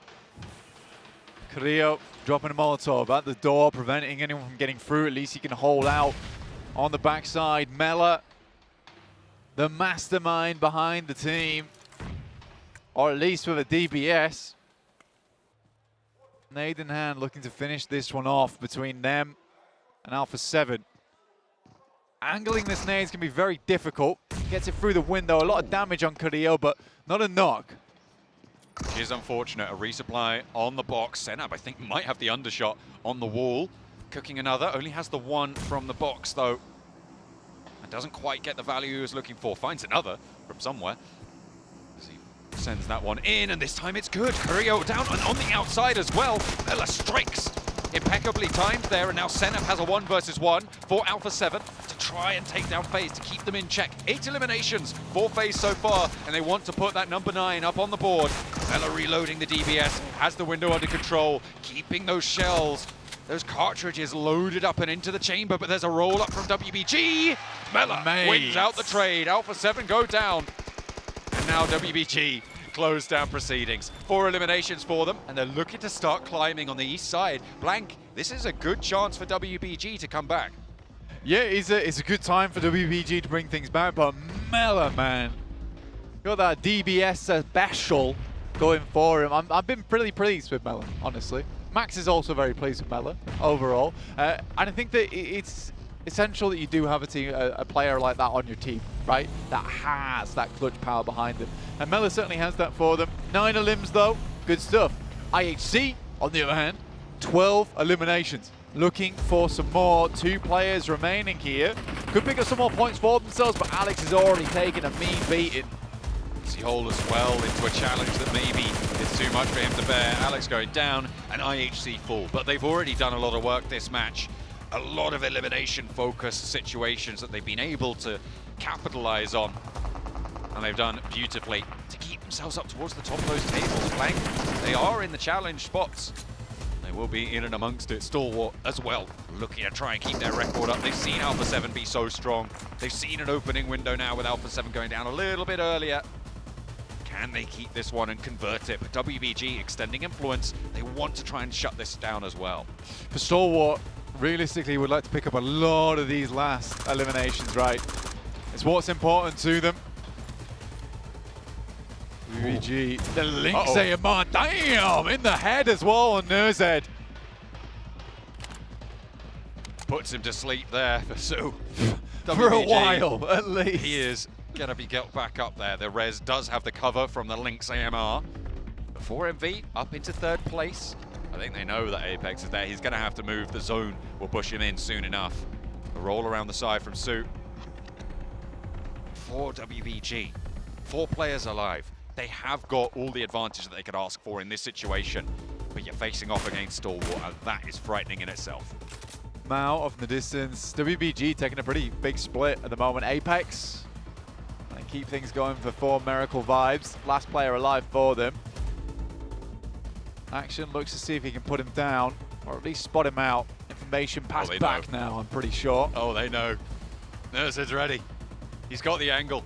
And Top's there as well. Oh, he's jumping. This is dangerous. Apex is baiting. Playing with fire right now. Wants to try and turn this one around, but Stalwart zoned in. Really not much they can do from here. They just have to hope for a pick. Apex drops the smokes. This high ground on the shack is actually proven to be extremely useful for him.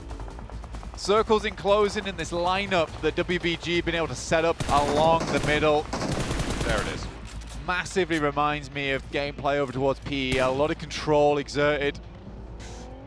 It's Su now. He's still got it. He's still got the links. One tap is all it takes. Nerzed crests the ridge line. Oh, he sees the rifle. Oh, catches the hand. It doesn't get the knock. Jesus. An action goes down in his place. Nerzed has to go for the heal, but this is the time for them to roll forwards. They get the flush onto action. Top is taken a little bit lower. Nerzed operates the heal there, but Mao can move forwards. Mao with the M4 in hand, playing that point position. Nerzed has to get back up on top. But as soon as you do, you know that it's going to encroach. A nade sent over to the backlines. They've got an answer, sure. But Su, Ming, Mao, all of them ready, waiting to take on top. Nerzed, a casualty. The first of two, potentially. But Ming steps out wide. A 2v2 now. Top goes low. It's the deck. Can he get the heal? Could be crucial, but Nerzed's down, and there's the nade. And that's all you were looking for. An excellent close down. WBG from the bottom of the tables. So finally here to play. Goodness me. Some good plays there from WBG. Obviously Stalwart feeling a little bit less strong towards the end there.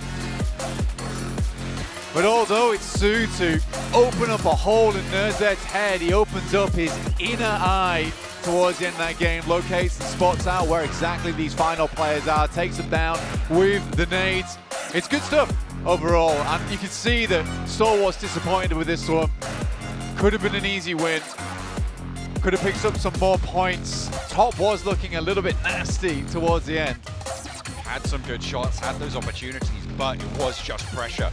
It was that Nongshim Red Bull style that WBG displayed there. I mean, I'm sure it's the WBG style as well, but they are looking good in that match. A lot of control. They swept through from that northeast side, and they moved in when they needed to. Looking for those third-party, not engagements, but gains of ground. Yeah, and I think that is sort of the important thing to be looking at the end of the day for them. A lot of cheering going on, which is nice to see in the crowd for these players and teams. S2G, again, still not doing too badly so far, which is nice. I think that although this wasn't a game where they took it all the way to the end, still decent point scoring, decent numbers from him. 4 eliminations for the MVP Mao for WBG. Again, not super flashy, not super hardcore, but very calculated, calm and collected. Made the damage. And look at that damage. Kind of good. Very even. 4 eliminations for Gaff as well. Yeah, I mean, Mao, 871 damage, 704 for Su. But again, 704, probably that's half between the two shots from the links, right? That's 500 damage just from the hair color alone. Yeah, that's fire, man. That is fire. But again, it's really nice to see. At WBG, they needed a game now. They like literally right now. Yes. So at least being slightly dominant here on our angle, on our final R angle before we head over towards Miramar is a really important aspect for them. I'm looking at what IHC were going to be able to do with the eliminations. They got that match to jump up. Stalwart, how far did they climb against Alpha 7, who didn't get as many points as maybe they would have liked this time around? We'll have to wait and see. Yet again, FaZe also starting to step up in that match. I think they managed to get 8 or 9 eliminations, maybe a placement point or 2, so good news for them. They really wanted to try and start to keep that pace together, and as you said, for WBG, it does need to be now. It is such a short form for what these teams are used to, only those 18-match sets. Yeah, IHC as well, on top of that. Massive amount of eliminations. They're really, really resilient. Feels like not only Stalwart's a Mongolian team, but all Mongolians. How about that?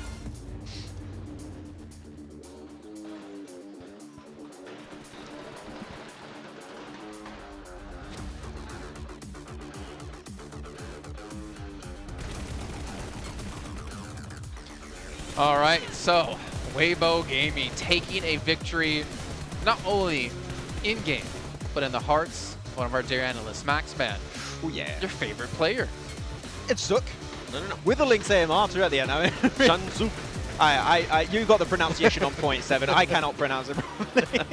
But WBG this entire match, 7, what I loved is that they were not overly aggressive. They saw situations and they just waited. Not maybe getting as many eliminations as they could have got, but they just were playing from the win from the very, very early stage. And that was one of the smoothest transitions to get a chicken dinner we've seen so far. They had in the bag like 2-3 circles ago, in my opinion. Yeah, and for some of the other teams that we've been looking for them to be able to adjust, FaZe Clan, we saw a little bit of an adjustment there out of them, especially after the the fight that happened in the second Erigo, right? They actually decided to land in Sarki and then rotate very quickly towards the Verni, which I thought ended up working out for them in a very, very big way. And then ISC, once again, being super dominant when it comes to those eliminations and getting those placement points too, which we've been wondering with them. Are we going to start seeing more of those placement points? I still want to see them be in a top 3 situation with all the players alive, and for them to showcase that aggressiveness, for them to showcase that gun skill that we're seeing out of them. Yeah, if we ever get a world where IHC get more placement points than eliminations, it's the end of the world. We're done. We're doomed. This is not going to happen here. I'm kind of worried next match. Oh no. It's going to happen. Oh no. But yeah, IHC, obviously, we have to give them credit. We've been really criticizing about their placement points, FaZe Clan as well. Looking on the list, though, I got to bring up Alpha 7. I got to bring up Carrillo again. Like, obviously, they ended up losing out in the battle against Mela as he clutched things out against them. But to see Carrillo just being able to pop off like this has been a fantastic sight. And it really gives me a lot of hope to see Alpha 7 and take home the trophy for the first time. Yeah, and the thing with Alpha 7 too, it's even if they're not getting the eliminations, they were getting the placement points that we saw earlier. And then on this match, even if they're not getting the placement points, they are putting up those good elimination points. Which from Namshim, this is the first time that we see out of Namshim not having a good match, right? They end up with those 0 points overall. Yeah. And for this team, something that actually happened with them is they decided to rotate a little bit too late for Namshim Red Force, and they were forced to play that outer edge. And now they were forced to push into compounds where they didn't have any scouting done, and IHC was able to just completely destroy them. And I even prefer the period of time before that, 7, where they just left Saverni against 628. They're like, okay, that fight isn't going to be super rewarding in the later stage. Let's just skip that fight entirely. And then they start playing, of course, playing that fight into FaZe instead. But 1,000 plus damage here coming out from Zul of IHC, which demo was popping off. Now we have Zul. Like, when it comes to taking individual fights, every single one of IHC's players have those standout moments. So the warehouse was strong. If the circle ended up on there, maybe it could have been an IHC win, but what the hell was Luke doing there either? Like the way go ahead. I mean, Cardo's last alive again. Chief pushing in when he gets a knock, thinking he can get the confirm, but there was obviously other players watching the angle. Really, I think a bit of a misplay, but 7, you gave us a face. And it's not your normal ugly face. It's I went really too hard there, actually. I'm sorry. Weibo being able to jump from 16th place all the way up to 8th place with just that chicken dinner, that's very impressive. And then for FaZe Clan as well, currently with those 16 points. But overall, I mean, I feel like Alpha 7 could have even extended the lead a lot more, considering that 2nd place and 3rd place got eliminated super early on. Yeah. But still, they still made a gap there with those 8 points at the end that were getting in the last match. Yeah, every time you see the audience here for S2G, every time the team above S2G gets eliminated, like, yes, it's even more an opportunity for S2G to jump up in first place, which, hey, that's fair, that's how it goes. I'm having thoughts about tomorrow if they're at the bottom of the table. They're going to be doing a lot of cheering when teams got above them. 15th place team dive, yes, yes, we got him. Obviously, you have to give a lot of credit to IHC again, 2nd place. This has been huge for them. It's for a team who's gotten so little placement points. They've been just really fragging out, 2nd highest eliminating team so far. Dark Horse, in my opinion, I don't know if you guys agree, I said that last match. Yep. I think they had a lot of potential, but I think they were on no one's list to be in a top 3 team. I'm starting to get on your train in regards to the Dark Horse. I mean, they're being able to be super aggressive. They're winning those fights. They're putting up a lot of eliminations, and that's something that we always look into a team, right? Are they going to be able to put up those eliminations? They currently are. I want to see more in regards to those placement points. It's good that we're seeing those eliminations, right? But we've been talking about it. I want to start seeing more of that late gameplay where maybe that gunplay that they're currently showcasing will shine a little bit more. I would like to see a mix of them with WBG in the sense of like not taking fights, trying to take full control of these circles, and if they can do so with the individual gunplay, they're going to confirm 100% of those wins that they find themselves in that kind of scenario. It's like the Brazilian teams. When you see an Alpha 7, when you see a Loops or even a Stalwart back in the league stage, when they were in a phase 6-7, they had 3-4 players, chances are they're going to take the win. And we need to see something similar to them, that they need to survive way longer in these matches. Yeah, and another team I kind of wanted to give some props, Star Wars Esports. They decided to not land where they usually end up landing. They decided to land a little bit west of Godkind, and they were able to rotate very fast as well, considering that the playing path was toward the middle north as well. So good adjustment out of them, considering what we saw earlier. Remember, they were rotating a little bit too late. I don't know when they were getting caught off guard. I think if you rotate late on the circle like this, you're just going to get completely caught off guard. Like you have such a small amount of positions that are strong east of Severny. You got to rotate first. If you don't, you're going to have to crash, just like IHC, just like Loops, just like WBG, and you're going to struggle if some teams are in that position. Luckily enough for WBG, that ended up not being the case, but circles northeast of Severny, you got to go early on that move. I'm going to have to hit home on this yet again. Titan Esports Pub, out first, 16th place. It's unfortunately being like that. And the weird thing is, right, is that it's so weird to see a team who won PEL Summer come through first place, get themselves into the grand finals directly, and they're not really hitting that stride. And obviously there's a lot to really go into when it comes to that. Obviously rotations, whatever. But I think something we all agree on is going through that group stage in PMGC is so valuable for teams because you get so much training, so much practice in. Yes, it's a lot more difficult to do, but we're seeing a clear difference between them and the other Chinese teams. It could have been useful for S2G. It would have been even more impactful for the side of Titan because they don't play outside of their region that often. This is actually for some of the players their first time playing outside the region. That transition to playing against the DPS, which is still weird they're playing the S12K against that, but you need to have that training. And unfortunately, 3-4 days of scrims that can be taken more or less seriously, it is going to be a tough transition. So that first day is going to be very important for them. That transition in day 2, that's when we need to see Titan really bringing those points on board. I'm getting Tiamba vibes. Oh, I mean, they both start the letter T. We got to head and transition over to a break here while we get things ready to go for our first of 2 Miramars. We'll see you guys in just a few minutes.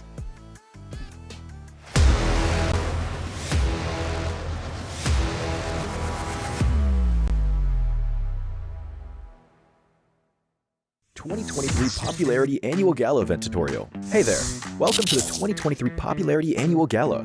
We've introduced a brand new competition and upgraded rewards. You will have to go through 10 rounds of 1v1 matches and compete to become the first ever PUBG Mobile Popularity Annual Gala champion. So let's get right to it. New competition, ladder competition. The Popularity Annual Gala event will be utilizing a new ladder promotion system. Players' initial ladder grade will be determined by their battle points at the end of the first round. Ladders are divided into 6 grades: Triple S, Double S, S, A, B, and C, with Triple S being the highest. Ladder promotion rules. Players are ranked based on the popularity they gain during the battle period. For rounds 1 to 9, the ladder results are settled at the end of every round's battle. Apart from ladder grade C, each ladder has 100 spots, with the top 20 promoted, the middle 60 retained, and the bottom 20 demoted. If you're trying to move up the ranks, be sure to stay within your ladder's retained threshold or higher before each round is settled. Additionally, ladder grades can only be promoted or demoted by 1 grade at a time, so your performance in the assignment round is crucial. Be sure not to miss it. Final showdown.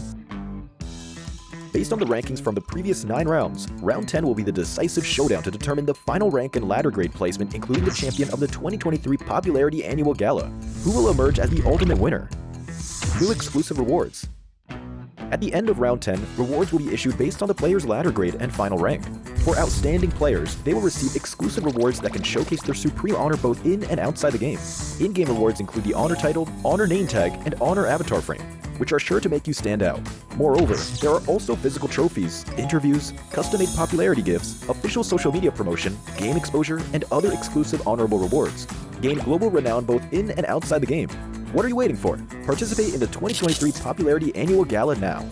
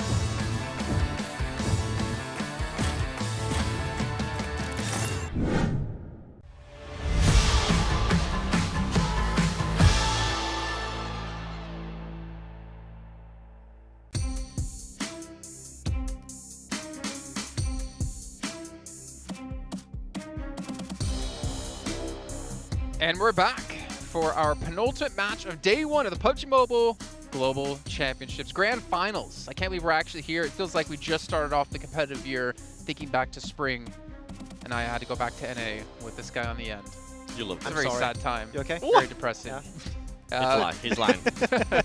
But no, now we're here, man, and we are seeing the teams, the teams that put in the work throughout the year are the teams that are reaping those rewards. We see towards the top of the table looking pretty good. Alpha 7, the team that we've always criticized every year, it feels like, has been able to step up and claim that first place position at the moment. For me, I think actually, oddly enough, S2G is kind of the surprise of doing so well in the beginning because they didn't play in the qualifiers or the group stage, right? They looked horrible in the European regionals, but it seems like they've been putting the work and they've definitely been keeping that focus. And I think this crowd here is really giving them that 5th man buff for sure. I really think so. I feel like also ever since the spring season, they've been working to try and train for these bigger events. Like spring season, we remember they didn't even qualify to the European Championship, right? And I feel like ever since that time, they've been trying things out, trying to change how they play as a whole because the meta has shifted so significantly. Teams center it up so much faster. Teams are so much better when it comes to taking those fights head to head. So because of that, they had to adapt. And I feel like ever since spring, and they've really struggled to make that adaptation. They're like, okay, bigger events like PMWI, and the full season was a big changing factor for the entirety of S2G. The only thing for me right now is I feel like S2G is starting to slow down a little bit more and more. Guys are screaming. They just scream at S2G as well. I didn't see that.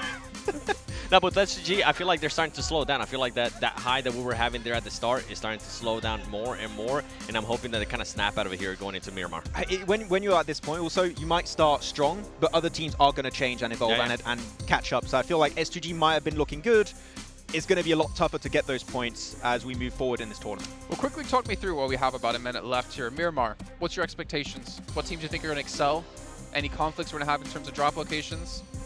Drop locations, not really anything comes to mind. I know that and 628 maybe. I expect them to give it up. I think in scrims it didn't happen. I know the Brazilian teams, especially. I'm going to jump on Loops. Loops are really good on Miramar, so I feel like they could be a standout here. Well, Cardozo's been the standout so far today. Let's see if the rest of the team can join him. It's going to head over to our commentators for the first Miramar of the day, once again, with Blank and John Allen. He's changed up the order on us. What's happened there? Okay, that is true. Sometimes you do go first. You always come first to me. We are going to be going into our first Miramar, our leading course of the Desert Dessert. Yeah, indeed. So I'm ready for this one. I'm ready to come through. Obviously, overall, Miramars are quite enjoyable to watch. You know, terrain-wise, it's always really interesting. I think specifically, looking at some of the teams here, you know, Brazilian squads are generally quite strong on Miramar. But I would say Loops definitely takes the cake there, as Mr. Maxman did say. FaZe also very good at Miramar, as are the guys over on DX Xavier. So I respect that, man. I respect that. He was quick with it. He's ready. He's watching. He's on the ball, just like these players, you know, from plenty of these teams. Certainly from Alpha 7. A little bit less so this last time around, but they were still able to keep the totals high, keep it on pace, and keep things going. It's the fans of S2G certainly packing out multiple sections of the audience. You can see, a particular Kelsey fan there. Yeah. Question is, where are all the male fans? What do you mean? They're literally everywhere. We've not seen any, have we, on the cameras? Well, maybe. Maybe we'll get some sometime. IHC, they've been getting plenty in these games. They've got plenty of eliminations. They have been on the warpath, and it has earned them a second place moving into the Miramars. Yeah, honestly, I think for IHC, there's been some incredible action when it comes to the elimination counts, which I've been really honestly quite excited to look at, because I think this is something we saw from IHC over in Survival Stage, which is something what we were like, are they not going to make it because of this reason? And that reasoning was they had no placement points. They only had eliminations. It's what they focus on. It's what they're good at the end of the day. But let's not forget the fact that in their final game, in their final moment, they were to get that chicken dinner, to really send them over towards that top side, to get them that PMGC qualification. So they'll get placements when it counts. We'll see how these points start to stack up towards the end of the day as we approach that 1/3 mark of the matches to play. It is such a short sprint. We keep saying it because it is so important that you get these good performances in whenever you're given the opportunity to. Whenever you can try and convert, that's when it needs to happen. That's why it's the grand finals. That's why these teams are here, because they can do just that. We saw it even, I say even, with FaZe, right? A really, really strong team coming from Thailand. They have managed to put that last match up on the board, but they need to keep that pace up here in Miramar. Yeah, they absolutely do. I think for guys like Titans, this is likely going to be over very soon if they don't pick up the pace. And Loops also dropping on top of me over in Hacienda. Again for Loops. Can't just be all down to Cardozing over and over again, but what a shot around the corner from Suki. Oh, that's bad news. All of them are going down. Oh dear, Loops just getting felled one by one, but there's still a chance for a little bit of a comeback. His weapon's not the best that we've seen. Mythic has to lose that trade there. Bamboo shoots on through. Cardozing with the M249. Keeps it together for now. It's always this guy. I don't know what it is, man. It's something in the water. He has been the Lone Ranger for Loops plenty of times today.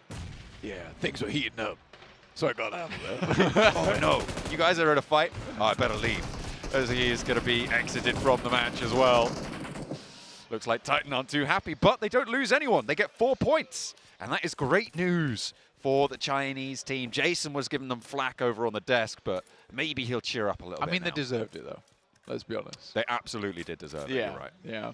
They've been playing They've badly. got the golden Mirado, the El Dorado. You love it. Sorry. I love it as well. I had to call it by its true name. It's what it's known as. Yeah, but I think for them, good couple of first points for them. Opening up the bidding well. Yeah, Procedure in Impala, split between the east point of Los Leones as well, within striking distance of those top spots. Yeah, sort of silly, really, with the way it actually pans out. But I think for fans of some of these Chinese teams, if you watch a lot of PEL, this is quite nice, good news for you, really. Seeing WBG over there in 8th place, you've even got 6-2-8 just underneath them, over in 10th with 17. I think a lot of people kind of expected WBG not to do as well as they have done in that previous match. 6-2-8 was sort of where a lot of the hopes were lying, but even they on our screen right now, 17 points, not exactly doing amazingly, but it's still early days, early doors. Potential bring this one back. Mythic really did spray a little happy rainbow over his head there. It was unfortunate. I saw a little bit of chase down with a Winchester as well that came into contact with a pump action. At close range, that pump's going to win every time, but I love the Winchester, you know? I absolutely love this weapon. It is not great by all measures, but it just looks so classy, and it feels great. Yeah, it's just terrible. It's so unfortunate. Yeah. It just looks so clean. Over towards that southeast side, though, let's take a look at this, because Major Pride has had some moments where maybe they could bring things back. Equally, we could say the same about Procedure Evos. However, both teams very much suffering down towards 14th and 15th place. They're in not bad spots right now, you know, down towards that south side, Newport Paradiso. You do have Major Pride. A little bit further up towards the split on the outside of Impala on the west, you've got Procedure Evos. I do think that right now there is just this raging battle between these top 5 teams. South Korea, Mongolia, Brazil, and Turkey. All trying to keep things in check. The Xavier from Vietnam. Obviously, this team was doing really well. Fell off just a little bit. Not able to get towards that end game as well as before. I mean, you say they fell off, but they're within 5 points of second place right now. I mean, this is a very tight pack, like you say, with Alpha 7 being that exception. So, and that, I mean, that's the danger of being a high variance team, right? And that's what you kind of expect. It is anomalous that IHC have been able to do what they've done here, to be up in second place, to keep that consistent point earning with the high variance playstyle that they have. Well, you say that, but they're actually annoyingly consistent with the amount of eliminations they get per game. It's the placement points which are horrid for that team. They don't get any at all. But they're just winning those coin flips every single time. You know, they're on like 6 heads in a row right now. Oh, I don't know, man. I feel like they just literally their plan is go out, get 3 team wipes, done. then works, we can though. go out. That's 12 points a map. It does work. It absolutely does work. It's more than getting a chicken dinner per game. Put it that way. But that is, as I keep highlighting, it is that variant style, right? Because it's maybe they're very skilled at it, and maybe they win, let's be generous and say 60% of those engagements, right? Because, I mean, that is quite a big jump to have that 10% advantage. Even if they're doing that, they're still winning. If they're able to do that like 6, 7, 8 times in a row, that's still incredibly unlikely to be able to pull that off. So the fact that IHC have been able to do it, they have been showing true mettle here so far in Istanbul to be able to take the rest of the lobby to task. But it is a question of keeping that pace up.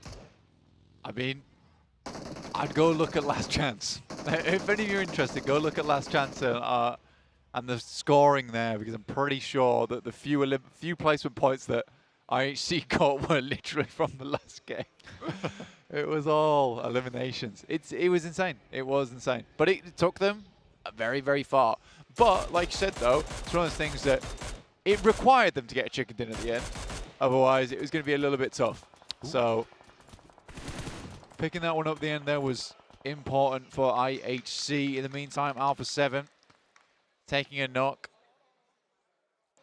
You know what? This team has been targeted by a lot of different squads, you know? They battle through thick and thin. And they're still 13 points ahead. Still 47 points. Yeah, it's great to see. Streaking out a little bit now are Alpha 7. IHC hot on their heels, though. Circle heads down towards that southeast side. Very much over towards Impala and Potapadiso. So likely a lot of teams looking to head over towards that coastal edge. Crio. Not quite able to take down the first, and not quite able to turn it on for the second. Remember, Titan able to get those 4 points earlier on against that hot drop for Loops. So Alpha 7 wanting a little bit of revenge for their countrymen. The 2 Brazilian teams have each other's back in this match, certainly. Sure, that will change very quickly if they come into conflict with one another. Alpha 7 trying to get out of here, but Mafioso's kind of isolated, and I think he's going to have to pull out a miracle here, Blank. Suki, first to pass the position, takes a lot of damage. The high ground is under control, but it is going to be the knock sent to Mafioso. Can there be an answering elimination? Can there be a flush coming through from Alpha 7? And given the early stage of things, there's potential for a res unless Titan just roll on in and get this flush, which will come on through. So no res available. Alpha 7 turn tail. Interesting that Titans are trying to make enemies of both Brazilian teams. I'm not sure how well this is going to work out. It's a bad idea. Yeah, see how this pans out, Con. It's a bold strategy. It truly, truly is. For Stalwart, still on 4 players, though, is what you want to see if you're a Stalwart fan. PCG Evos, I would say it's a good spot they're currently playing. It has a lot of rotational value as well. Currently on the crossroads over towards the eastern edge of Los Leones. With a lot of strong teams still in the mix, I think that realistically I should more than likely be focusing over towards Noxian and Red Force and maybe S2G at the moment. Just trying to keep that northern side under control for S2G. It's very difficult to make that approach if you get too far towards the buildings. Over in the center of things, you've got Major Pride still just to the south side between Impala and Puerto Paraiso. And again, it's their time to get that opportunity. They need to try and convert more, find 4MV. The first of it, certainly. And Yoru wants to try and turn around for a second. Doesn't quite have the backup on his exact position, but from the high ground and from far away as well. There's suppression onto this 4MV position. A nice hold out towards the south side, but opening the bidding, it's Doc to try and be the savior for his team. Tags the res as well. The smoke's right on top of them.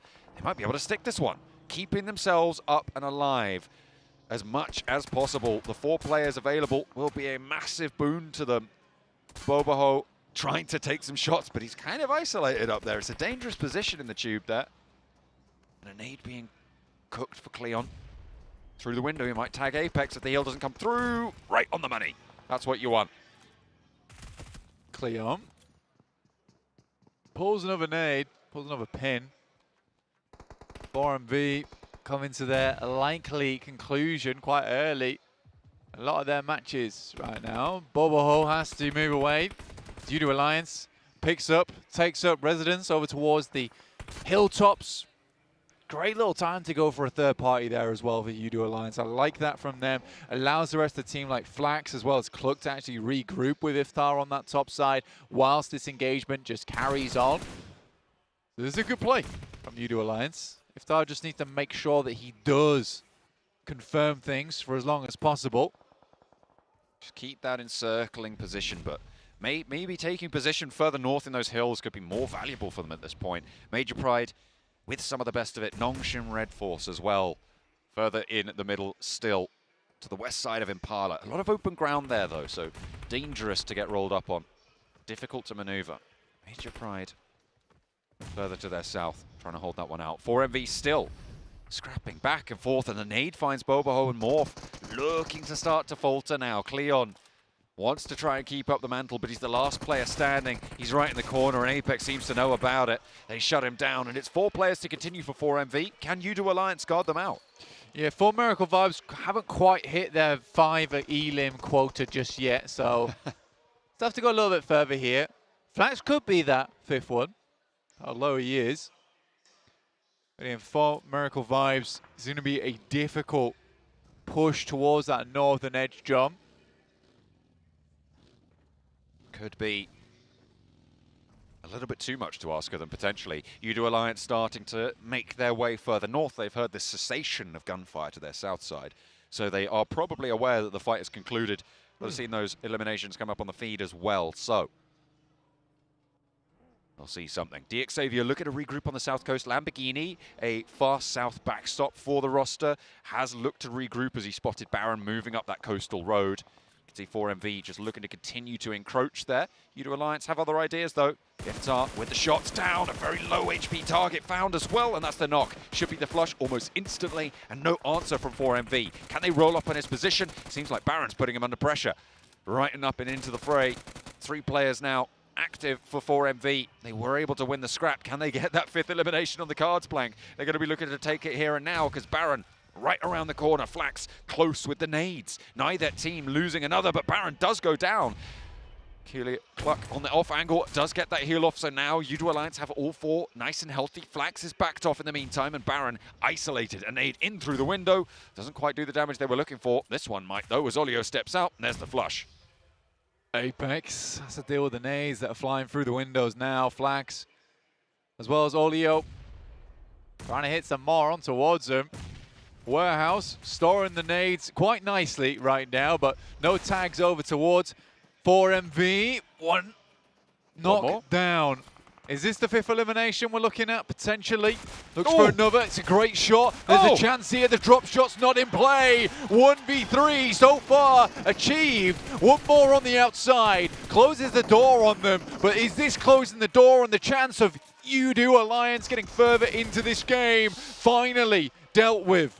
That south side just cleaned up something awful. DXavier can look to take a lot more control than maybe they were going to be able to before. That south move, that push comes through, and what a time to do it. To be able to take control of the aftermath of this fight between 4MV and Udo Alliance. It's only Iftar to try and get out of there. He's on half HP. He's going to go straight into the waiting arms of Major Pride if he isn't careful. It's a really tough spot, but now DXavier have to regroup further north after that control that they've been able to take. You know what? 4MV are nothing but consistent. I'll give him that. 6 eliminations. They broke the barrier. Yeah. Honestly, fair play. Every single game. It's almost impressive. I'm not going to lie. Major Pride, currently on the outstretch. But you're right, John. The wrap coming through from DXavier, trying to control as much of this south side as possible. It's a smart decision.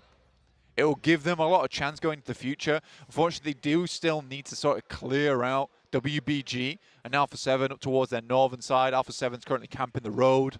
Cruel, I would say, over on that side. WBG holding the warehouses. Bit harder to assault. And Alpha 7's looking to do it. This is more than likely going to be one of those positions where you just hold, watch, observe. Do not do anything else. Don't move a muscle. It's a T-Rex lobby. Trying to keep the attention sent elsewhere. Try and divert that pressure if you can, but it's a tough time. Nongshim right in the middle. Holding on the area. Looking over on the north side, you've got FaZe and IHC, both looking to cross. IHC been blinding today on a hot streak, and it's what we wanted to see from them. Able to clutch so much out with their streaky performances from that last chance, from their group as well, with the final day, the final few games, in fact, for IHC being crucial from their group and coming through, as you highlighted earlier, from that last chance stage. It seems like every time IHC are about to be denied, they just find something, they dig a little deeper. And this Mongolian squad is certainly never to be counted out. Udo Alliance, Iftar, Okay. no HP, still getting it done though. Over towards DXavier, they'll be pretty annoyed about that one. Gets that first aid, gets that resupply on the crate as well. Paragin moving away, and Major Pride maybe actually looking to be the other side of this stopper. Tries to move on over, and Paragin in danger. In the meantime, Alpha 7 in a scrap with 628, and it's 1-for-1 on the trade. Alpha 7 have the better position for the res, but Senab is low. Sunan taken care of, though. A nice roll in coming through from Carrillo. 2 players down, and an aid to the back sees Revo very low on the knock, and now it's 2 players active for 628, sorry. is this? And there is another team rolling on in. It's Titan to try and back up their Chinese teammates, and Alpha 7 are just swept aside. An excellent opportunity for IHC, for Stalwart, for Nongshim Red Force to try and ladder up, as well as S2G. Damn, Alpha 7 hit with the Chinese pincer. That's kind of unfortunate for them. Your Titans on the side. But 628 certainly held their own. I'll give them that. That was very, very well done. This is one of the most cruel positions to find yourself in, though, because nades are absolutely deadly. Good attempt there from Xing. Into the trenches they go, and it seems like nobody's coming out from this one. Titan trying to keep their position here, but S2G have started to push in on the north side of this scrap. They want to try and chase for the top spots, but Shadow's picking up the points where he can. 1 player now remaining for 628. 1 player for Udo Alliance. Both of them looking to stake as far as they can, but one of them is in so much more trouble than the other. Can he find anything here? Hero wants to stand tall, has to hit the deck though for the time being and pop that first aid. Suki in the back lines for Titan to try and get that heal on, try and get that res onto Bamboo and keep them going. 6 eliminations for Titan so far, but they're being lit up and Hero is still going. Suki down, Suki flushed, and Shadow now with the challenge, has the chance, and Hero falls finally. Bamboo, the one to be able to take him down. Did not think the Hero would be felled by Bamboo. Not in a million years. Strong stuff is Bamboo. It's true. Certainly is. Stalwart, though, looking a little bit weaker than Bamboo this time around, unfortunately, as it is going to be IHC they've come into conflict with. Alex has been knocked in the meantime. Pasija E-Force, who, by the way, they've subbed out Redface, so both the twins are playing this time around. Zuxi and Luxi on Miramar. You'd love to see it. IHC continue their frag fest, though, picking Alex back up, but trading him down for Demo, who is on a forward position, so a tricky spot for them to be able to pick this one up. Nurzed close by for Stalwart, and is able to get that flush onto Demo. IHC playing as 3, but Stalwart on 2. Pasija Evos on the north face of it, trying to keep things together themselves. 4 players alive for their squad to try and stay in the running. Ziol low, but he wins the trade, and Nurzed falls. Stalwart, not many players left for them. Nurzed in a really tricky position now, unknocked and top down towards the south side. Likely not going to be able to get him back up again. What a circle though. Heads over towards the crags here. S2G on that northern side. Really feeling the look been here in Istanbul. Gonna have a little slice of it. Nongshim Red Force, they've been in this position for a while. On the south side, they've got a bit of open ground to their west, a bit of open ground to their south, which will help fend off Major Pride. But you can see how undulating this terrain is, Blank. It is not the easiest to cross, but you do have those ladders, those pepper pots, those solo steps forwards that you can start to encroach. But you have to take care of business closer to home if you want to be able to be given that opportunity. Lamborghini with the challenge from Naomi. That does take a lot of damage, and in the end it is that knock coming through from Nomi. Paragin up and into the monster truck, does go down, and it's a nade from Effect. Wow. A lot of team play coming through from Major Pride to try and open up on Miramar. Damn, rinsed by the nade. What a shot there coming through from Naomi. What a throw on it, in fact. The Major Pride corner's pretty happy about that one. I've spotted They're them. one fan. They're all, but there's more of them. They've gathered. Oh my lord. They've gathered under the banner. It's crazy. Goodness me. FaZe, plenty of support as well. One of their players is knocked though, and Mela, the man who makes mincemeat of anyone who steps towards him. Sometimes, this time, maybe not so lucky. Does go down, and they'll have to move further forwards because this roadside not going to be their friend, certainly as the blue zone crunches them towards it. Yeah, S2G in front. Pretty sure that was the tag there that came through. Nasty connection from Kelsey. Keeping everyone at bay towards that south side. Looking over towards the west here at FaZe at the moment. Vintoris keeps popping over, but they've got a really nice setup here to S2G, honestly. The only difficulty with the setup is the setup's outside the blue. That can be a problem. Yeah. I hate that that's how this game works, you know? You get a great spot. Oh, the circle's all the way over the other side. Gotta go, guys. Let's try again next time. Yeah. I do forget that I'm not playing TDM anymore. Yeah. Sometimes circles just don't go your way, but that is when you prove your worth in the lobby, in the grand finals. The world's best teams stepping up to the plate here. And you won't always get the circle. It's a life lesson, Blink. You won't always get the circle, but you got to make the most of it. Yeah, and then be the one. Got to be the hunter or the hunted. Let's just not do all our catchphrases all at once. Let's not.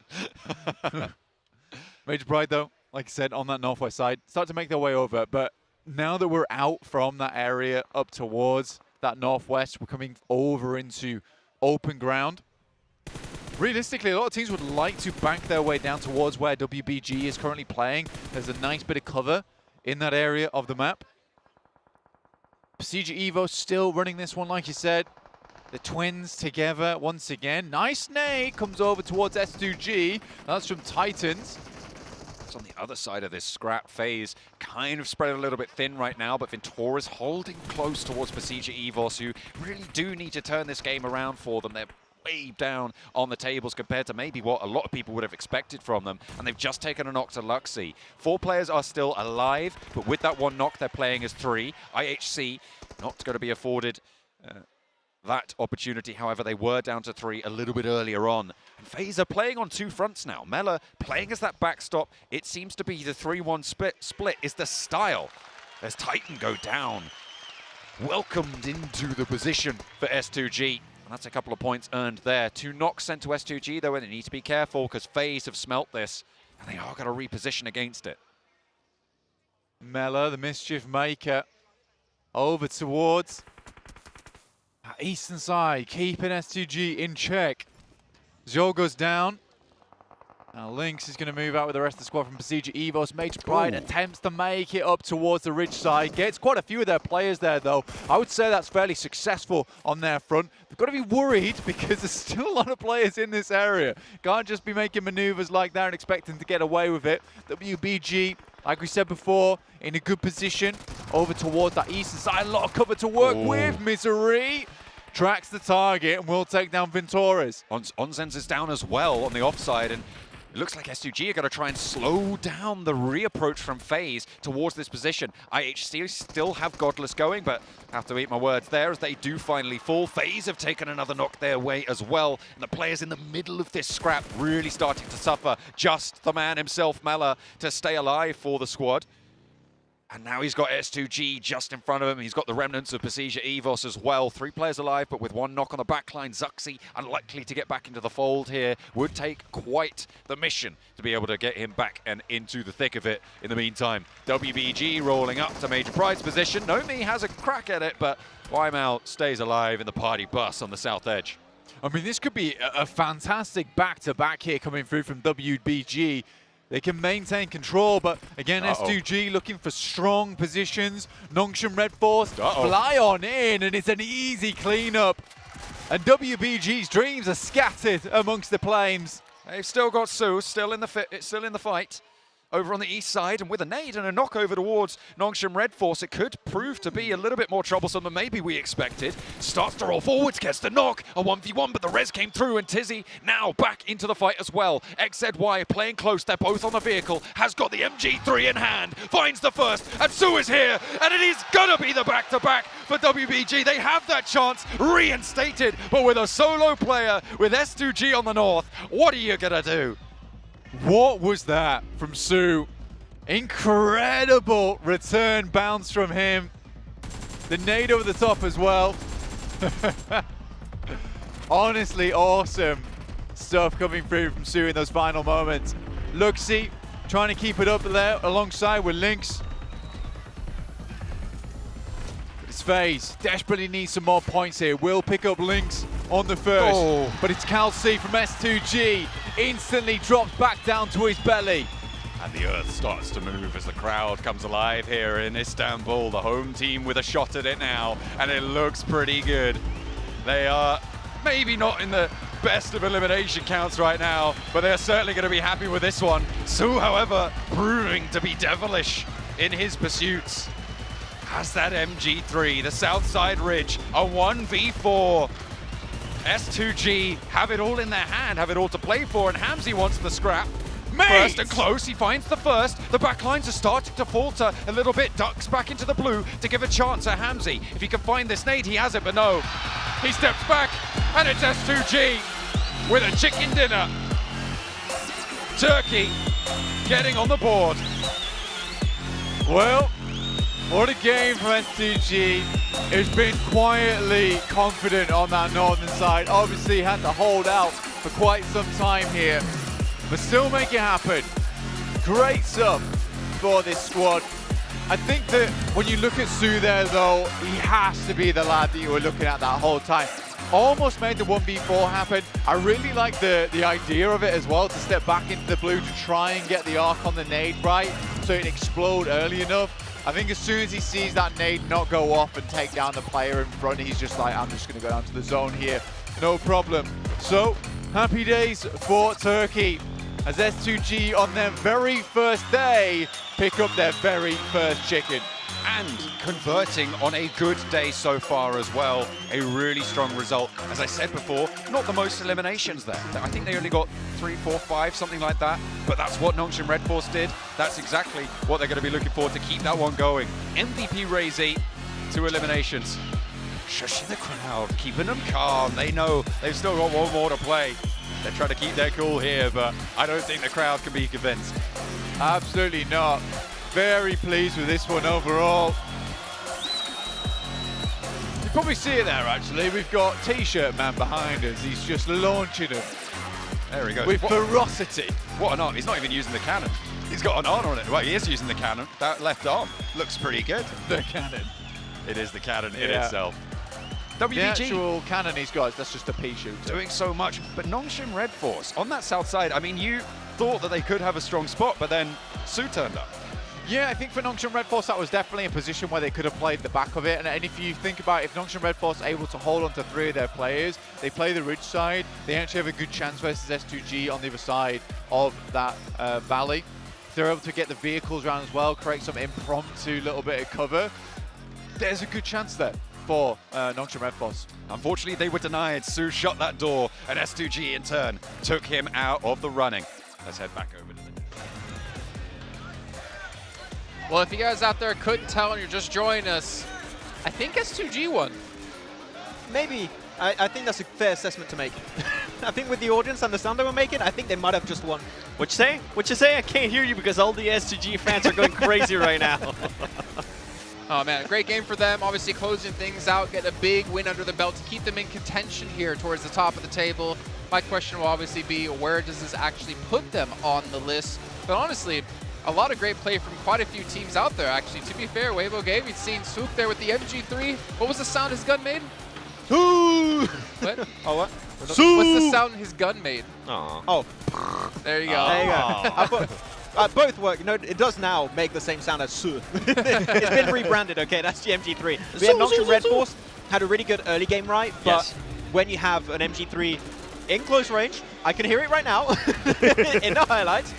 Chances are 7 you're not going to survive. So good game from Nungshan Red Force, but the MG3 in the hands of Su is just, it's too much to deal with. Yeah, Su was too much right there for him. By the way, for Weibo to even be able to survive, for Su to be able to even be put in that position, remember they were holding off the right compound, which is very hard to get out of. True. And they were still able to do it. They were able to time it perfectly, and Su being able to clutch it up there at the end. Yeah, and you can see here getting himself 14 points on the board with the 8 eliminations. What I'm really happy, especially with what they've done, is in that warehouse you mentioned, which is very hard for them to leave. They have very minimal information. They hear Major Pride taking the fight against Xavier. They see this as a great opportunity to leave that position that's secluded from the rest of the circle, and off the back of that, have a little bit of elevation, can get more intel, and can start taking the fights and get a second place. Very so patient. that timing to know that was the one opportunity to leave the warehouse was on point. Who's 16th place?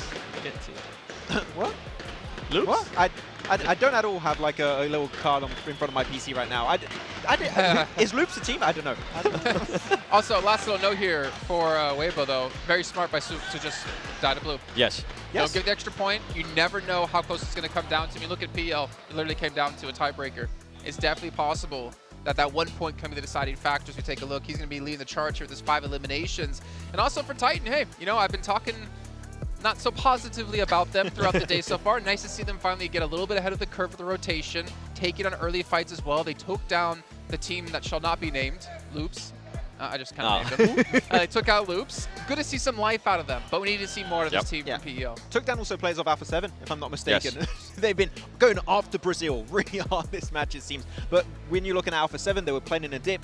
If you are Titan Esports Club, your main thought process is then a dip, super nadable, chuck it over their direction, you're going to get 3 eliminations in that fight. Yeah, there we go. Even though Alpha 7 didn't perform that well in this Miramar, they're still able to maintain that first place because of that lead point that they were able to create earlier. And now STG going up to that second place. And then Nongshim, even though they haven't been able to get a chicken dinner, actually they haven't been able to continue to be a little bit more consistent than what I expected them to be. They're currently being there within that top 3, and if this team, honestly, halfway through the day tomorrow, if they continue to be within that top 3, I think they can definitely be a first place team. I think they can be the champions. Yeah. It's a bold claim, but I think you're right. I think they could take themselves that win. Just the way they're being able to adapt, the way they're being able to make those decisions really, really fast, it's really impressive, and it's something that I feel like we're getting into a hype train, and maybe I thought it was a little bit too much, but we keep going back, and they're doing everything right. You converted me. You got me, 7. I'm on. Okay. I'm not. Oh. Keep going. Keep trying. Oh. Not yet. Keep going. No, not yet. Let him cook. He's cooking well. IHC, by the way, only team I believe that was in top 6 without a chicken dinner under their belt. Typical IHC style from what we've seen so far. At least they're continuing the pace. They're still keeping up there. I still want to see a little bit more out of them. Going back, though, to that fight with 628 up against Alpha 7, it's good to see, as we talked about, Titan being so prevalent in their macro play. Yes. Kind of realizing the fight was happening, realizing that some points they could take away from them, and obviously punish 628 as well. Yeah, I mean, you mentioned tiebreakers, right? It could be down to a tiebreaker, 1-2 point difference. So gathering as many points as you can when those opportunities come your way is so important. So you're seeing it from a lot of those squads, Alpha 7 in particular. It's really good to see that. And they know, okay, we're not going to win this game. Let's just try and gather a few extra points on board before we go out, because that can really go a long way in an only 3-day tournament. Yeah, and I'm glad with what you were talking about, Titan. For them to be able to kind of go for that third party at the right timing, that was good too. And for 628, for them to actually be able to defend that push there from Alpha 7 and at least be able to get some of those elimination points from Alpha 7, that was impressive to see as well, considering that even going back to the beginning of the match when Alpha 7 decided to just bail on Mafioso. Yes. That was interesting too. That's something that we usually don't see out of Alpha 7, especially out of the Brazilian teams, right? They're usually willing to take the fight. They're usually willing to stay the fight and also gatekeep, which is something we've been seeing some teams here do outside of the circle. They're kind of focusing more on the circle, and I feel like this is the new Alpha 7 that we're starting to see. Even though that wasn't a good match out of them, the changes that I'm seeing out of this team definitely champion caliber. I mean, I think it was Mafioso. He had no mini ammo left. Yep. He had no 5.56. He was left with the DBS, which he did get a knock onto him. But I think maybe it was because the circle, the zone was so far away from where they actually had to transition that gatekeeping was just not a possibility there. Yeah, just want to try and get as many points again as possible before that transition afterwards, because the circle, as you said, went so far south. You have to go uphill. Very similar to WBG, you have no information, so even if you win that fight, that transition is not going to work out. So just get as many points as possible, go out and just try and make it up for that in the next match. The thing is, before Alpha 7 would have just stayed there and be like, all right, we can take this fight. It's a completely different Alpha 7 this year. Playing chicken. Yeah, pretty much. Yeah. It was an ego thing for them before. Yeah, well, moving on ahead to another team, which you heard John mention, Prestigious actually taking out Redface, bringing in Zuxi back when Zuxi started off the day and Luxi wasn't in, so we have the twins back into the equation here. I'm actually really curious, what's the reasoning for them to constantly do these swaps? Because you look at all the other squads here, and they're not really making the substitutions because you kind of need to get those reps in. You need to get that experience in if you want to continue to grow and perform as a team. I think it's kind of map specific. I feel like we saw it on the first Wrangle, they did a change. We saw it on the first Miramar, they did a change. I feel like they have some players that have this skill set just adapted to a specific battleground. So if it's Sanog, Miramar, well, that even dates back to to BTR days, right? Where so like Microboy was one of the players would come out. I want to say like on Sandhawks they wouldn't play him, if I'm not mistaken. And then obviously we'd see Ryzen play heavily when it came to Miramar. Thinking of the Ryzen Bush back to PMGC in 2000. The Bush. 20 or 2000, I think it was 2020, 2019. 2021.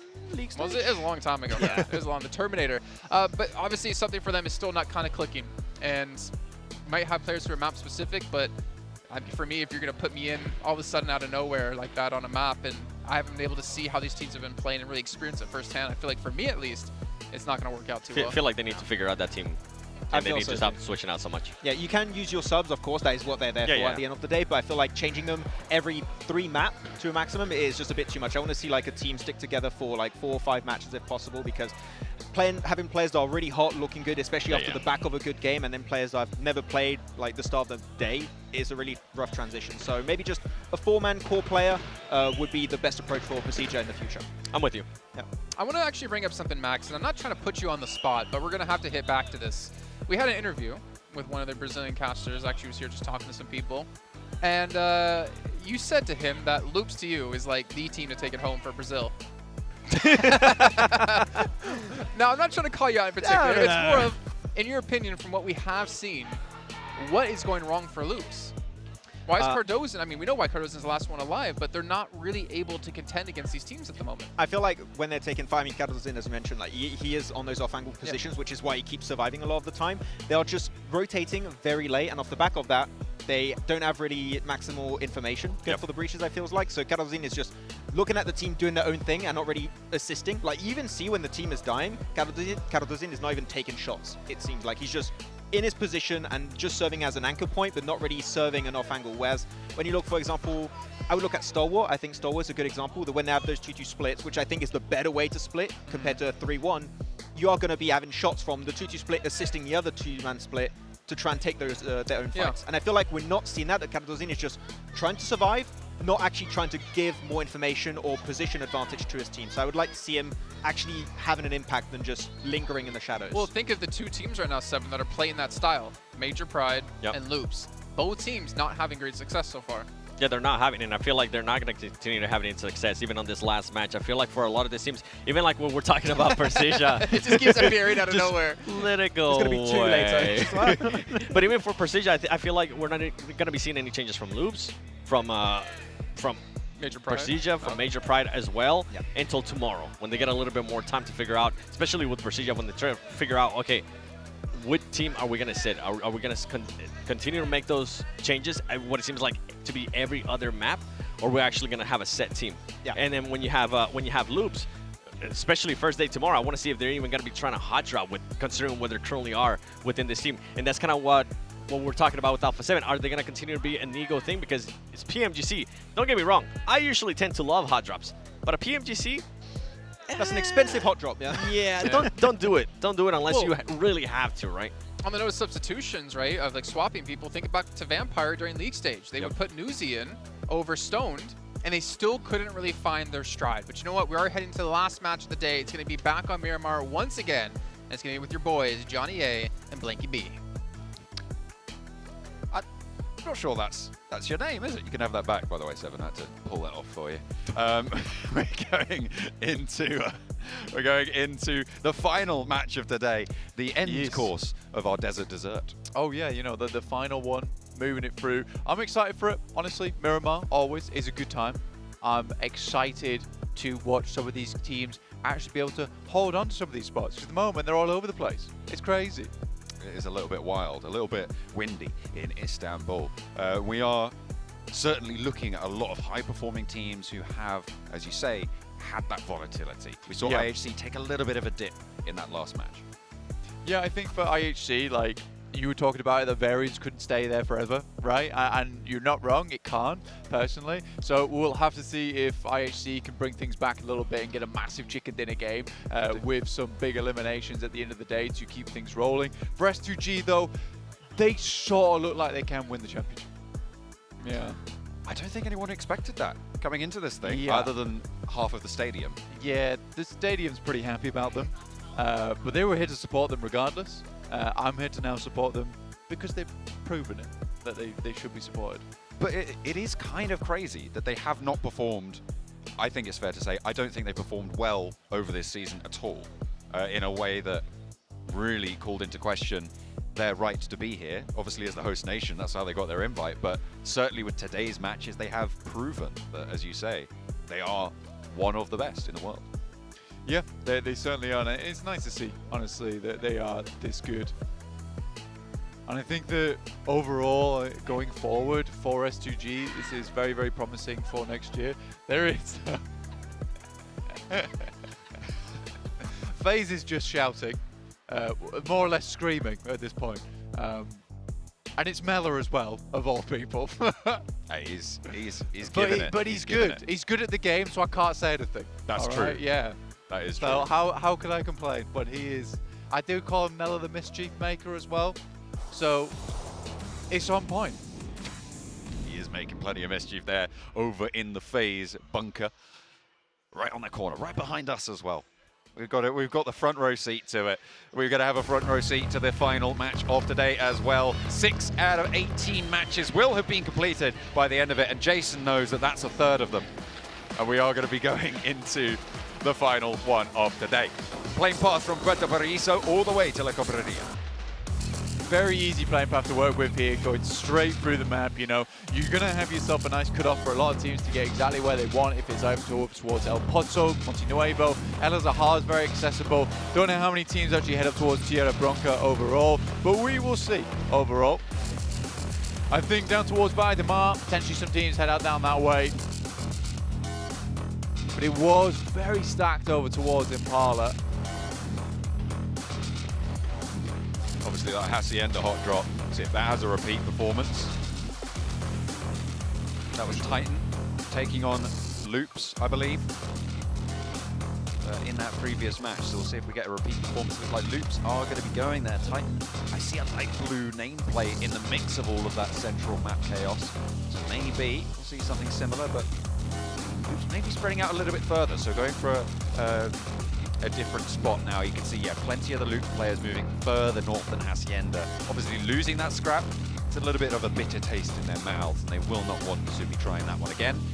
However, the circle does go up their way, all the way up to the north. It feels like we've been on a bit of a world tour here so far, Blank. In these maps, we've had Erangel north, south, middle. We've had now Miramar on the south side, down by Puerto Paraiso, and now up to the north. Yeah, man, it really has felt like we've been all over the place on every single map today, which is exactly what you want to see for PMGC, right? You want to be able to take the tour around the world, around at least our 3 maps, at least, and really explore them to their fullest. We're now looking at WBG, coming up against 4 Miracle Vibes. God, 4MV certainly found themselves in engagements very early on a lot of times, though. I wouldn't want to be in the longhouse with Sue myself. Baron might have an angle onto the crossing, but he's being suppressed off it. Look at this flank coming through. Wymouse there, and from the roof immediately, another player drops out of the wings, and it is first blood for Sue. I think the main thing that I'm thinking about right now is Titans versus Loops. Cardozin goes down first. He got Cardozed. What is happening here? It's the reversal. I don't like the fact that Cardozin's gone down first here. It's making me feel all kinds of funny. That is illegal, actually. Someone check the law, because I'm pretty sure it's just been broken. It's very serious. I thought you meant like the backstory. Oh, no, like LAW. The backstory of Cardozin. Well, they've broken that too. Oh, goodness me. Yeah, unacceptable behavior. That's not canon. To be honest with you, Loops is an interesting one to talk about so far, though, because I do feel like this is a team that should be doing much better than they currently are. And I know that right now, this does very much feel like a PMGC because the majority of teams are in that 20-point bracket, excluding Morph. right, at the end of the day. But I think that everyone's in line to jump up towards that first place, to jump up and take the throne. So it's nice to see, but I don't think that Loop should be in a 10th place at the moment. I think there should have been probably more coming through from this team so far. Ayala really hasn't stepped up the way that we saw him step up during a lot of our matches over in the league stage. Seems like IHC have stolen their variants, you know? That's what's happened. Yeah, for sure. 39 points is awesome, though, for IHC. For their play style. For their play style. And again, it's really cool to see a team like that that is just so focused on eliminations just show everyone that you don't necessarily have to pump the placement points all the time. You can do it a different way. And more than anything, if you are a heavy elimination-based team, technically you're just removing points from other teams that they can gather and making it a lot easier for yourself to stay towards that top side of the bracket. That is, I mean, a major earner, obviously. I mean, a lot of teams will sort of go somewhere near even, probably within about 20% total of their elimination points to placement points distribution. But you do have these outliers, and IHC certainly proving that that is up to the task. Alpha 7 took a little bit of an early exit from that last match, earlier than they would have liked, and had that gap closed between them and obviously S2G making a lot of headway up the tables. They are still very, very closely pursued, though, by pretty much everyone still, as we only 5 matches of points worth deep into this tournament. Plenty of ground left to cover. WBG, they're making their way up past Cruz del Valle, a little bit further north for them. Yeah, WBG looking for another good game here. Obviously, Sue really did bring them back up to speed. And I mean, for WBG, who was basically hanging out at the bottom of the tables earlier on today, looking very glum. A bit more smug with themselves, I'd say, right now. Especially with Sue really clutching things out, getting themselves a chicken dinner, 2 off the back of it. 37 points, 5th place. It's a fantastic jump up from them. They were right down at the bottom before the start of the last few games. This second half of the day has done wonders for their points total. In the second half, I'm not going to lie. They certainly did. They've had plenty of teams on the ropes this time around. Not least of which sit 2 places ahead of them and only 3 points. Nongshim Red Force at 1v3. The stuff a legend, Blank. Yeah, it's really nice to see. I think that, again, there's a lot of legacy right now in PMGC as well, with returning players that have made a name for themselves in the past, and Sue is certainly one of them. The 1v3 versus Nongshim Red Force that kind of felt meant to be at the end of the day. Xavier, though, a team that's fallen down towards 8th place. And I think that, yes, they're doing well for themselves, but there's very much a switch up in terms of speed, in terms of prowess between that. Our angle where Lamborghini helped his team get 12 eliminations total. So I do think that for Xavier, there's much more to be done here in this tournament that they haven't reached yet. Still something to stretch for, still something to see off on that horizon.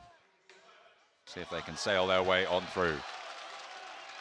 And you know S2G's just come on the screen because the crowd goes wild. Instantaneously, of course. And fair enough. They have been outperforming themselves of this last season. All of these players really starting to look a lot more cohesive than we've seen from them in a long, long time. Pretty much, I would say, since last PMGC. Yeah, it definitely feels like they've sort of reserved themselves for this event in Spring particular. season was very good for them, to be fair. Yeah, I think there was some issues within the team. I don't think they were like drama issues. I think they were more like actual gameplay broken issues. Bones. Oh, yes. Yeah. I believe it was, I think it was Silas, hurt his finger. Couldn't Something play. like that. Yeah. Was that might have been PMWI, I think that might have been. Maybe. I have to go back through my history books. But obviously that's very difficult to play with, right, at the end of the day. So I think respect to them for them trying to push through. And you can see here, now that he is up to full speed, like Silas is such an important member of the team, like such a integral squad mate, that it would be very bad to lose him at full strength. And I think that the rest of the team sort of rallies around him. up towards that northwest side at the moment. We've not really talked too much about a lot of the teams in position. There's just so much to talk about in general right now. Not too sure who's just walked in, but the whole crowd's turning his attention his way. I think he's an S2G fan as well. They're pretty happy with that one as they roll on down the hill.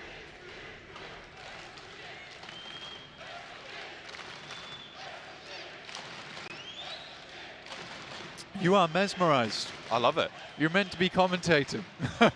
I'm supposed to be saying what I'm seeing. I'm seeing. You didn't say the crowd anything. rallying You behind looked deep into his eyes. I was letting That's the what crowd I have that. saw. I was letting it breathe, Blank. I don't know how much they can hear of The drums agree with me. What, about the two random men? Yeah, I don't know. I don't know what's going on. Anyway, That's let's take fine. a look back It's at okay. Don't need to know that. What have you done to me? Oh dear. Yeah. FaZe back and into the mix of it as they try and cross the open ground near Nongshim and near Titan as well, who have come off the back and taken down one of the Loops players. Tizzy, first to receive, and does so fairly strong. Does take a lot of damage, takes that lick back, gets the heal started. Sporter there to try and cover his flank and has to face off against Venturas as Mela looks to res Mormon here. Venturas opens the door to the longhouse, in through, looking for the trade. An aid to bank it off, and Sporter has the pump action. Ventura's taken low as XZY has moved in for the flank. Tizzy into the longhouse as well, and Wings takes up the mantle. Ventura is caught in the cross. Tizzy steps out as Wings goes down. A trade-off onto XZY, and FaZe are not going down without a fight, but Mela's now out of it. Mormon's the last to stand, has the backup of Onzins around the corner to try and play 2 versus 2 against the hold from Nongshim, and neither team looking too good in this one. Very much back and forth here between both these squads. Either side's taking punches and the bruises start to form. Sporter, though, feels a little bit stronger in this one. Onzins attempts to get in there, unfortunately gets sent back. Very sliver of HP. Sporter last to stand now. Onzins gets that heal off, gets that first aid. Now 2 players for FaZe to keep things together, right in the middle as well, close to Stalwart, who have obviously heard everything that's gone on here. Going for a third party, I don't think it would have been the right choice. I think they're right to hold their ground, but Titan right in the middle on their split. Can they have another stronger performance that they were able to get a little bit of earlier today? They had that taste, but it was snatched away from them. This time around, they want the whole meal. In this central location, they've got that opportunity.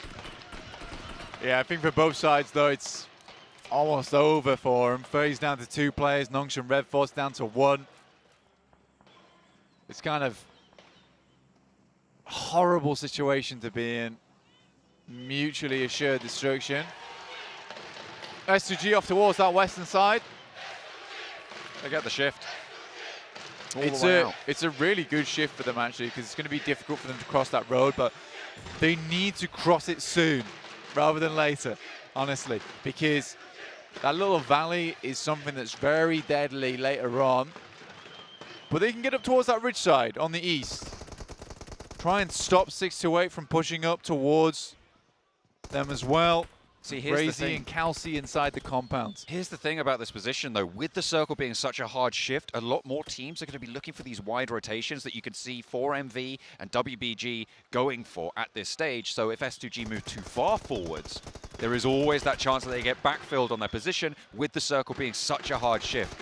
So they'll have to try and figure out what else they can go for. Sporter, in the meantime, with a pump action through the longhouse, trying to hold it down for Nongshim to try and keep consistency, stay in the top 3 at the end of the day, because IHC will give no quarter. Sporter for 1. Shouts pull, gets the second to peek on out, but Onzins only gets half his HP bar. 3 shots in the chamber, and it's Nongshim to keep it together. FaZe are gonna go down right in the middle of the tables. It looked like maybe they had something, but it was snuffed out quickly. Out screaming less in mischief and more in pain there towards the end of the phase. Sadly for them, they'll go out. 9th place. Again, I would say for FaZe that they were able to turn things round, right? Even in this 6th match. They get themselves 3 eliminations, takes them with the 30 points total, right? It's not bad. They were really down in the dumps at the start of the day. And I think this is not a bad position to finish things off, giving themselves a chance into tomorrow. For Miracle Vibes, take a massive beating from Alpha 7. Lose one player out the back of the vehicle, easily finished off as well. And Stalwart over on some of the highest ground around. Certainly has plenty of sightlines available to overlook onto that water treatment position. It's so dangerous to move into water treatment when there's a team up on this high ground hill.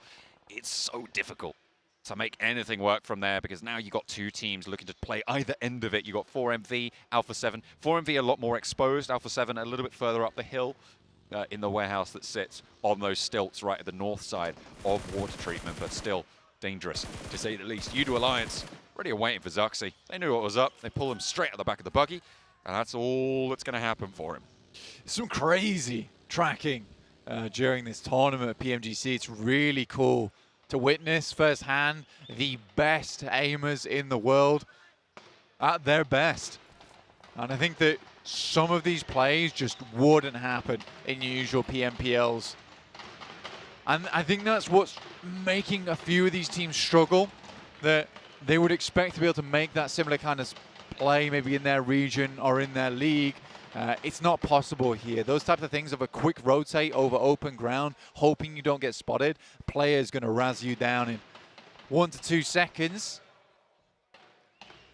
Hamzy and Silas on the northern front right now, trying to hold off against WBG. And it looks like WBG more preoccupied with getting the compound out to their east, and I think rightly so. DX Xavier might want to challenge, but they have got Stalwart looking their way in the meantime across of it. And Major Pride have managed to sneak on through as well to be in these foothills. Dino looking to move on up. Chua is already down here. Might just be an easy flush, an easy pickup for Major Pride to add a point to their totals. Much needed, certainly. Towards the bottom of the end of today. IHC have taken a knock, and Godless is the second to fall. Ziol looking to move into position because Demo's already down. They want to try and keep all three players alive, but Godless just gets flushed away, and that's only 2 now for IHC. This is great news for S2G, who are looking to fend off against the teams chasing behind them on the points totals. Yeah, and I mean for S2G overall, leave themselves with that gap of Alpha 7 having 3 players. There's an entrance now been made for him. Push on forward, push on through. The hard times of this year to conclude with trophy in hand. It's only the first day, but I'm making a good case for it. Have to finish on first place though. Nongshan Red Force, 3 eliminations are going out now. There was such a good chance for South Korea to get a strong finish at the end of the day here, and does feel like Miramar is just not their map. Maybe we'll have to expect a little bit more from them on the other maps tomorrow, as we're going to have to wait to see them again. 2 teams now have their day brought to an end. 4MV seem to be pretty close to that mark, and IHC similarly suffering now, as Miramar not being kind to them either. U2 Alliance, they were able to get some pretty sick tracking shots, and it looks like Olio just dips back, playing whack-a-mole with him. He is the mole, but he's digging straight on through the totals. Excellent stuff to come on through. IHC have fallen. U2 Alliance try and sweep through this eastern side. Yeah, U2 Alliance not looking to form an alliance with anyone at this point in time. They have really stayed off the radar of a lot of these teams, I guess, other than Titans so far. Morph taking a big amount of damage there. 4 points, again, down to 2 players. It's a real unfortunate day for Morph. And Prestige Evos, to be honest with you as well, both Indonesian squads really not finding the success that they wanted. And it's almost, I don't want to say amusing, but you got your 2 Chinese teams down at the bottom there in 12th and 13th place, and then Indonesian squads in 14th and 16th. Is this where Turkey's going to be next year? Oh. Bro. You got your legacy winners. Not if we can help it. Our home ground, our home turf in the UK. You know, we'll show them that support, I'm sure. If they make it, though. No. Maybe not. I guess not. Horrid folks in the UK. That is true. Yeah, we're awful people. Don't know why we're going there. It's rubbish. Of course we've got some good folks. I've got at least 2. At least 2. Got you. Got Kale. Kale's nice. Yeah, he's pretty nice. Max is half English. Max is saying no. Sort of. Max is a little bit British. He's saying no, he's refusing his heritage. That's fair enough. Get his passport! So oh dear. No, he's repping the French, of course. Either way, the leaderboards can change, and regardless of everything, like they have put points up so far. Of Procedure, 628, Titans. Ooh. It's a nice nade from Udo Alliance. Oh, and a second. It's a nice nade, Udo Alliance. They take 2. Not quite the price of 1, but still, it's a deal and a half to take the start against Titan, who were already down Shadow. Now, it's just 97. And that is not going to last long. Udo Alliance handily take care of Titan over on the east flank. They've been sweeping this area for a long, long time, with Morph playing on as 2, and honestly, a very unthreatening presence in this current lobby. From the east side, Udo Alliance have a pretty decent line end to this one. I will say one thing to you, John, is that what are you going to say? There is a big difference between these matches and League Stage and PMPLs in the fact that a lot of these teams are willing to take fights. And it's the change that Max keeps mentioning is that teams are willing to take center, which means they're willing to take fights to fight over that central position, which is why a lot of times we're seeing, come Stage 5, we're already down to like 35 players. Apex though, making that less players. Apex was a 1v3 opportunity there, got the flush as well. Sunan low, trying to crawl back behind, bleeding out pretty quickly there. 33Z trying to put the nades behind, and a long crawl for Sunan results in a potential pickup here. But if Apex can land the nade, it's right on top of 2 of them. Has the DBS, plays up to the corner, but it's Nerzed to look for the shot, and Sunan gets flushed away. Now 33Z in a 1v1 opportunity around the dump truck as Apex steps up to behind it, but Nerzed from Stalwart still a factor in this scrap. 4MV may have just been thrown a lifeline here to keep things together, and there it is. Apex holds his nerve in water treatment. They've been scrapping for so long around this south area, and Stalwart from the high ground able to prompt it into a finale. Let's be honest, man, they've not hit their quota in this game, so, you know, back to work for you, 4MV. That's true. Five limbs, please. Loops, start things off well versus Major Pride. Effect, who has honestly been very good during this PMGC, attempts to get some shots off, but they are embroiled in combat versus DXavier. They're busy. So, a difficult scenario for them to be in. Certainly the team from Vietnam giving them a run for their points towards the bottom of the table. Each one is precious. Major Pride on the north side. Next circle just about to come through. S2G still holding out WBG on the north side of their area. We'll see where the shift goes. Stalwart have been maintaining a lot of control on the south side. We spoke about the high ground before. They've extended action up towards the north. And Loop's got a decent chunk of this one. If the fight to the north concludes in a lot of casualties, there's a lot less threat from that area. I'm looking at the approach from the west, though, and thinking, whichever team comes out on top of that, it's going to be a danger to them. Yeah, I think if you're Stalwart, I think they did the right thing, right? Is they took the high ground, they used that high ground to position players further forward whilst having the cover available for them. So that's smart, gives them the ridge. Realistically, they should have heard Udo Alliance. I imagine that Udo Alliance has taken shots towards Stalwart this entire game, so likely they're just looking to finish off those teams on the eastern side and deal with the rest later. Effect goes down to Ayala, now just Dino, alongside with Naomi underneath. It's not really the best of spots for Dino. Lamborghini can't quite peek out because of Naomi's position, but he's going to be pushed in. DXavier going to have to leave. Parachin steps out, gets a little bit too bold there. Not going to be able to find the shots he's looking for, but knows the siding now on the door frame. Falls away from it, though. Gives Dino the chance to cross back over to hold more face. Dino may be able to get a shoulder in through the door, but not much more than that. Certainly doesn't want to take that chance. Not just yet. With only 2 players alive for Major Pride, they want to close their day out a little bit better than this. As Udo Alliance fall, they look pretty solid on the east side, but they are denied entry. The access cut off by top. Yeah, I assumed that would happen from Stalwart. It's very, very decent of them, and I'm glad that it panned out that way. Alpha 7 losing more and more players down on their side. One gets knocked. That's the fight in between Major Pride and DXavier of S2G. And a little bit of spice to the mix over on that side of things. looking to keep their chase up, with Stalwart picking up quite a few eliminations so far. Blank, though, they are looking good to try and resurge towards the top of the tables. This is a replay of that 1 versus 3 situation, aided by Nerzed from Stalwart himself, up on the high ground as well. The final nade coming on through. A really solid result for Apex to be able to pick that one up. They'll be certainly happy to see that one come through. And Apex is still going. He's still trucking on the south. Yeah, honestly, like I said, it's not reached his quota yet. And we had a contract. We had a contract, you know? They matchly 5 eliminations. I'm not happy until we've reached it. So we'll see what Bob Miracle Vibes can get done here. Morph, though, on the other hand, over towards the eastern side on the ridge. Tempting to move through. Leon, though, takes a big hit. MV only getting those 2 eliminations so far, so they're going to need to step up a little bit more. Action is down for Stalwart. 12 elims, though. Goodness me. Yeah, that's what I've been saying. They've climbed up. You can see them in 2nd place right now with those elimination points.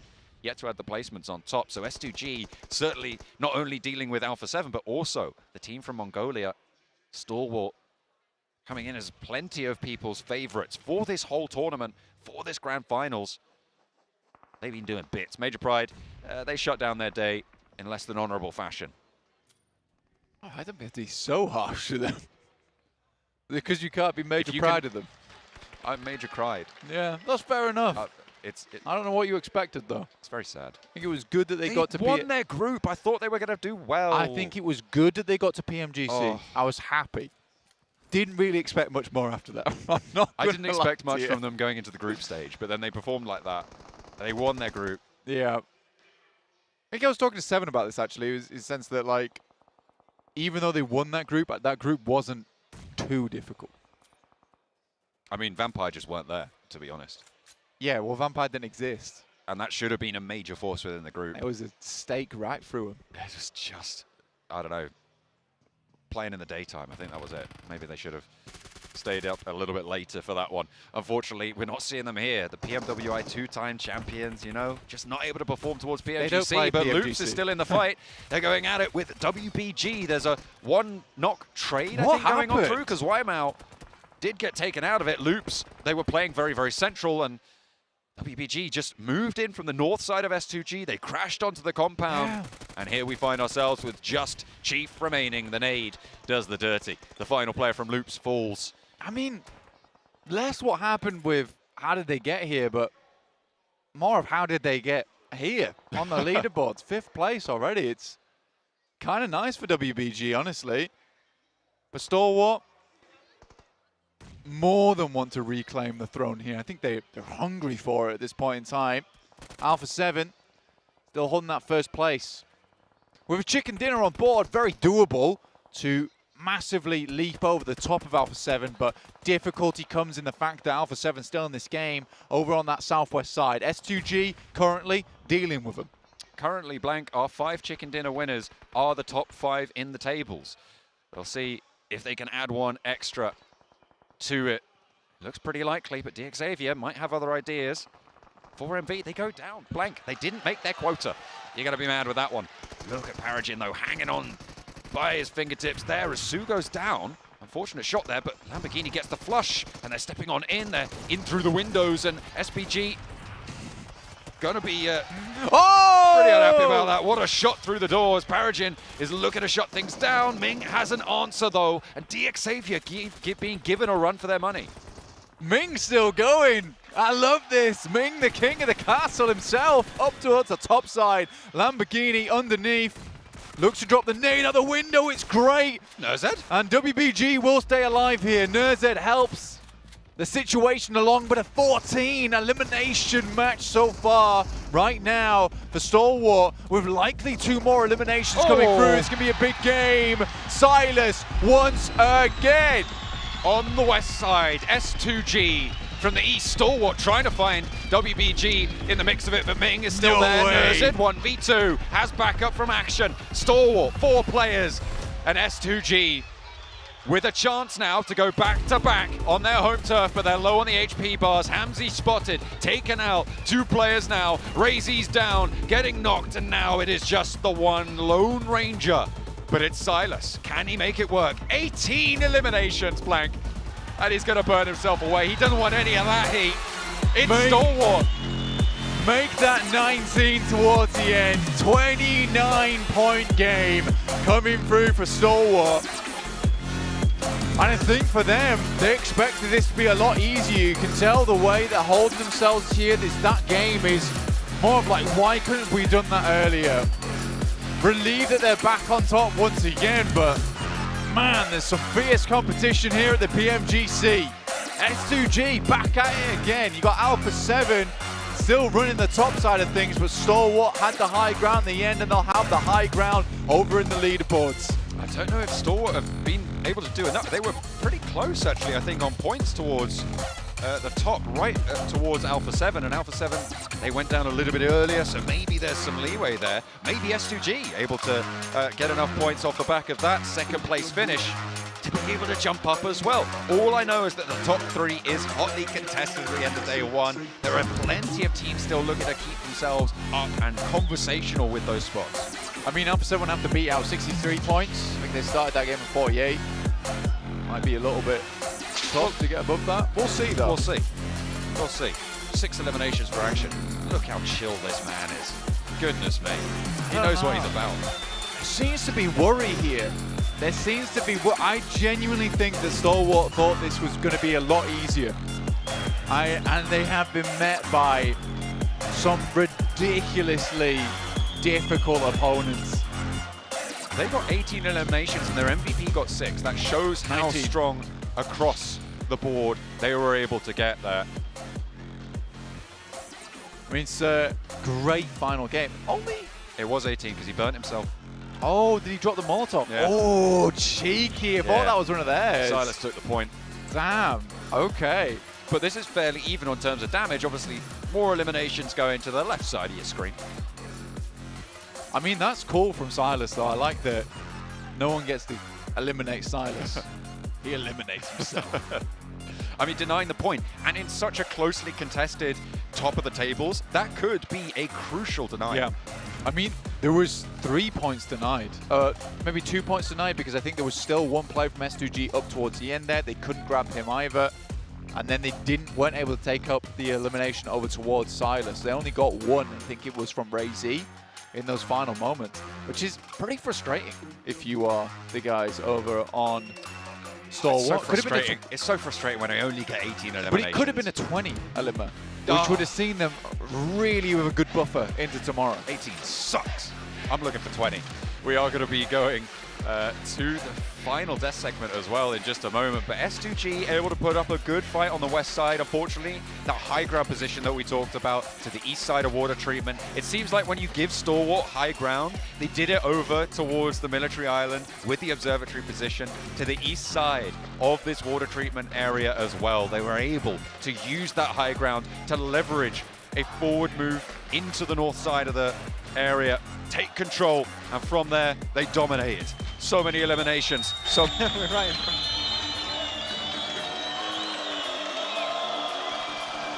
Well, I don't really need to speak too much here, as you can hear the crowd doing all the talking for me. S2G, they don't take the victory, they take themselves to second place, but set themselves up nicely to defend that trophy in the next 2 days to play. But we really have to talk about Stalwart Esports, Max Man's favorite team. Oh yes, I'm jumping in, Jason. No, but we were talking about it just before, right, Seven, about how Stalwart is just such a proficient team when it comes to reaching the late game. When they have 3-4 players alive, they're going to exude so much control. They're going to be gatekeeping every single step of the way. If you were a team that unfortunately went into water treatment, you're not going to make it out. Right, so and they just more eliminations. They could have got almost 20 eliminations if they got the last 2 elims on S2G, but if they get to the late game, they're just going to win it. Yeah, and this is perfect with what we've been talking about for the whole day, right? Especially for Stalwart, if they're able to control a certain area, they're going to be taking full advantage of it. Even earlier on, when they were in water treatment, east of water treatment, they were already starting to control that area. They were already looking out of where the other teams were going to be rotating to and making sure that whenever the circle shifted, they were going to position themselves to take those fights and win those fights as well. So overall, if Stalwart Esports, if I'm a team and I see them being able to get a good position, I'm going to be a little bit scared because of this right here. 28 points. Man, the fact that they sent Nozed to clear Deke Xavier versus WBG and they keep 2 players on the hilltop, you do not see any team do that. Like, it is such an overly aggressive play, but Nozed has just been able to survive fight after fight, and they're just assisting him from that ridge on the back line, so he has some semblance of safety off the back of that. And no one does that, but it's Stalwart, so they're going to pull it off. As we're looking at the stats here, 2nd place, Weibo. I mean, for them to be able to now perform 3 good matches in a row, that's great momentum for the team, considering that at one point they were in last place sitting with 3 points, I think it was, before they got that chicken dinner. For them to be able to continue on this is going to be great and setting them up nicely for tomorrow as well. Yeah, 28 points. Weibo as well able to step up. The only team really from PEL that's been able to do so far in this event. And we can see top 4 fraggers, of course, it's going to be Stalwart. Obviously, when it comes to that last match, I mean, no other team came close. But to be honest, we saw yet again some great individual moments of greatness. You talk about Nozed, obviously. We have to talk about Apex from For Miracle Vibes, because he's done this multiple matches in a row now where he held off 6-2-8 in a 1v3 and was able to pull that off through. If you hear DBS, just run. Or nades. Also, the ping coming out from Apex is able to keep it alive. I feel like For Miracle Vibe, that is one thing we can see them work around, similar to loops with Karatos in. Not just let a solo player do all the work for you, try and play as a squad, just like a Stalwart, and it might work out. all right. Calm down before we end up cursing them. Are you saying you're on the Stalwart train now? Nope. I am not. Okay, I've said it. Legally, I am not binded to this. While we're talking about trains, can you please get off the Nongshim train? Because ever since you got on the Nongshim train, no, they 7. start... No, I'm not. I'm still on that train. We'll see. Man, Max, man, is using that curse to his advantage here. But obviously, you know, Stalwart, they have been so close so many times in the past. And not able to take the trophy. We've seen them. We have obviously IHC coming in from Mongolia as well. It's great to see the power that Mongolia has as a region. And they do indeed take the lead away from Alpha 7 at the very last match here. But you can see it's not too big of a gap between them. And you have S2G in 3rd place with 52. Well, seems like our prediction here, 7, of Brazil or Stalwart is actually looking pretty relevant. It is looking relevant. More than I thought, yeah. I'm actually happy that Alpha 7 is currently not in 1st place. I feel like this is a team that we're seeing in the past where they get 1st place, they get a little bit too comfortable, and then they end up losing that 1st place. I kind of don't want them to be 1st place for quite some time as well, but it's good, the performance that we've been seeing out of them. Towards the end of the day, Miramar especially, with some Mafioso getting eliminated early on every single time. Hopefully they're going to be able to adjust that after they get some time here after this match, right, coming into tomorrow. And then for S2G, out of all the surprises that we got in today, out of all the crazy stuff that we've seen today, S2G being in the top 3 for me has been the biggest surprise. Yeah, I feel like S2G here clearly have improved so much throughout the entirety of the year. Spring season, let's forget about it. We've got to remember the fall season where they start to pop. What? There's a spring season? I don't know there was one. Nah, definitely not. But they've been able to improve significantly, and I feel like I don't know if you'd agree on this one, 7. You could compare them to Nongsham Red Force in the sense that they are very good at understanding what fights they need to take and how they rotate. I feel like that Irango in particular, where they didn't get the win, they were able to linger in the long term of that match. They just took the fights to make sense, and that is just such a major threat in this type of lobby. And we are starting to see that more and more out of them, so I do enjoy that. And by the way, for them to be able to currently be performing, Silas being in the MVP, 2 average elims, like, this is what we want to see out of this teams. And you were saying Silas has a land buff? Yeah, he has the land buff right now. He's popping off. I almost want to know his stats when he's the last player alive for his team, because there was 2 matches in particular where he was the last person left alive. He was still picking up eliminations. He was still getting them extra points when it came to placements. He's really been a solid anchor for the team so far. Yeah, he has been clearly the standout player of the team throughout today. I mean, clearly he's MVP, so duh. But I want to see Kalsi in particular. He's my favorite player from Türkiye, and I want to see him being set up in such a way. But they played good today. Yep. You're going to have some VODs available now compared to the scrims. You're going to have actual real games anchored in reality that these teams can go back, look upon. You're going to see your Sandhogs, your Orangles, your Miramars, and enter even stronger, hopefully, in tomorrow's matches. Yeah, the real PMGC for me begins tomorrow. Yes. Because it's about the prep work you do tonight for the next day of matches. It's about the review. It's about the VODs. It's about figuring out what to do with your team. And obviously, you just played 6 matches back-to-back. Your day's not done. It's not even close to done. You really have to prepare for what's coming tomorrow. And the thing is, every team in that lobby is coming for you tomorrow. And they're going to know how you've been avoiding some fights and obviously realizing when you can and cannot take those fights. But I'm expecting some teams like FaZe to come back almost a completely different team. If they don't, then I'm going to write them off throughout the rest of the event. I don't think day 3 they can come back whatsoever because FaZe has not been able to replicate that performance.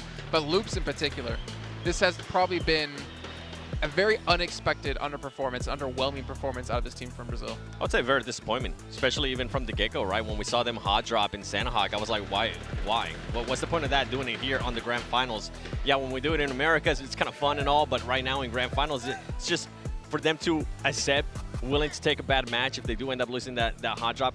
I don't like seeing that, but not only FaZe Clan, right? We're going to have some of the other teams, Euro Alliance, 6-8 as well. I was expecting this team to be a lot better. I'm hoping that after they do that VOD review, after everything gets done, maybe we'll see a different 6-8, the one that I actually expected to be here, and at least expected it to be within the top 7. I think the one thing we've definitely witnessed today is the teams that tend to rotate slow, that works in their region, is not working now anymore. Like, you need to speed up the process. I'm especially looking at IHC, this match. I know we keep jumping on the IHC train of, like, they need to get more placement points. Eliminations are good. On this game, they dropped El Azahar, northeast circle. It was literally about 50% of the circle free to take. They could have moved anytime they wanted into a phase 2, have one of the best positions, technically speaking. They could have been in Morph's spot and actually got maybe a top 5 position. A win, I don't think that's quite feasible, but at least a top 5. So I just need to see teams like IHC, FaZe, etc. just speed up the whole process, because they can fight against these top teams. They can win engages if you are in strong position, though, which we're not seeing. With IHC, we talk about placement points over and over again. I think they ended up that day, if I'm not mistaken, with just 8 placement points after 6 matches. That's not what you want to see. Yeah, being able to get those eliminations. Yeah, one of the lowest one. That's just not going to be enough, especially with what some of the other teams are doing. We see Noncham now. You mentioned too, SGG kind of playing a little bit more like Noncham. We need to see more in regards to placement points. You know, I was actually, when you're talking about 6-8, in my head, I'm for some reason thinking, you know, 6-8, they go back to the locker room after, you know, the day, and they're just like, oh, this is a tough day. And Paraboy walks in with a belt, like, Paraboy, I mean, you guys can't see it on camera. He's right down there commentating for the Chinese broadcast as well. But obviously a lot of work to be done out of all these teams, but I'm pretty pleasantly happy with what we got out of the first day of play overall. Some high level, the most high level play we've ever had so far. We're going to head on to the back stage. to the main stage, where myself and Khan are joined by Silas from S2G. What an incredible day for you guys. I have to ask first and foremost, how does it feel to be performing right here in front of this crowd and getting this kind of response from the audience? Her şeyden önce sormalıyım. Kendi seyircinizin önünde, kendi salonunuzda oynamak nasıl bir duygu? Cidden inanılmaz bir duygu. Desteklerini hiç eksik etmediler. Hepsine çok teşekkür ediyorum. Şampiyonluğu alacağız inşallah. It's just an incredible feeling. Our fans make us proud, and we want to make them proud. Well, I'm sure you've definitely done that so far. Obviously, there's more work to be done.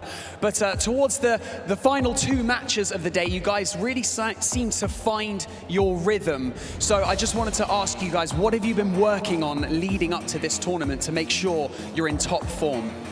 Son 2 maçta ritminizi bulduğunuz gibi, daha yani gün boyunca daha iyiye gittiniz gibi. Neler çalıştınız, özellikle son 2 maça gelene kadar neler gelişti takım içinde? Yani bugün 70 puanı geçebilirdik. Daha iyi olabilirdi yani. Fazla bir şey yapmadık. Normal oyunumuzu oynadık. Biraz şanssızlık oldu aslında ilk maçta. Yani hep iyiyiz biz aslında. Şanssızlık olmasa daha iyi olacak. Actually, we could have gotten 70 points. We didn't do anything different, but we were a little bit lucky in the first games. We are always good. Just luck made us gain a little bit less points in the beginning. Okay, well, you know, we've got to touch back on the fact that we're here right now in Istanbul. Do you feel more pressure coming into this tournament, performing in front of your home country and, of course, as reigning champions as well? Siz sonuçta son şampiyonsunuz ama burada İstanbul'da oynamak keyifli dedin belki, ama acaba ekstra bir baskı yapıyor mu? Sonuçta son şampiyonsunuz, evinizdesiniz, yine üzerinizden çok beklenti var. Evet, biraz baskı var ama bunun üstesinden bugünkü oyunumuzu göstererek kanıtladığımızı düşünüyorum. Yani üstesinden geldiğimizi düşünüyorum. Yarın da inşallah daha iyi olacak tekrar verdiğimizde. Bu kadar. Yes. Yes, of course there is additional pressure, but I think we've shown that with our play today we can overcome this pressure and use this fuel for the next days. Well, it's definitely working so far. Listen to the crowd screaming your name. That's got to feel absolutely amazing. Silas, thank you so much for joining us here on the main stage, and best of luck in the remaining days in this competition. Teşekkür ederim. Ben de teşekkür ederim. He says thank you. Thank you so much to both of you.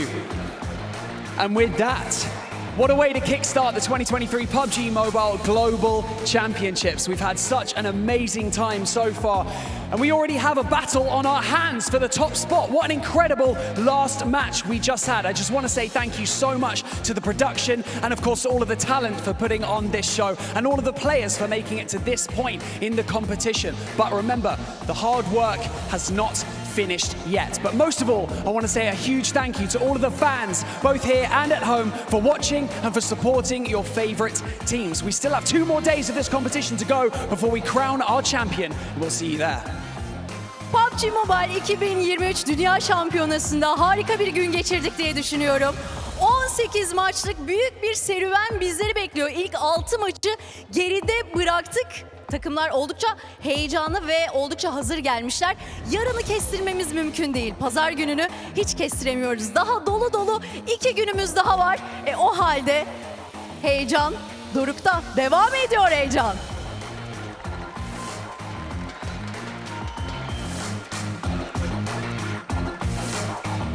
Göz gözü görmüyor.